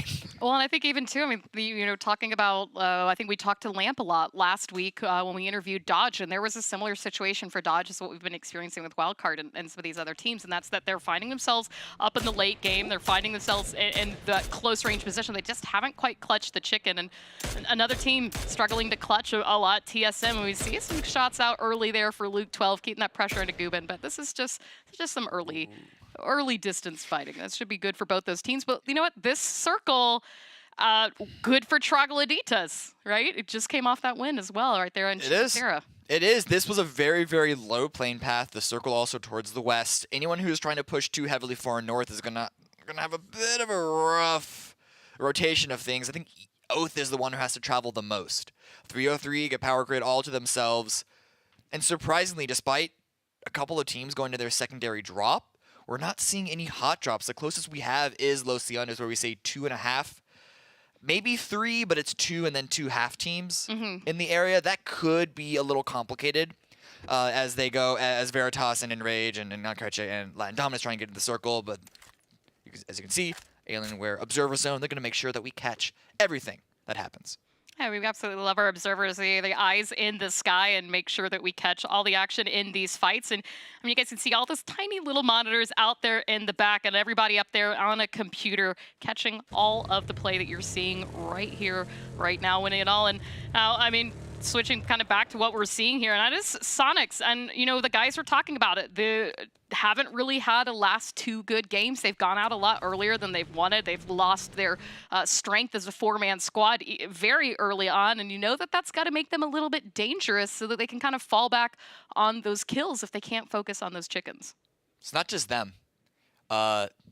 You'd think that having 2 subpar games in a row would mean that Sonic's position is very much at risk, but they still have a 5-kill lead on Troglodytas, and Dignitas, who got the second win, are down in 21. So if it wasn't for Troglodytas having so many kills off of the previous game, I think there would be still a pretty solid lead, because it's not just Sonics that is struggling. There is so much parity that is happening through Erangel and now on to Miramar that if things keep going the way that they're going, by the end of the day, it could still be anyone's game.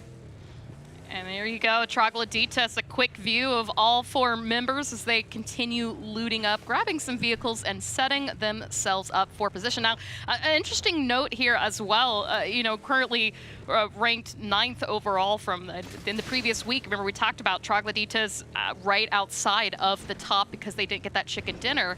So for this week, already finishing out strong. And another good, interesting point, too. I mean, Troglodytas have a lot of tenure there for the LATAM team. You know, previously playing as Furia. They did not qualify for ESL Masters 1.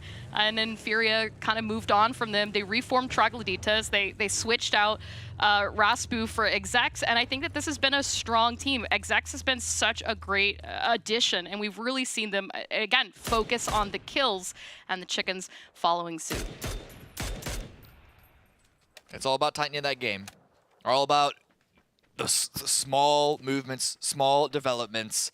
And if you add 1% on every day, every game, then in no time, like we see Troglodytas, they are a really, really big threat. Currently in 2nd place of the week. Let's see if they can hold on to that Oath, trying to hold on to their own position, or at least make one of themselves. Coming in from the northeast side, going to spot out Veritas, who have rotated north of Los Leones. Shots from Kickstart aren't quite landing. And then TSM as well trying to make their way into the circle. They looted south of Los Leones-ish area along these rocks where a lot of teams have been sharing placing with them south of Chumacera. And so we're seeing a couple of rotations come into some similar key areas very close to each other. No engagements just yet outside of Kickstart shooting at Veritas. But that could still change because we're waiting on, I believe, 4 or so more teams to really get into the circle, one of them being Dignitas. Dignitas does like these wide rotations, coming in late and playing the edge, usually in those first few phases. And though Dodge is ahead of them, there's opportunities, there's options for how they could play this. And you can kind of even see here, Los Higos, that whole island is free, and that's obviously not going to be in the zone, but that does give a free rapid rotation should Dignitas decide they don't want to play the eastern side, maybe go for a chance on the west. But that presents itself with its own kind of issues, especially since they don't really have much information out of that. And Latin Dominus, Dodge getting a little bit close. See, Vegas actually is going to pull back away from that and give Latin Dominus some breathing room. Again, and this is Miramar. This is, there is such a larger map, so teams can kind of give themselves a little bit more space on those early rotations. Racing for that compound, Dodge realized that Latin Dominus had the inside track, and they're going to give them that. Acreche, the last team to be moving out of Los Leones, have Oath potentially waiting for them, and that's going to force the rotation down towards the south, towards the area that we just saw Dignitas and Dodge rotate through. They're scouting ahead for the moment because they know that during the looting phase, they were not alone in this area, but it should be a clean rotation if they do want to follow in Dignitas's footsteps, who in their own right might be getting into a bit of trouble. We just saw Dodge and Latin Dominus lock horns, or at least look at each other very angrily, and now it might be Dignitas's turn to leer at their opponents. We can see as well, looks like Dodge is getting in their car, and Honey Badger losing a little bit of control on the Murado, but he is going to recover. And that car hates hills. That car hates hills. It hates hills, but it's climbing it, and Dignitas putting to work, and it looks like this is where they're going to put down as well. Sparking, spotting out a Lee RV. Might be a little bit of some early fighting, but we shouldn't see too much overcommitment until we get that second phase, especially as we know we tend to see early hard shifting from circles on Miramar. Not a lot of action. We have a couple of shots, and actually Fisher goes down very, very low right when I say that. He is forced to fall away and heal on up, but I don't know if this is an opportunity that Dignitas are really going to be able to exploit onto Latin Dominus' position. They should still be able to take that compound because Latin Dominus are retreating to trying to take a more central spot of their own.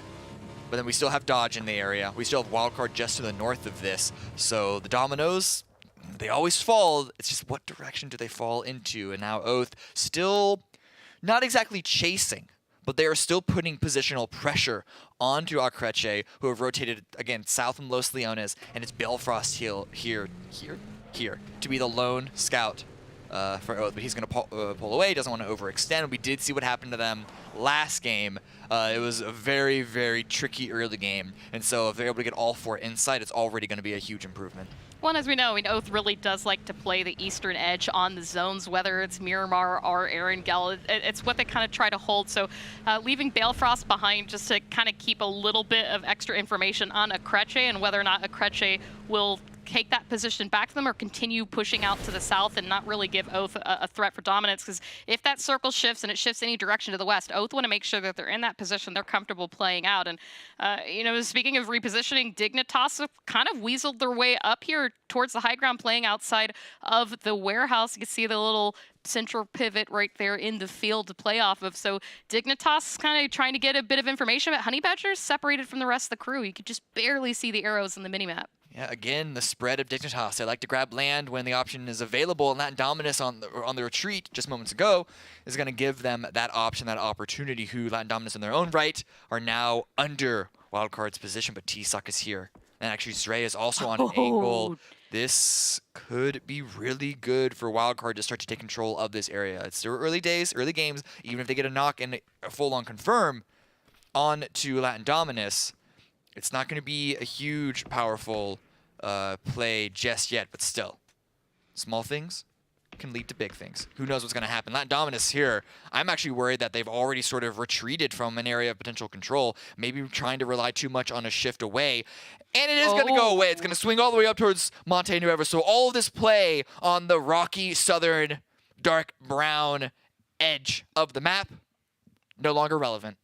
You know, this is kind of seeming a little bit like the last game. EU, once again, in a good position for the center of the zone. Gas Cans, SSG have to be feeling good as well. In fact, Roth and Civ are going to condense back down onto their 2-2 split. And remember, we watched Dignitas, we watched Dodge, we watched Latin Dominus and Wildcard all set up out of the south. They're back in their vehicles and pushing to zone. The problem is that they're all coming in at the same angle, and we might see a fight come out of these wraps and rotations as teams are going to kind of get shoved onto each other. Because again, this is such an intense hard shift, and so many teams were not prepared for it. Pip on the rotate. Might not know how close he is to a couple of members of Wildcard, but Zray fortunately doesn't have the angle just yet. I say that maybe a little bit too soon as Pippa pulls into the compound, hoping that it's a rest stop, but no, it's a potential death stop, and he's going to immediately... Oh, no, he didn't. I thought he spotted Wildcard. It's actually going to be Wildcard also not on the retreat. Both these solo members are staying here, and the rest of the teammates are moving on. What a weird interaction. I mean, again, my heart right now is pumping for Wildcard, who just finds themselves in so many precarious situations. You want to see that chicken dinner, but they've got to take these fights smart, as Pippa is going to land a little bit of damage on some members of Wildcard. You can see the reposition coming out from Latin Dominus. I don't think it's to chase, but instead to get themselves safe. But Penta, right now, is keeping that push coming in from a Kreche. Gets a knock onto Brukshow, but you can see it is stolen by Dodge. Halo Senpai picking that one up, and now a Kreche full-fledged inside TSM's compound. Trying to snake on through, but you can't snake on through to the other side because TSM are spread out, holding multiple angles. Or wait, they actually did it. Kreche actually made it through. The 3 surviving members made it through the high ground of Chumacera. And they're breaking away. But now Dodge still has to potentially follow in their path unless they want to push towards the west. We have a couple of teams already over there, not to mention Latin Dominus Wildcard, but also Dignitas. But I don't think they're going to have as much success as Akreche did, because I don't think TSM are going to let that allow a second time. I mean, Dodge might wait to see where this phase 3 goes, because they've got a lot of information from that high ground position out to the south that they can really use to their advantage, depending on where the next zone goes. And you can see, though, out to the eastern side, Oath out there on the minimap, starting to condense down onto Veritas's compound. And Danny G with the mini out. And decide if he wants to get away with Michael. They've got an escape vehicle. They could go back, join the rest of the team who's a little bit further north, but Oath not yet committing to a crash on this compound. They might actually be wrapping towards the rest of Veritas. Akreche send through TSM has been onto SSG's doorstep, and it's just a V8Z to try and hold things down, and that's not going to happen. Sharpshot did get knocked, but other than that, it has been a relatively clean hold for SSG. Akreche out in 16th place so early in the game. But that's what happens when you have a hard shift. Sometimes you just don't have that many options. And now SSG, good loot injection, can pick up utility, meds, ammo, and grenades off of their fallen enemies. But only a few more seconds before the circle closes, and we get to see where the game is going to continue on. Oh, we can see as well, I mean, Oath did pull away from Veritas. They let Danny G and Michael have it, and they went with the wide wrap towards Picado to get around Veritas, but the circle is going to hard shift to the west again. Veritas, Sonics, Enrage, TSM, Dodge, Dignitas, Oath, nobody's in the zone out there on the eastern side, and so once again, great positioning for SSG, but that does mean other teams that like to play center might find themselves in an early fight here. Sonics, potentially the next one for here, unless they stop short play this dip, but it's still a tricky position with TSM and Chumacera. Yeah, they might be having to hold off against a number of approaching teams if they stay here. So happy to see them continue on through, but Wildcard could be punishing this rotation either way. Dignitas also following in Sonic's footsteps. It's all coming on to SSG's positioning. The center of the circle is where every team seemingly is trying to send it at the moment. But SSG is here with the grenades. Oh, good throwables from Unciv. He's trying to punish SSG, who stopped just short outside of Landaria. And you can see the throwables, Molotovs, everything is coming out right now. And on the other side of this, Dignitas. So it is becoming quite crowded, but Unciv really trying to keep an eye on Sonic. Spotted out by Mime, though, as he peeked out to throw a throwable. And it looks like he's actually just barely going to stay alive. Mime connected, but it wasn't enough to get the knock. Oh, he would love a second chance at that, but unfortunately, that's not how this game works. Cars go up. Mime goes down, and confirmed by Sharpshot. It is just 2 remaining for Sonics. We talked about how they had a couple of bad games in a row. This might be a third, depending on where that Molotov lands. comes in. Tiggleton falling away. It might have just pushed them away from the little bit of cover that they had. Fortunately, Space Station don't have that many angles that they can peek on because of all the other teams around in the area. Not like that's going to make Sonics feel much better as Tiggleton gets dropped down to literally 1 HP. He is still alive. And a good just spray and pray right there from Unciv with the barrel, trying to see what he can knock out. But keeping a watchful eye on Dignitas, who's been doing work there onto Latin Dominus. So trying to pick up whatever they can. Space Station right now without a kill, but in top for kills. So looking to capitalize. And speaking of capitalizing, Latin Dominus almost taking out Dignitas. And Sonics is actually going to break away and take a chance at this. They want in on this fight. They want in on this position. They want in on this opportunity for kills. No. Shrimps down to maybe 3 HP, and the timing could not have been better as they finish off Dignitas.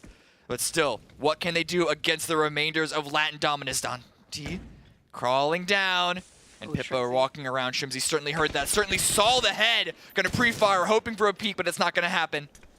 And you see the Molotovs really coming out. Latin Dominus aware that this is Sonics and not taking any chances. Fisher, though, runs around the corner, spots out Shrimsy as Tiggleton gets picked off from Pippa, and that is it. Sonics eliminated into 14th place, but look up the hill. Unciv and Roth still keeping a watchful eye on this, and the circle centered up still on SSG. But now Oath starting to walk up on this compound again. I mean, teams still vying for that center position.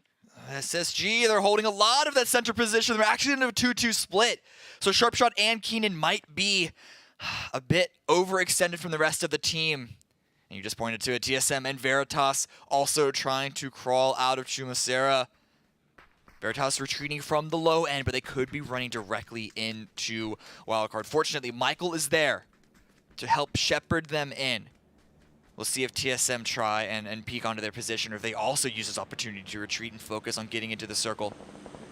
Well, and Michael holding down anchor is helping Veritas some, but Alo, you can see, and the rest of TSM watching Ethan, who is stuck inside the blue. Meanwhile, E-United is going to get a knock, unfortunately, has a knock of Cherry 303, keeping that pressure onto them, and it is actually a LATAM sandwich here. Enrage also doing damage out from the south, but they should be able to get this res easy off. The problem is, it's phase 4, Blue's closing in, and none of these teams are in the zone. 303, they want to make very well sure that they are the only ones that can get inside, but fortunately for E-United, the shots aren't landing. H11 Jr. actually gets tagged very much by Waldo, forcing him to back off, and this could be the moment that E-United need. Unfortunately, Enrage are also here to try and punish. Cherry gets finished off. The revive was not there. So the 3 remaining members of E-United are going to have to go on as a trio. The blue at their back, but TSM is also here. Hopefully this alleviates some pressure onto Enrage. All that being said, all of these teams need to go in through Troglodytes, no matter which way this engagement falls. I mean, TSM left Veritas alone, but pushed right into this madness. As you see, it is now 4-man teams. And you pointed out, Troglodytes waiting for them inside the zone. So no team's going to be safe from this chaos as the blue continues to close back out. But you can see as well, 303 Enrage clearing out E-United. But TSM still a 2-up. Kurt and Penta are going to take down Guba and RDS. But 303, they've got Psycho on the other side. Need to be careful. Penta getting another one here. Balkan goes down and Rage is just falling apart.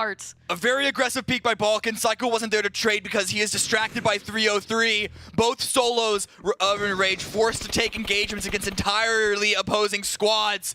But Penta does go down to the blue, and Rage are eliminated. And now 303 remain on the eastern side. Purdy Curdy left to try and heal up in the blue. No way the revive is going to happen onto Penta. They are just exchanging meds. He's got a good number of first aid kits, but he has to move into the next phase.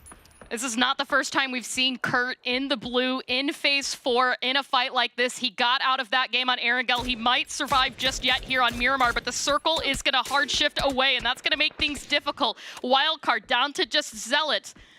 I was trying to stay alive from Veritas. Remember, we talked about that team fight earlier between Veritas and TSM. It might pick itself back up, depending on where Luke 12 appears out of this, as we kind of watch the teams along the edge run out of an edge to play from.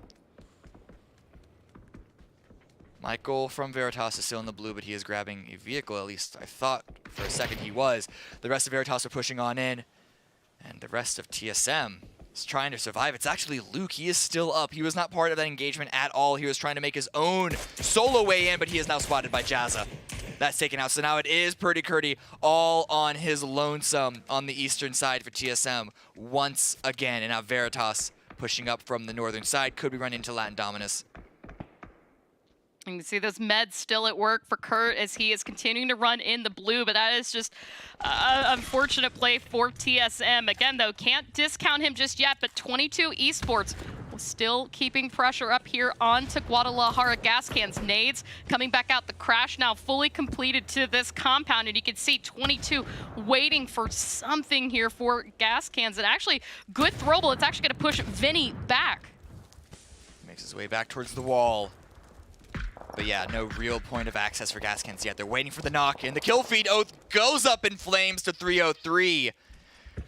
A trade of grenades between these two squads, however, still don't find their proper connections. And now Vinny throwing a smoke to at least alleviate any potential of a peek from that window.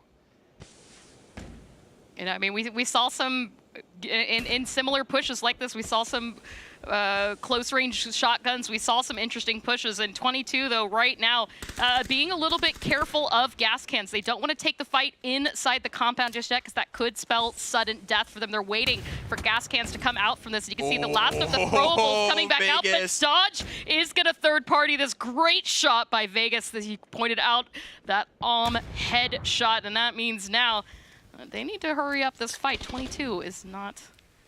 It's not looking great for them. A nice grenade, still not really going to find the connection. It does, actually, just barely licks Ragi. And he's going to go down. Fortunately, the trade is there from Oldless, and it's going to be a full confirm, actually, by Lamplot to steal that away, but it is still 2 remaining for 22. Don't discount Adam there on the flank. That his presence alone is keeping 22 cornered in, but they're going to push. They're going to get the squeeze. They're going to get the clench. And that is 22 out. Nikos did get dropped, but the revive should be there. No, SSG had the angle. Uncivil is going to confirm that one. And you can see as well, gas cans still up and alive, albeit barely. And down to the south, a similar issue right now. Veritas 3 up, but feeling the pressure from Latin Dominus. Meanwhile, out to the east, we saw what happened with Oath in the kill feed. Trogloditas won an angle on this as well.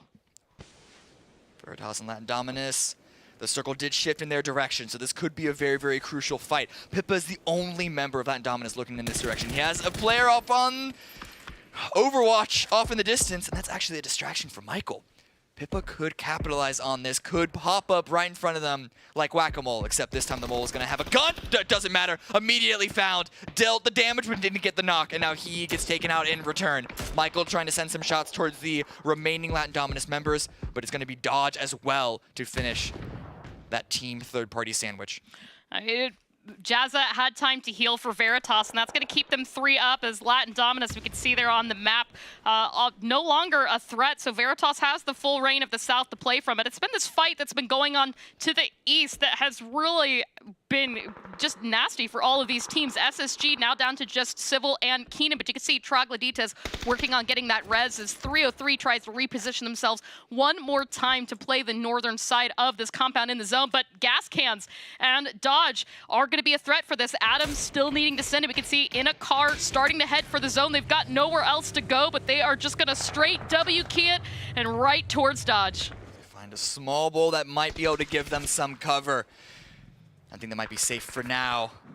Jazza finds a knock on a Fisher in the kill feed, and so that fight for Southern Supremacy is coming up Veritas. Adam actually still taking a fight.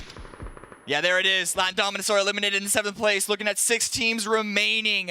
And Veritas have a nice land grab, not only removing Latin Dominus, but have a little bit of control because everyone else is fighting either on the east here, where SSG is being swarmed by 303 and Trogloditas by all sides, or on the north, where Gas Cans and Dodge are facing each other off, shall we say. And Trogloditas, they are pushing in from the blue, still 4 up, and they have some good angles, but you cannot discount SSG's high ground. Yeah, I mean, you know, there's so much into play right now for this zone, and depending on where Phase 7 pops, it could be huge for one of these three clusters, or teams to the north, or teams to the east, or Veritas with that southern dominance. You mentioned high ground, and that's what everybody's trying to hold on to right now, what little compounds that they have to play, and Civ and Keenan still not leaving those buildings out. Gas Cans Dodge, they've got the low ground, but they've got all the coverage here inside Landeria, and you can see as well, Trisk, try to see if he can spot an angle out here on Gas Cans and get an opening knock to maybe clear them out of their compound and really let them drop their guard and play this better angle up to the north where you know that they really want to have. How useful is cover if you can just look over it? As Trisk, as you mentioned, is trying to find that angle, but they can't overcommit. Everyone is just waiting for the next phase. Where is it going? And it's going dead center. Michael is the only player of the remaining 18 survivors that is in the circle, and it is just butt. Troglodytas now couldn't push on SSG because we saw Veritas have an angle onto them. And so instead, they're going to push down towards the south. And Dodge as well pushing the exact same direction. Veritas might have a bit of a defense on their hands. You can see as well, I mean, you've got a couple of teams with their attention split. Dodge, though, still focused on gas cans. They can't really do much from this angle until they know that the gas cans aren't going to walk into their north. But you can see Finna, Lampalot starting to wrap around onto Veritas, who's also been keeping an eye on Troglodytas, so they might be a little bit slow to help this. And Michael could potentially lose this position to Dodge if they're not careful. But SSG wastes no time. Full send it. Keenan losing control of his Murado just a bit, but you can see Civ managed to put down here on a shack, but I'm a little bit nervous. Civ gets taken out here by execs. Great play there by Trog. Tried to go for a separate position because they wanted to avoid being taken out by a single grenade. However, he does drive directly into the line of fire of Troglodytas, who were able to find a small little smidgen of LOS into the center of the circle that wasn't capitalized by Dodge or Veritas, and that Keenan is going to be confirmed.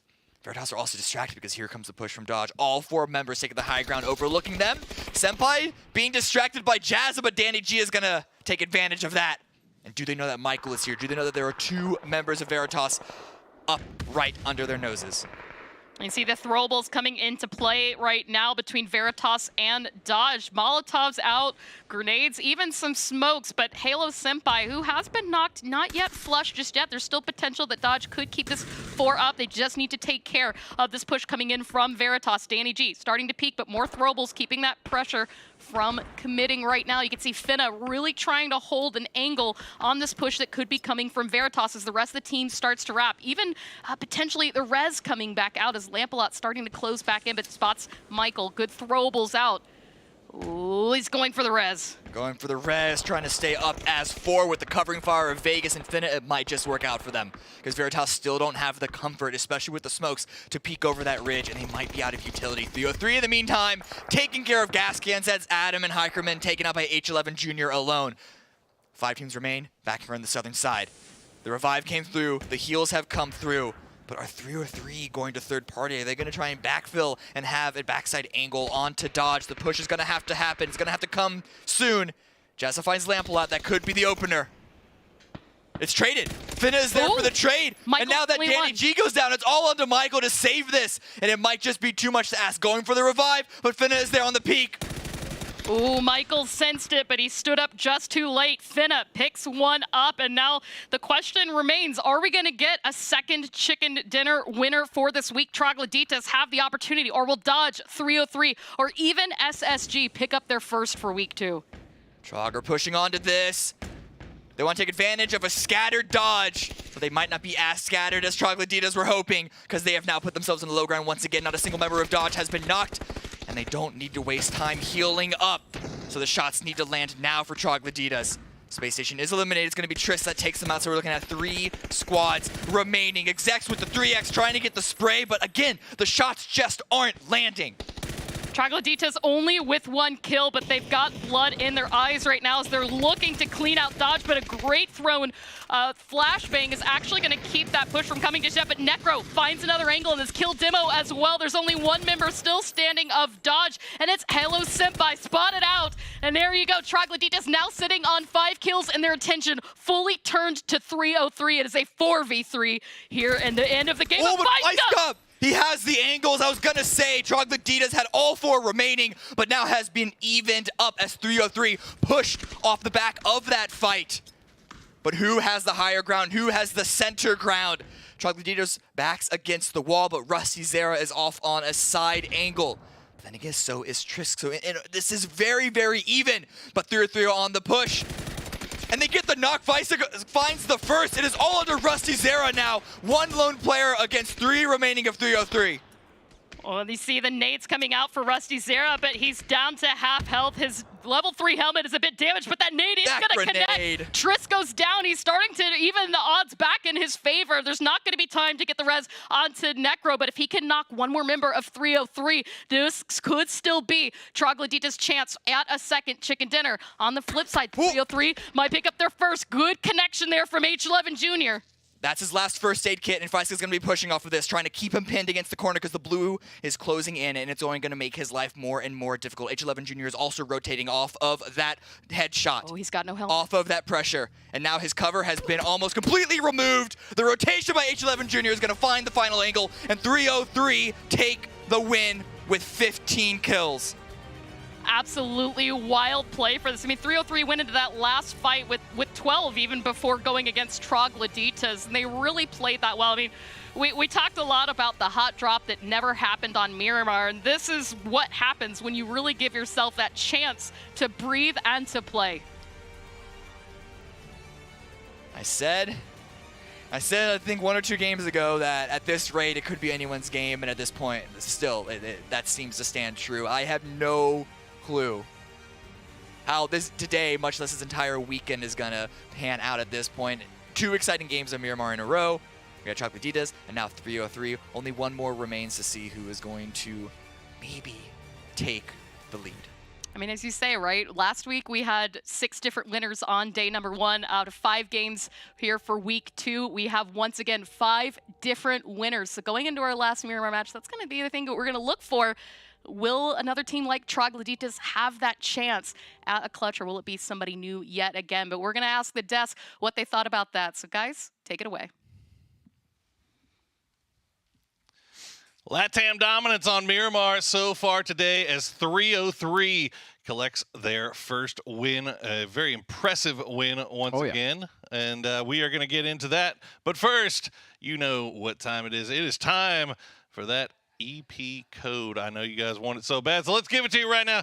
It is going to be PGXEGA57HWCT. Why are we pointing at me? What did I do? Just the concentration. I don't want to screw it up, okay? These guys are relying on me to make sure that I know how to get it. It's just by the time you read it off, like 30 people have already entered it from looking at the people that are counting on you to read that off are just really boned. If they're looking for highest speed from me, I'm not built for speed. All right, I'm built for very short distance rolling like a boulder. Yeah, no, I get it. Once you get going, you can't stop. Yeah, there you go. Exactly. It's like Juggernaut. Speaking of Juggernauts, look, 303 does get that win there, but Troglodytas, that almost looked like they were about to go back to back. It did, and to be completely honest, I really loved they were playing kind of that east side of the Rumblers compound. And the interesting thing about 303 as well that I'm going to point out is they were there too. They actually pulled off of the fight with Trog beginning, and then they met up in the end again in that last kind of squad battle, which I thought was kind of cool. Let's take a look at the highlights from that one, see how we got from the beginning of the game to the end of the game, Matrim. I just cut you off as soon as you were about to say something. Oh, no, that's okay. Really what I was going to want to highlight is the fact that let's start off with Latin America coming in strong. Times. Good right now. Miramar feeling pretty good. Troglodytas coming in 2 different games, but it's the terrain at the end that I really want to take a look at. Just the verticality of Miramar. I know we were talking about it beforehand, like being excited moving into Miramar. This is why. These are the types of games that we want to see. Look at the range, the distance, the maneuverability that you have in these different sections of the map. You could just see it being constantly exploited to where we had so many people alive whenever we move it. Like, look at the amount alive right now. And then we're going to move into Circle 7. And I think only 10 people are going to have died. And it just leads to this very stacked hillside fight where it's all just like peeking around these very steep hillside angles. That's honestly, that was always one of my favorite things as a player, but also like as a spectator. It's just Miramar generally, I say generally, tends to lead to more to more play on foot and fighting on foot, right? Where it's less reliant on vehicles simply because some of the vehicles just struggle getting up some of these hills. But a lot of the squads are a little more freeform. There's a lot of ridges, there's nooks and crannies that they can kind of embed themselves in and kind of have these cool fights.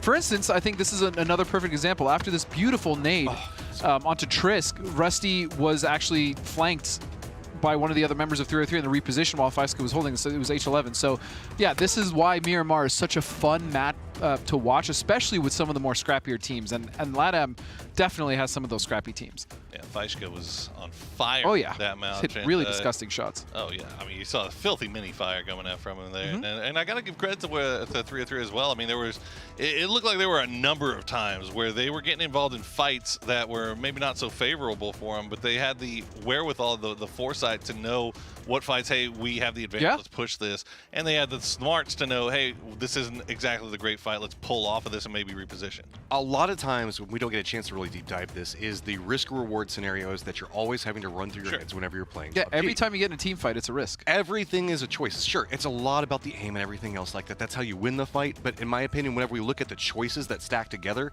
that's usually what denotes success for the teams. And we're starting to just see that showcased most notably on Miramar more and more with these teams. Now, speaking of that, a team that is making very good decisions but not seeing the same success as last week is Dodge. They had an opportunity inside of that one, and whenever they came around the corner, they just didn't have the right angle for it. We saw them have a very strong week last week, and this week they haven't been able to find the chicken dinner yet. Well, it was the reposition actually from both Trog and 303 that ended up kind of biting Dodge in the butt because they got pinched a little bit, and then they just got cleaned up. But overall, I still maintain what I said last week about Dodge's their macro is good. I mean, they're getting themselves in good positions to potentially win the game. Their rotations are clean. The fact that they're not allowing themselves to get backfilled too much, especially when Circle's popping. So I really like that. Even when Circle's popping, they're also moving like 5-10 seconds before just to make sure they get where they want to go. So that, I totally think Dodge is killing it. However, yeah, sometimes they do find themselves sandwiched between a couple teams, maybe making some hasty plays, but overall, I've been impressed with them. I think this event. I got a little excited because we did see that Vegas had a bolt action in his hand. Had flashbacks of several years, you know, ways back there whenever it was still young Vegas before he could even technically play in the MPL. Remember that? Yeah. We're gonna be bitter all those many moons Vegas ago. Yeah, now he's just mad, angry Vegas. Picks up just old. Bolts every once in a while, like, oh, I wish I could still shoot. Wish he could still. That kid's still cracked for sure. Look, you know, again, we touched on it a little bit already, but Troglodytes, you know, going into the late game there, still once again managed to keep 4 up. Yeah. And they managed to find a bunch of kills. I mean, that fight against Dodge was clean. I mean, that you're not going to find a it was V clean. I agree. No, it was very clean. On top of the fact that I feel like Troglodytes actually has such a good pedigree when it comes to team fighting. I mean, we're talking about team fighting. They are a very aggressive team. We also got to see that a little bit at PGIS. And then now with the addition of Execs, who has been really phenomenal, I think, so far for them. I wouldn't be surprised if they actually start to climb to be one of our better team fighting teams in this lobby. They've been looking great, Matt. Well, the takeaway whenever I look at them is just the fact that whenever they take fights, they know exactly what their win condition lies into. They know how to play the angle. Like they already know how somebody's going to approach them if they play it passive. And very often, like I'm a big proponent for talking about the fact that whenever you're playing PUBG, don't be the reactionary team. Be like making everybody you want kind to be of proactive rather than reactive. Yeah, they do a very good job of kind of counterplaying around that and just kind of like setting traps, let somebody come to them, and then counter pounce onto it to where a team is just not expecting it. It does bite them a little bit sometimes. Sometimes. Yeah. But I agree. No, I agree with your points. And I think that's why they're actually such a fun team to watch as well. I mean, we talked about it again at PGIS. I mean, that core roster has been really solid, and they've been around. I mean, Kill Demo really impressed me, but Necro as well, and Rusty. I mean, these guys have been playing for a while, and to see them on a team now and finding success here, especially in the Americas against, you know, your Sonics, your Digs, your TSM FTXs. I mean, they are definitely one of the better teams, I think, as long as they can keep the consistency going. Well, speaking of Sonics, a little bit of a dry spell for them going on right now, and that's allowed Troglodytes to catch up, and I think they're only, 1 point away they're close from that first place spot. Do we see Sonics being in first place at the end of the day, Matt? do I talk trash about them so that they win the next round? Like, that's what happened last time, right? But there is Sonics has been kind of coasting, and I don't know kind of what's been going on. They're making plays, but they're just not finding the same opportunities and successes that they were fighting for. And it's not like there's a commonality with it. I.e., they haven't been getting circle luck. I don't think that, because a lot of times we do see Sonics actually fight their way into Oh yeah, circle. I don't think circle luck is the reason they've been doing it. I just think these last couple games have been rough for them. They've absolutely been fighting into those circles they've been getting. I haven't seen a commonality on why Sonics isn't succeeding, and that usually means that it's just like I honestly just think the other or something like that. I just think the lobby's also getting a little more adjusted and comfortable, and because of that, it's getting a little harder. Regardless, I still think Sonics. I wouldn't be surprised if they're on top.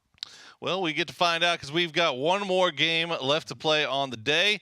Let's all get over to that caster desk so we can hear how this thing is going to end up with Clover and Cameron. Get on over here. We don't need them anymore. Listen, we got one more game left. We want to see if we're going to repeat last Friday of 6 individual unique winners a second time, and so far it is looking like it. Yeah, I mean, it was very close there at the end where we thought maybe Troglodytes could have been our second consecutive chicken dinner winner, and 2 in a row at that. But with that in mind now, we are getting into the last game of the day. And I mean, looking across all regions, this has kind of been what we've seen. We haven't had a team really run away from the lobby, which is something we were kind of talking about at the start of the day, if that was going to be something that we've seen. In fact, even haven't really had a team run away with kills. It's all pretty close right now. It is. And this plane, pretty close to the south. It's a very, very rough plane for a second time.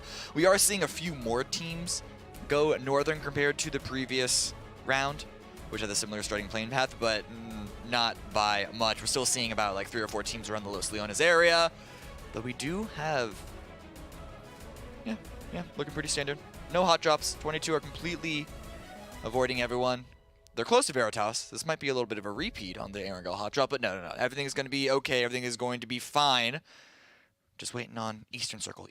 Come on. Island. I want it. Like, in a chat, like Paper Thin, send us your mojo. He has had these. We want them. And you can see as well, I mean, going on to 303, the Power Grid hot drop is not a thing anymore. And that allotted them the opportunity to make it up to the late game, get themselves 16 kills last match, and find themselves with a chicken dinner. So a good leap on the leaderboard for them. You know they've got to be feeling great going into this game. Not to spoil the circle, but there's a reason Faiska is leaving Power Grid to loot up, because he is trying to also put himself in a position for the center. But yes, here are... Okay, no one look at that. It's fine. He lands it. He sticks the landing. Currently in 15th place, Pick'em Challenge. Currently 13th place after last weekend, but the win from the previous game is going to put them in a really good shot to grab a good chunk of change at the end of week number 2. You know, with 303 as well, I mean, they've had a little bit of a struggle coming into this event. They did finish 6th in the LATAM groups. They kind of came in at a little bit of a lower point, and they've struggled a bit on Erangel. But Miramar, now that we've taken that hot drop away, I really think that this could be the map where we see them flourish and see them have a little bit more breathing room to work themselves from. And T-Plants, Faiska, H11, Trisk, I mean, they are fraggers, and you give them that opportunity, that room to breathe, and they're going to find some scoring chances with that. As we take a deeper look into their stats here, their kills, damage, assist, and beyond stack up against the rest of the lobby. I'll be honest, we've been spoiled by Dignitas and definitely Sonics. This one looks very not great, even though it is above average across most of the metrics. Their headshot percentage especially is looking really, really strong. You can debate how valuable that metric is, but still, it's a stat, and we're tracking it. You're welcome. And I think, too, as well, I mean, we've seen 303 is a little more careful to take some of the shots, especially since a lot of their engagements tend to be a little bit earlier on and kind of wait to see where that fighting is. And you know what? All right, if we look at the stats on the fact that they did not survive a lot of those hot drops, definitely was a bit of a problem. But let's take a look now over at the map again. Gas Cans and SSG, E-United, find themselves center early on yet again for the 3rd Miramar in a row. And a question kind of comes, are we going to see a clutch, a chicken from one of these teams, maybe even from Wildcard?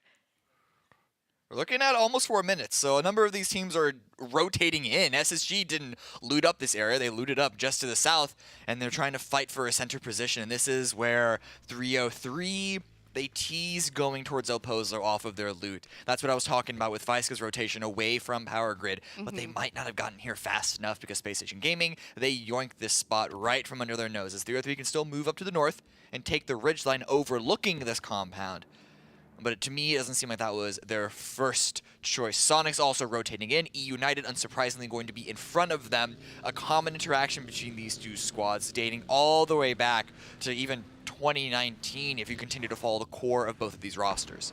And as well, we had so many teams take their alt drops. This was a very low southern flight path, you know, from the 3 o'clock to the 12 o'clock. And so for the teams that like to go a little bit more north, land towards Pozo, San Martin, Al Zahar, Dignitas did manage to long drop and take that position. But a lot of teams like TSM, Dodge actually took a more southern drop out. And so we're going to see a lot, once again, I think a lot of early rotations of teams kind of getting themselves into each other. But we've also got that little bit to the west of unplayable area of the map, that little kind of shelf shadow area you guys see there on the left side. That is all mountaintop. That is completely unplayable, unreachable. And so once again, we're kind of having a Miramar that's not 100%. Unreachable. Just wait till we get that balloon pickup, emergency pickup in the competitive mode. No, yeah, it's not. I would love the I've balloon tried. competitive. I've tried. It doesn't really work. It's not much. It's just a little kiss of unplayable. It's like where the Georgia Pool Bay like sneaks a little peek, like leans into the first circle. I don't think we should worry too much about it. If it shifts towards the west,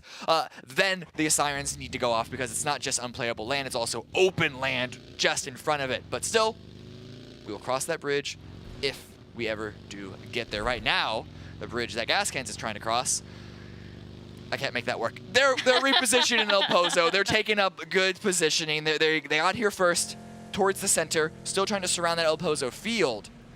But in Rage, they are among the teams, along with TSM, that they are neck and neck with, that are having to come in down from the south. They have Dodge in the area, got Crutch in the area, and you have Latin Dominus and Chocolatitas that are going to be the first potential teams that these southern rotations could be driving into. So, you know, we might see a fight. It's something that we don't often talk about.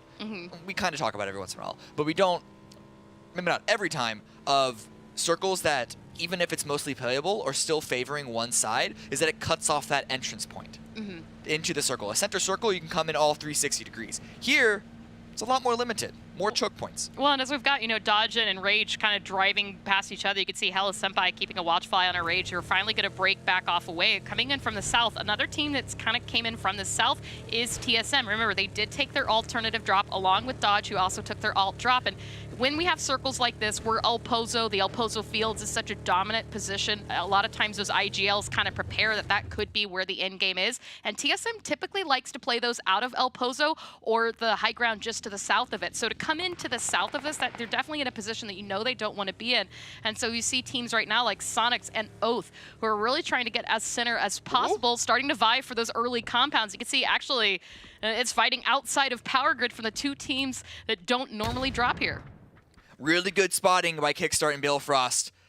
Looking over Snakers and Relo, they spotted out this approach by the Sonics, and now Oath are going to be able to retreat without taking any damage. This is the value of having splits. Fortunately, I guess unfortunately, they now have to group up and they have to give up that split, but again, they don't take any damage for it, they don't give anything up, they don't even lose any resources. It's actually Sonics that waste resources by throwing grenades in an area that is now devoid of enemies. Well, and as we've seen too, in these, especially phase 1, phase 2 circles and fights, Oath, once they get themselves a free out, will pull back away. And that's exactly what they're doing right now. Managed to get 2 in a car and condense back down to that northern part of Power Grid, letting Sonics have that space. And as we can see, just about everybody is inside the zone, and Rage driving in right now to the south, Dignitas coming in north of San Martin behind 22.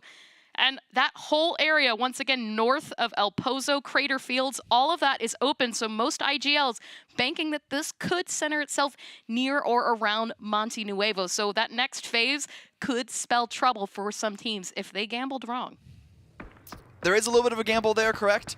But it's also because this southern plane means that everyone is going to have to rotate through other teams to get to the northern part. Unless everyone just like backs away, unless Gas Cans went all the way to the north, unless Wildcard went all the way to the north, 303 all the way to the north. And so in a way, just the danger of rotation keeps everyone here towards the south.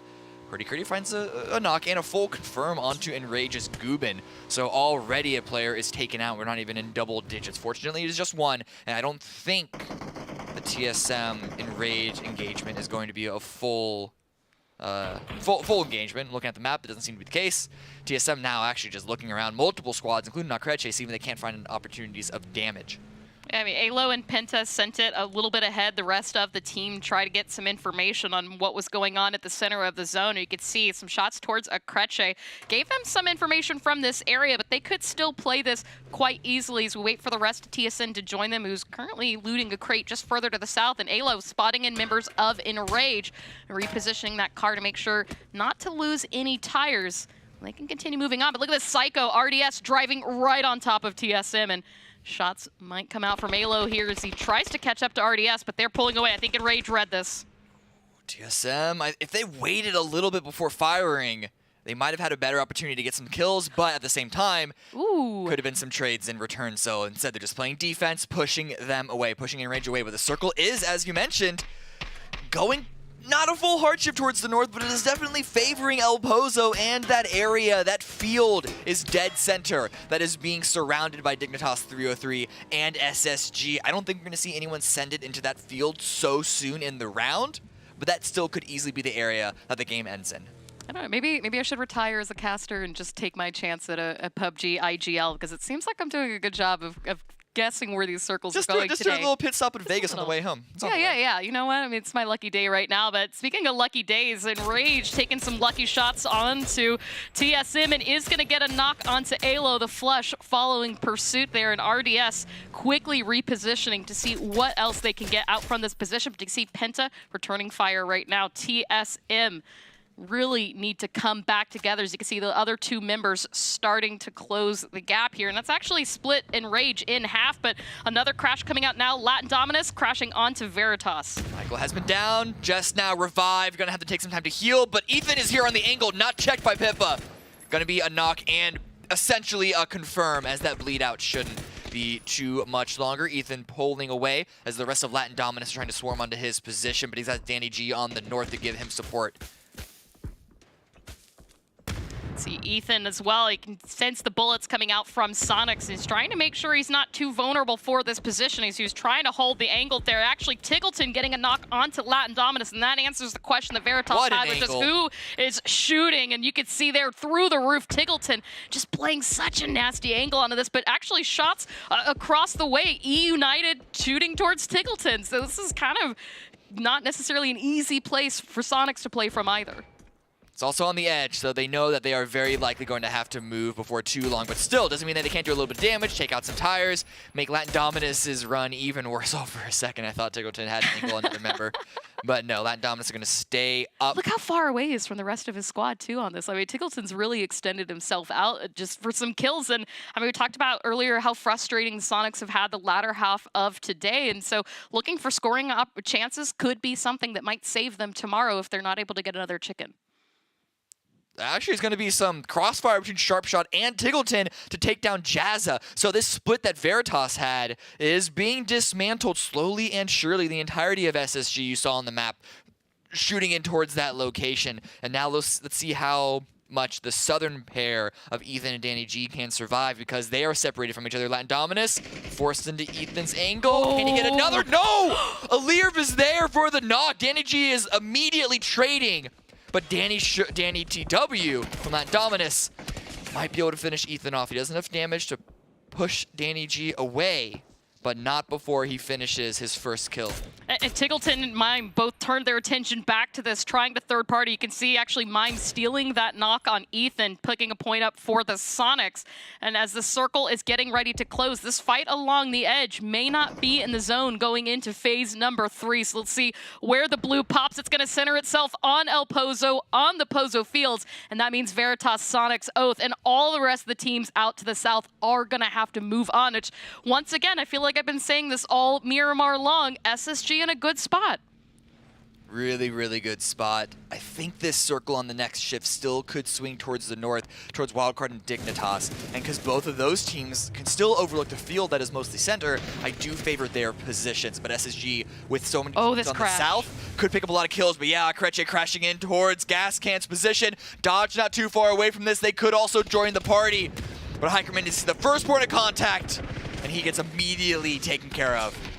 Kreche coming into this so confidently. Do get 2, but it's traded. Oldless lands a grenade onto Viz King, and you can see the smokes coming out right now at Kreche, hoping for a res onto this. Nico's doing the same as he tries to pick up at least one member of the Gas Cans. Dodge just beyond this hill, also seeing if they can capitalize on this fight and maybe pick something off the edge here.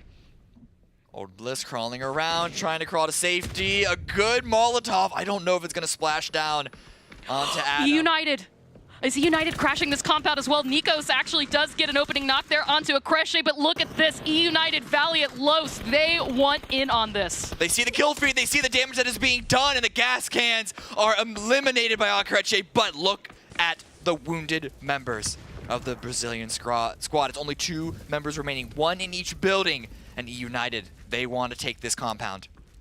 Kreche lying low, quite literally laying snakes in the grass, trying to stay alive as they heal back up. Members stuck upstairs, but you can see throwables from United as they try to clean up. And meanwhile, Dodge finally joining in on this fight as well. It's a really unfortunate circumstance for Kreche. He's now pinched in the middle of this, but you can see Lamp a lot, seeing if he can spot an angle. It's such a powerful position because whoever wins this fight can have overwatch of the field that is center of the circle. And that's why we're seeing Latin Dominus joining to the party. Troglodytas and TSM also not far away from this. This could be a battle royale within the battle royale.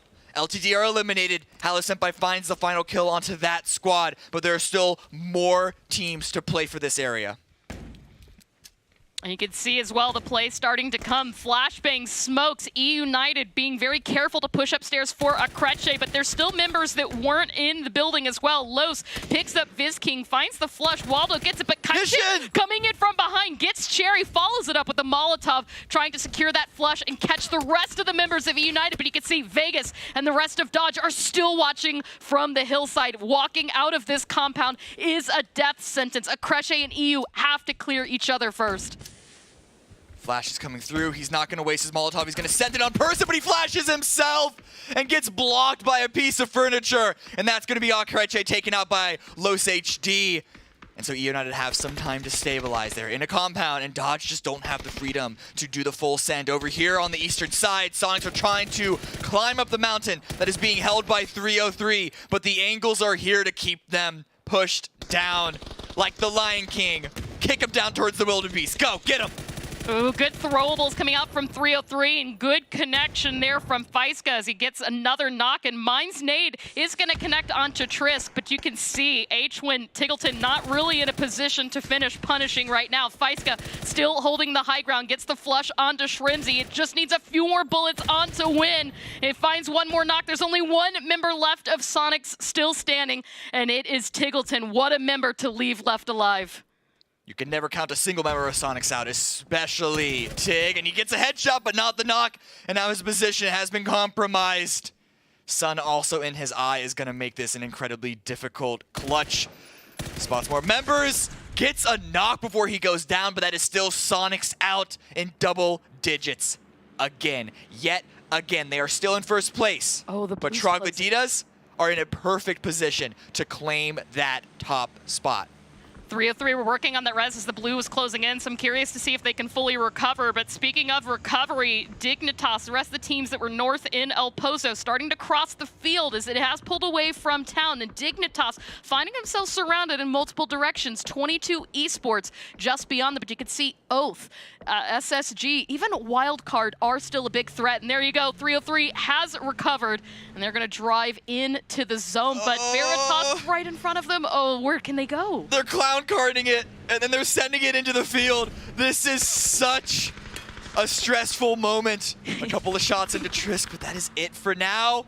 Oh no, don't overcomplicate things. They are sending it way too far, but they're finding the space. But the crossfire from Dignitas is coming on through. Shinboy does get knocked by Zealot, but Punich is here to finish off the rest of 303 if he can't find the angle. Punij was north, has a prime position for this, and that nade! That nade could be huge! T-Blitz and Feist got a little bit of confusion. They were able to survive that, but that's just going to take them right back into the line of sight of the rest of actually, Oath. Kickstart is going to get the knock onto Feist as he tries to crawl back to T-Plins, but Punij has the space he needs to close in on this. He's got one more frag throwable. He's got some mollies. He could take care of 303. This is such a vicious... Oh my god! T-Plex is alive! He is alive. Feist has been confirmed. But Punij still needs to take care of that last member of 303 in order to make Dignitas's plan work. Look at the split that they have. How ambitious of a play is this so late into the game? But they want to control this field, expecting it to be the end game. But it's not. It's on the ridge. Dodge and E United.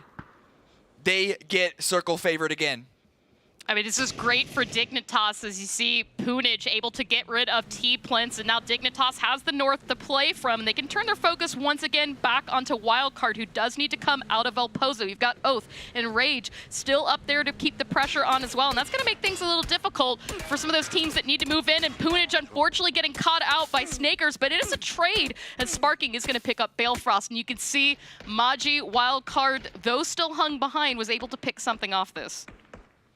2 members have been knocked for Oath. They're going for the revives onto one of them, but Snakers doesn't have an opportunity to go for the second revive onto Rello because he knows that Wildcard could be pushing in off the back of those knocks, and that does seem to be the case. Pressing up above the ridge, Kickstart has the first on to Zray. Zealot goes down as well. So these vehicle sends just aren't working out for Wildcard. That is 3 down. It is all on to T-Sock left. Damage back and forth, and they have the position. Oath are going to be pushing onto it, but Finna is there with the backside with the shots onto Kickstart. I mean, T-Sock's like 15 HP right now, and you can see RDS actually try to find an angle on this, but that nade from Balefrost is going to be enough. Wildcard eliminated, but remember, Oath still not alone. Meanwhile, down to the southeast, Troglodytas, TSM, and SSG vie for the edge of the zone right now as Kurt trying to get a res onto Penta, but look at this pressure coming in. Oh my god, Troglodytas, they want this. They have the spacing, and Dodge is helping them out, but Kildemo is not deterred. Tried to go for a clutch, and it just was not going his way. And so now Troglodytas are out. Sonics maintain first spot. And now the next team in the biggest threat of being at the top of the leaderboard by the end of the day is going to be Dignitas. 3 up, 25 kills. But if they can get a win, they will put themselves in undoubtedly the best position. RDS, the last member remaining of Enrage, has been solo playing this out for quite a while. Will he be able to sneak I don't think he knows he's there. Nope. Kickstart's not looking in that direction. So focused in on Dignitas. No, there it is. There it is. Bye. No, not bye. He made it to cover just in time, down to 45% HP, and now Kickstart is wondering, are there more people coming from that same area? We thought it was just Wildcard. I think that's what it was. You know, like, well, did we count this wrong? I mean, who is that, right? But RDS has been kind of keeping his head low for multiple phases there along the edge. But at this point, Oath knows exactly where he is. Dignitas knows where he is. There's not really anywhere else RDS can go from this position. But back down to the south, this positioning between SSG and TSM is something to keep an eye on. You can see, though, anytime they're peaked, Dodge, EU, really punishing both of these teams. RDS took down a member of Dignitas, so he's keeping himself up for now, but TSM running into SSG. Purdy Curdy goes down to Roth, and now Luke is trying to get a little bit of a trade. He doesn't have the comfort to go for the revive just yet, and this shift could be a double-edged sword because it goes in their favor, but it means that SSG can continue to commit onto this engagement. More throwables, back and forth. No one's been knocked besides Kurt just yet. The shots are not clearing out the space, clearing out the pressure. And no revive option for Kurt as he does bleed out. I mean, a big thing that might help from this is that E United now has to focus on Dodge and the rest of the teams that are going to be pushing into the zone and potentially hold off a crash that is, as you said, going to give TSM and SSG a little bit more time for this engagement as you can continue to see what's left of TSM. Try to grab any resources from some of those loot boxes and just play this low and slow. Roth, Civ, and Keenan also kind of really letting TSM do the thing. I mean, they've left Roth to keep an eye on it, and the rest of SSG has turned their attention north. In the same way that EU United now have to watch for dodge, SSG need to be aware of any sort of refugees from the field. We're looking at Dignitas and 22 Esports. And so they know that TSM have very little space to move around with. As long as they keep one member looking in that direction, they can still maintain control of the eastern edge of the circle. Now, Oath trying to continue control of their position, but they have to push through dodge, and they know that RDS is still in position. Dignitas, though, trying to send it in vehicles. Their field play did not work out in their favor, and they are fighting for some sort of position, but they're still not in the circle. They have 22 in their way, and Oath, a similar position of their own, trying to send it, and they're going right into dodge. I mean, they've got this dip to play from, stopping short of dodge, but it's still not quite in the zone, and Snaker's actually taking a little bit of damage from 22, and I think potentially even that Murado, but Lampalot, Vegas really melting into Oath, but again, still needing to be careful of the peaks. Every time they really extend themselves over the ridge here, 22 is getting damage into all of these guys. This was such a good play by Dodge, because they actually walked away from the circle for the first few moments of this shift, of this phase, because they knew that they needed to clear out all of these members, and Oath, they have been completely decimated. It's just Kickstart remaining. Couple of shots from Haze 10, 22 trying to keep themselves in this, trying to take Oath out because they want to be in the top 5 again. And there it is. Rocket's going to find the final bullet onto Oath. But 22 still don't have a lot of room to play around with, looking at 5 teams. Who is going to be the first to fall, and where we see our top 4 podium finish. And really the only team that's still 4 strong right now is Dodge, but of all the teams remaining, as well as could be, once again, that new chicken. Good shooting out from Civ. More opportunities, like 9 kills for SSG. And still, even as a 3-man, they've got such a dominant position in this zone. 10 seconds until the circle closes. We'll see if Phase 7 favors any one of these teams. He's 10 in his vehicle, but he doesn't need to push any further, because his position is just barely inside the circle. It's going to swing down towards the south. EU United still don't have to move, can hang out in their compound. A TSM as well can just focus onto SSG's position, because there is no threat of EU United, no threat of Dodge. In fact, those are 2 teams that are going to be fighting each other, and who really knows what options 22 are going to see for themselves. I mean, the question is really, what is Dodge going to do here? They're the only 4-man still up, and they've got this free wall to push onto EU's compound, but then they're going to have to really fully commit to this fight and try to come out of it on top. But right now, 22 shots onto SSG on Civ, and you can see Keenan with smokes out, trying to get the res and keep them up alive. That's huge, though, because it's allowed Haze to actually get up with Rocketball, which is still not in the circle, but they're grouped up, and they can try and maybe deploy a smoke wall or something to get inside the zone. But now Luke is pushing off of this. He saw that in the kill feed. They know where SSG are. Roth is looking in that direction, but he is so focused on Penta's position. Luke could be a huge surprise factor here. I mean, whoever gets the opening knock might be the one to come out on top right now, but you can see damage traded out between both TSM and SSG. Throwables are out, flashbangs are out, a molly is out, but nothing quite connecting right now. And Luke 12 being careful. He's in the zone. Remember this, Penta is not. Penta trying to really wrap around SSG and just see what damage he can do into them. Great play by Luke. Tried to go for a sneak attack on SSG, but didn't overcommit once his position was found out. So he's going to fall back, and they're going to focus on the southern side. We did see in the bottom right a little bit of an engagement from Dodge onto EU United, but Tenta is holding the line against SSG. Uncivil goes down. If only he had some frag grenades to follow up. Hopefully these Molotovs can deal a little bit of damage, can delay the push, because 22 is backfilling. I see that smoke wall coming out, and actually that Molotov landing very close to SSG. Had Unciv just been a few meters to either side, he would have fallen, but Haston actually spots him out. 22 waiting for SSG, and a trade comes out. Keenan the only one still up and standing here, and this could be huge for TSM. They are pushing on this, but I don't know if they're going to be able to cover the ground in time. Rocketbell is still here, guarding his teammate, picking up some meds, picking up some utility. It's going to be 22 that entirely wipes out the remaining members of SSG. We're looking at the top 4. And TSM, they know that there is a wounded 22 in the area. If they can take care of Roggy, they can control the eastern side. There you go, Roggy taken care of, and TSM careful not to take any damage from Dodge, who right now is fully focused into EU United. This could be the chance TSM needs for a chicken dinner if EU and Dodge can really tear each other's numbers down.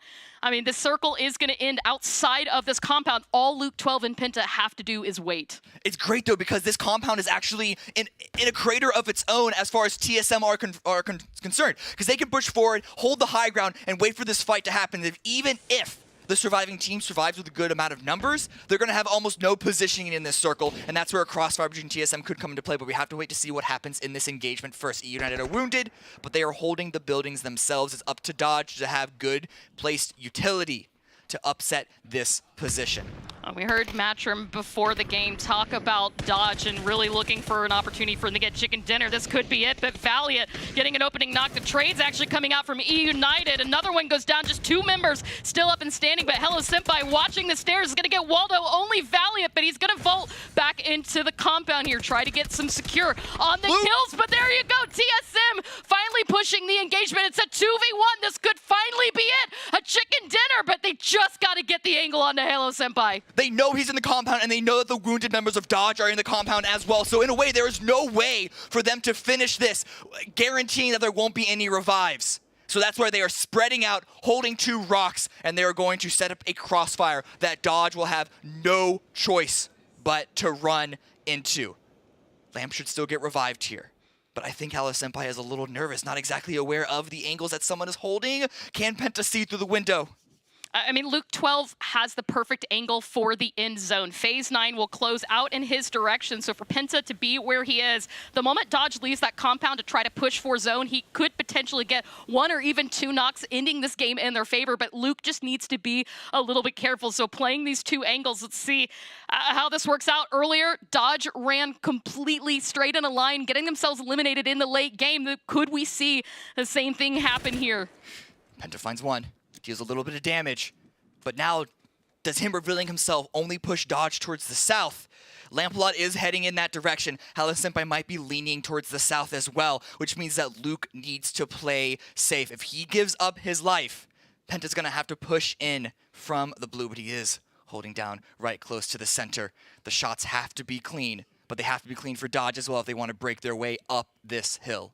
Yeah, that communication is coming out right now between Penta and Luke 12, waiting for this push coming in from Dodge. Meanwhile, throwables, Lampalot hoping to get a knock, and it goes just too far, doing only 28 damage onto Luke, but he's going to stand up on the rock, try to trade that back out, and catch Dodge as they leave the compound. He saw Hello Senpai, but didn't quite connect with anything, and a flashbang might be enough for Penta to do some damage onto them as they rush up this hillside. You can see Luke 12 focusing on the center of zone. But he is not overcommitting. That's the huge thing. If he tried to commit to that spray on Hello Senpai, he could have easily been taken out. So they're trying to keep them cornered into this pit on the low ground. Oh, Lampalot. And the pressure, yes, Lampalot is pushing up. Penta is hearing the footsteps, backing away, playing with his teammate, playing for the trades. Both these teams, both these duos are playing for the trades. Who's going to get the opening knock? The spray comes out. Oh. Penta finds the first. It's all to Hello Senpai to try and clutch this one away from TSM FTX. Penta really trying to figure out where Hello Senpai is, and I think he saw him. Shots out, and there you go. TSM has finally done it and gotten themselves a chicken dinner. 12 kills, as well as they clutch out the final game of today. Not just is this TSM's first win of PCS4. With that win, they have the kill lead and are going to be holding down first place over the Sonics.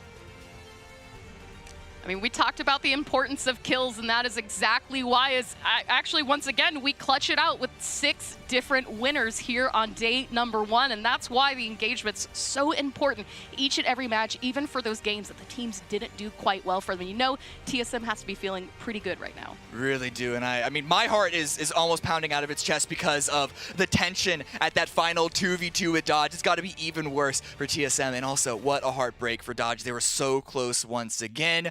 Fortunately, this isn't the end of the event. It might be the end of the day, but it's not the end of the weekend. To sort of put a bow on the day, however, we're going to throw it back to the analysts as they wrap Friday up. Thursday. It's Thursday. Thursday up. Yeah. TSM FTX FTW for the win in the final game of the day. And there's a lot to talk about to break that one down. But first, foremost, here's your code for 850 EP BJ 5G. You guys are childish. 9ZQJHRLM. And that's That's going to be our last 850 code for the day. Now make sure you tune in tomorrow for some more EP codes as well, and then we'll also have a pick'em code. Oh, how the faithful are rewarded. Yeah, you excited about that? That's the CLG meme. Is it now? The faithful have been rewarded a little bit here, you think? Ye of good faith. I mean, it's about time TSM got the win. And man, what a crazy way too in that 2v2. I was getting a little worried. Penta proned. You guys heard it. I was kind of yelling at my screen. You might have your ass off your stomach and get the frags. But no, that was beautiful to see. And I mean, well played to Dodge. They went through hell in those double two stories. So yeah, they did. It was a good game. TSM finally. I called it today or tomorrow. Feels good. Feels good. There you go. Well, what got me was the fact that we saw the grenades come out over towards Luke. Yes. Nicked him just a little bit, but then he had the read to reposition and go back around the rock. Didn't see anybody, knew the fact that they were already pushing him, and then shifted back away from that, and then had Faith and Penta on the other side to protect. And then once they got a read off of what the movement was happening, moved to each other to like counter protect each other. And then Penta. I know we've been talking about Penta for so long. My my other son. Everybody always talks about Jurassic, but Penta is my other son, and I'm so proud of you, Penta. So proud. Yeah, he also hit some absolutely disgusting headshots with that red dot. True. I mean, he's peanuts. It's pretty nuts. Absolutely peanuts. Well, let's take a look at the highlights from that last game. I know we are very excited about TSM finally getting that win, but it was a long way there, man. It was a long way there, and it wasn't always looking very, very safe. Dude, I mean, you're saying do it like we didn't already see. Wait, do you mean the fact that the highlights might just show somebody missing? Oh, that would be super toxic. Well, talk me through them then, Matt. No, you're judging me. Now you do this thing. Oh, okay, here we go. Here we go. Latin and Dominus is, I mean,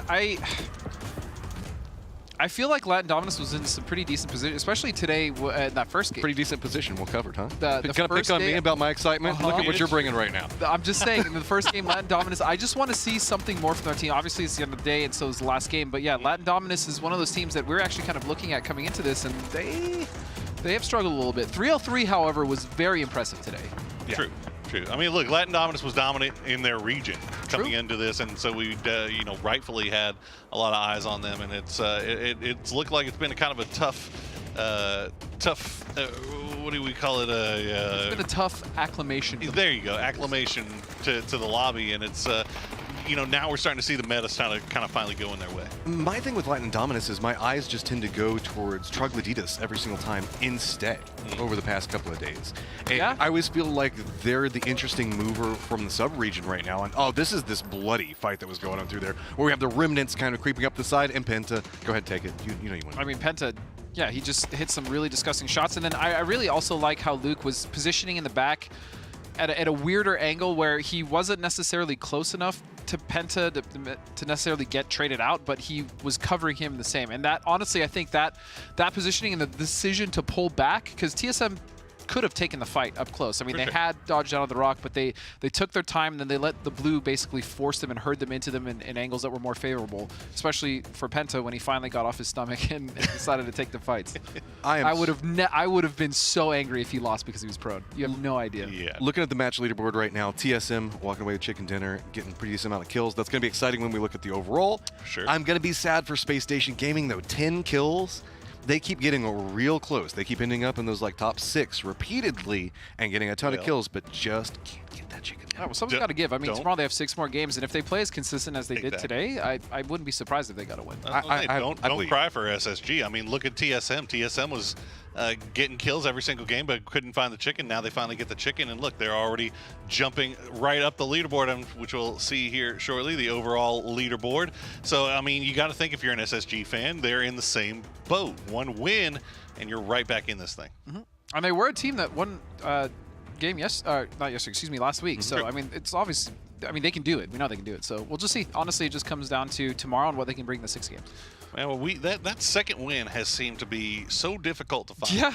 Especially on this first day, and I think that goes to a long way of saying how good and strong this lobby has gotten. And now the LATAM teams, we're starting to see 303, Acreche, Trogloditas, they're starting to get a good read on this meta now, and all of a sudden it's not just, you know, the top 5 NA and a couple and some also Rans. These guys are now starting to come in here and make a name for themselves. Well, on top of that, if you look at the actual leaderboards, this is very close. Oh, yeah. I mean, very, very close, all the way down to like 11th place. It's just one win separating these guys and not that many kills. I mean, Sonic started off strong with 28 kills in the first 2 games, and now they find themselves at 36 after game 6. Well, it feels like TSM started picking up quite a bit of those, as well as Space Station Gaming. Early victory went over to the Sonics, but then it just started shifting over where we started talking about TSM, Dignitas, Trogloditas, and Space Station Gaming very regularly at the end, as well as Dodge. Dodge not picking up as many kills, but we're very regularly making it to the end game today. Right.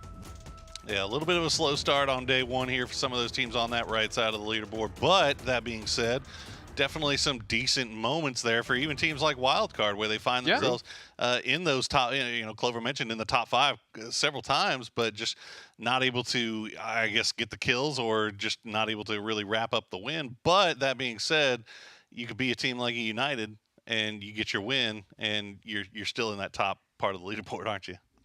Well, I just want to see more from United. I know we were talking about this a little bit as it went forward, but it feels like they're starting to find more confidence, more groove, regularly, again, making it to the end game. And that's kind of what we're looking at whenever we're looking at the most chicken rule, is how often can you make it to that point? Sure, being denied and getting close and walking away with a lot of kills, that's all pivotal.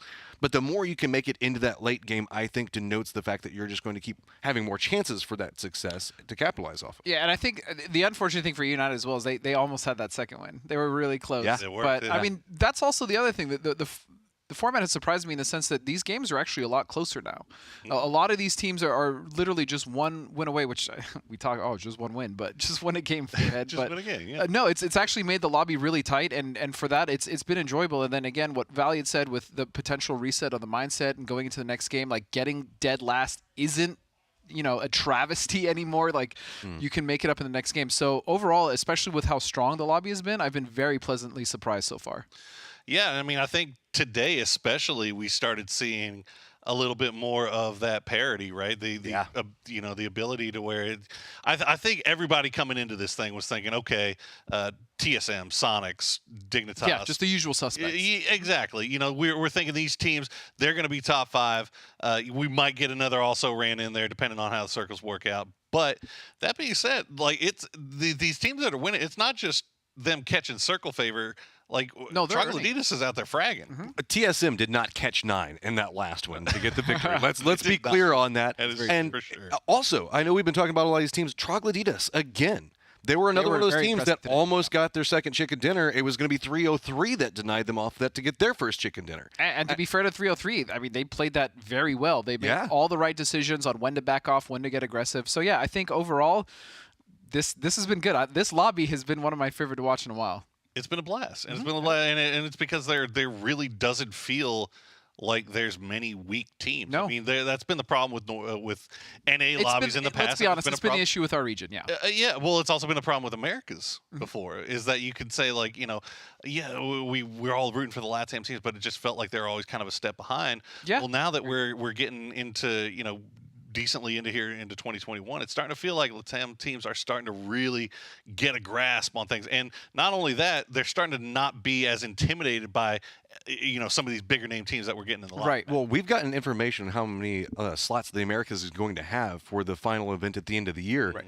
And whenever we're looking at what's going on in this lobby right now, that 6 is going to be hard to pick. Like, I don't think that I could just say, oh, these are our 6 that are going after seeing what we're seeing right now.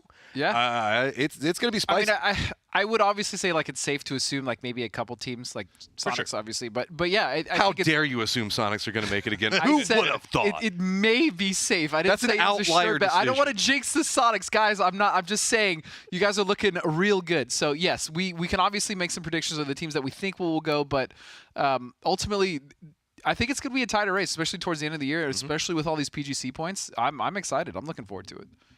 Well, we have a special guest joining us here to end the show off tonight. Another team that is definitely going to be looking for their spot at PGC. And that is going to be T-Plents from 303. How are you doing, sir? Hey, hello. How you doing? I'm fine. And you guys? Doing just great. You guys got that big win today. That's got to feel pretty good, yeah? Definitely. After the first week, we got some, I think, 2 or 3 close games to get a win, but we couldn't do it. So being able to win on the first day in this week feels pretty good. Yeah, I mean, that kind of goes into my first question for you is what's it been like, T-Plants, for you and your team to kind of adapt to this lobby and play against these teams at this level?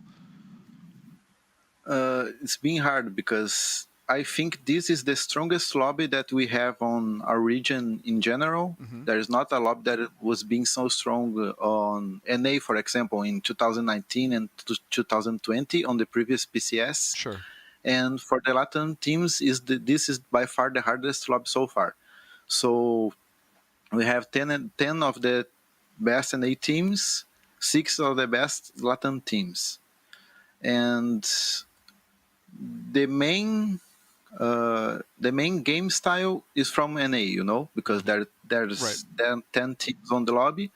So it's a bit different than we are used to here in Latin. There are more splits and stuff, so yeah, it's hard to keep up. Gotcha.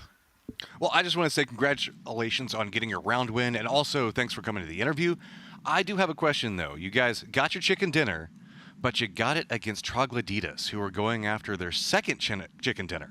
Look at that smile. That's got to bring a little bit of a smile to your face. How's that feel? He knows damn well. How's it feel? Go on. I wake up on my parents yelling after the win. But the win per se, it's pretty good. Feels pretty good. I wanted to ask you a little bit. So, look, we're going back to last week, and you kind of pulled away from it a little bit here today. But the hot drop on Miramar, 303 gas cans. Did you guys make the decision to pull away from that? Actually, Eden contact me on Discord, so if you could get into a compromise, so two teams could be playing Miramar. We weren't going to give it up our grid. That's for sure. If we had to hot drop until the end of the tournament, we would. But we were able to talk to them and get to somewhere where both teams compromise a bit, and both teams could play the six games on Miramar this week. Well, that sounds like a good compromise. Worked out pretty well for your team. Yeah. Let's see if tomorrow we can win another one on Miramar. Well, we hope you can, man. Well, congratulations again to you and your squad, and hopefully we'll see 303 up there again tomorrow. Yeah. Another win. You can count on that. Oh, we're counting on one, maybe 2. Huh? Ooh. Yeah. Oh, we're gonna get 2. All right. Yeah, that's what we like. Let's get a little spicy. So, did you have any shout outs that you wanted to give before we let you go? Yes. I would like to say thank you for all the cheering that we have been getting from the Latin viewers. We know that we have some North Americans that like to cheer for us as well.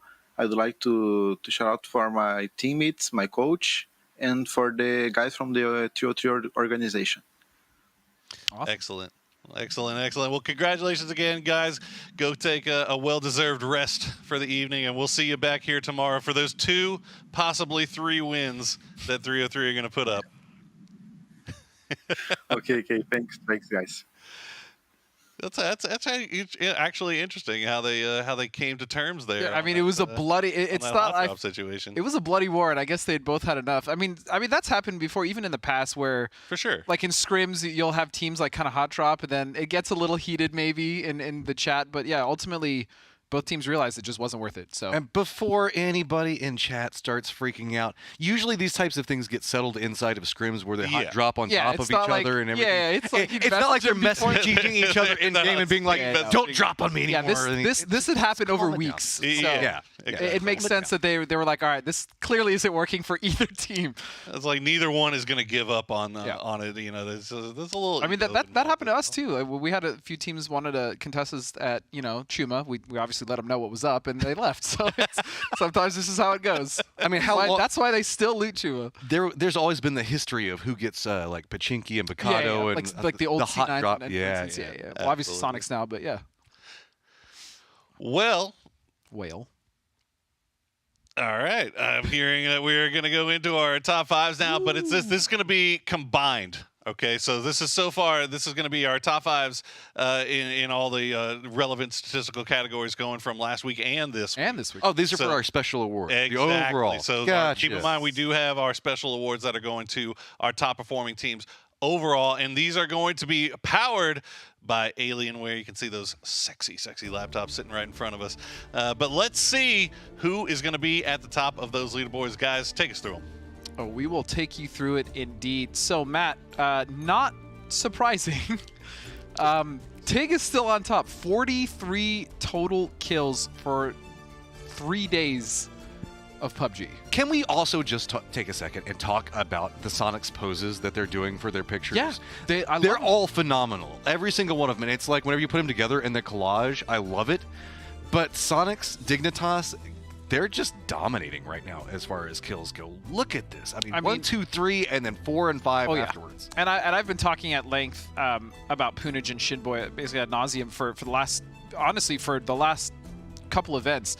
I really think that the experience that these two have gotten and the way that they've been able to shape in this new team has been incredibly impressive, specifically also for Shinboy, because I know he's kind of had it rough coming in and a lot of expectations, and I think now he's starting to get comfortable, and it's very clear that the young talent are starting to come up. So I just wanted to give those two a very huge shout out as well for making on the leaderboard as well. It's been some tough games for these guys. Every single time I see that Tig picture, I'm like, he took that planning to be the top of the kills.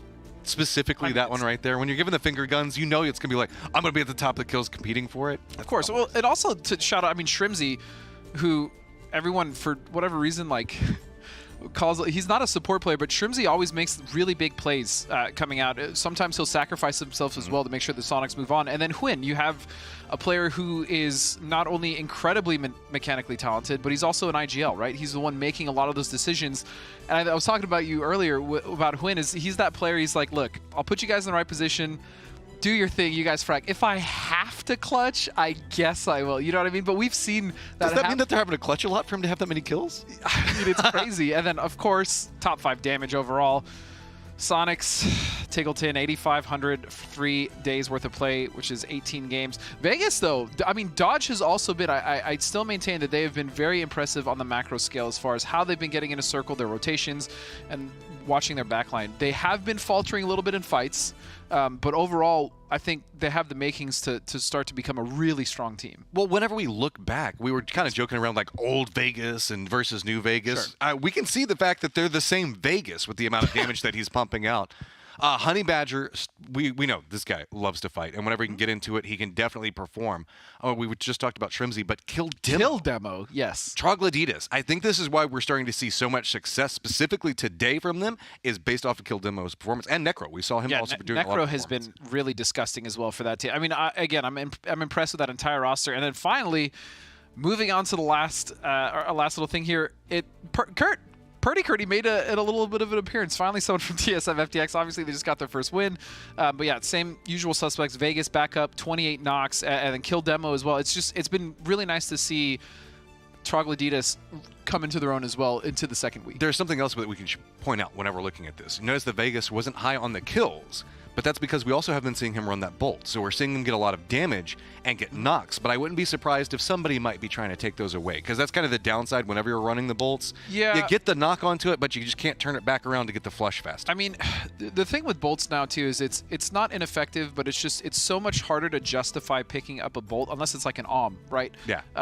Where you could just have a MIDI or like an SKS, like a fully kitted SKS or like an SLR. I mean, you're just putting so much more volume out there, and ultimately in a game like this where mistakes will cost you, it's just most players are going to stay away from the bolt. But Vegas has historically been.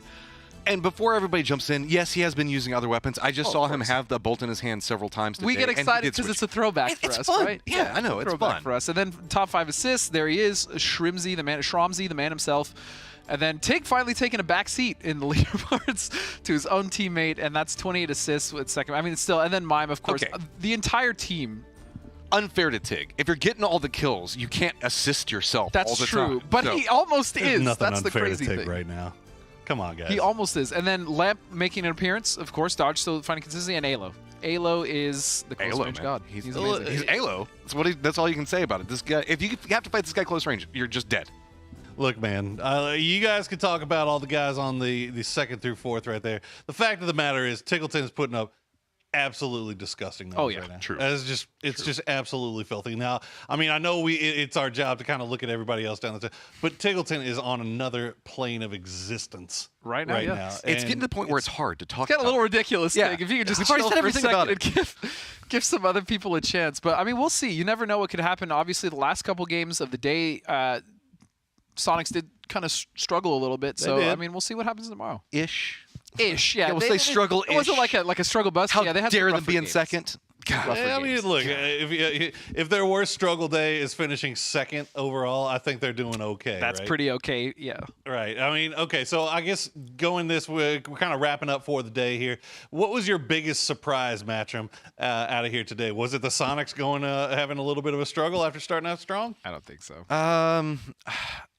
While I saw Troglodytes have a lot of solid plays, I would say them coming out with the strength that they did and almost getting 2 back-to-backs was my biggest surprise. I actually have to agree and kind of steal that, as well as 303. I thought 303 was starting to finally show not only signs of life, but they really started coming together. They got a good amount of kills, especially in their win.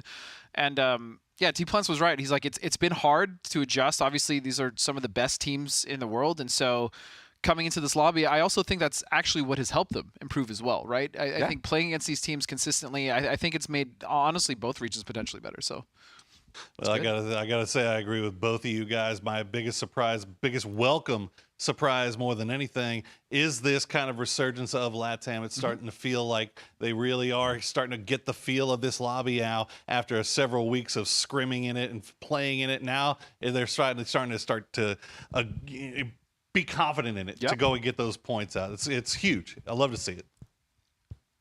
I agree. I also love to see it, and I would also love to see some of the other teams on the bottom kind of get something going as well. Because it's not even just the wins. It's going to happen. Let's be real. This lobby is very strong. The problem with it is the fact that we have such ridiculously strong teams that are eating everything from everybody else. Whenever we're looking, like we're talking about how great Tig's playing, and specifically Dignitas as well, and the amount of kills that Sonics and Dignitas are getting, are making it very difficult for anybody to find those same level of successes. Yes and no. I feel like there's still things that some of the teams can do, because not every team is involved in those fights, right? With Sonics and Dig. So I think there's a lot of things that can be kind of supplemented, especially for the teams that are mainly playing Edge, the ones that are struggling like a Cresce. Yeah, Cresce, Latin Dominus, actually, again, I really feel like they had a great position to win off that first game, or at least put in some more kills. But yeah, they've been struggling. So I'm just hoping the teams on the bottom can start to bring something together. So at the very least, they can end week 2 in a better place and then go fresh into week 3 with hopefully everything. There you go. Kills are kills, though, but wins are wins. Boys, thank you so much for joining me on the desk today. Can't wait to get back with you there tomorrow. But that is going to do it for us here on the desk tonight. But before we go, we want you to take a look at a trailer for PUBG New State.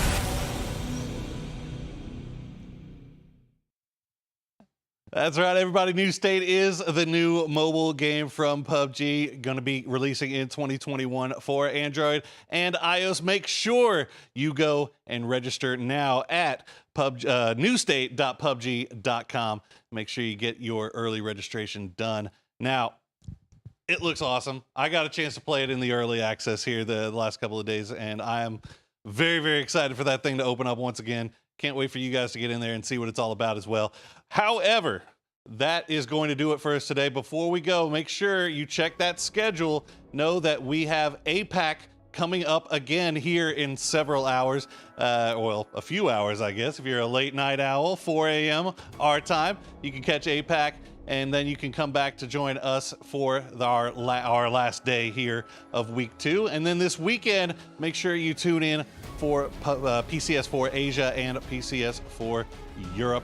I know those guys are ready and raring to go for week number 2, and I know you guys are really excited to see how those are going to play out as well. So that is going to do it for us tonight. Make sure you come back tomorrow, and until then, have a good night.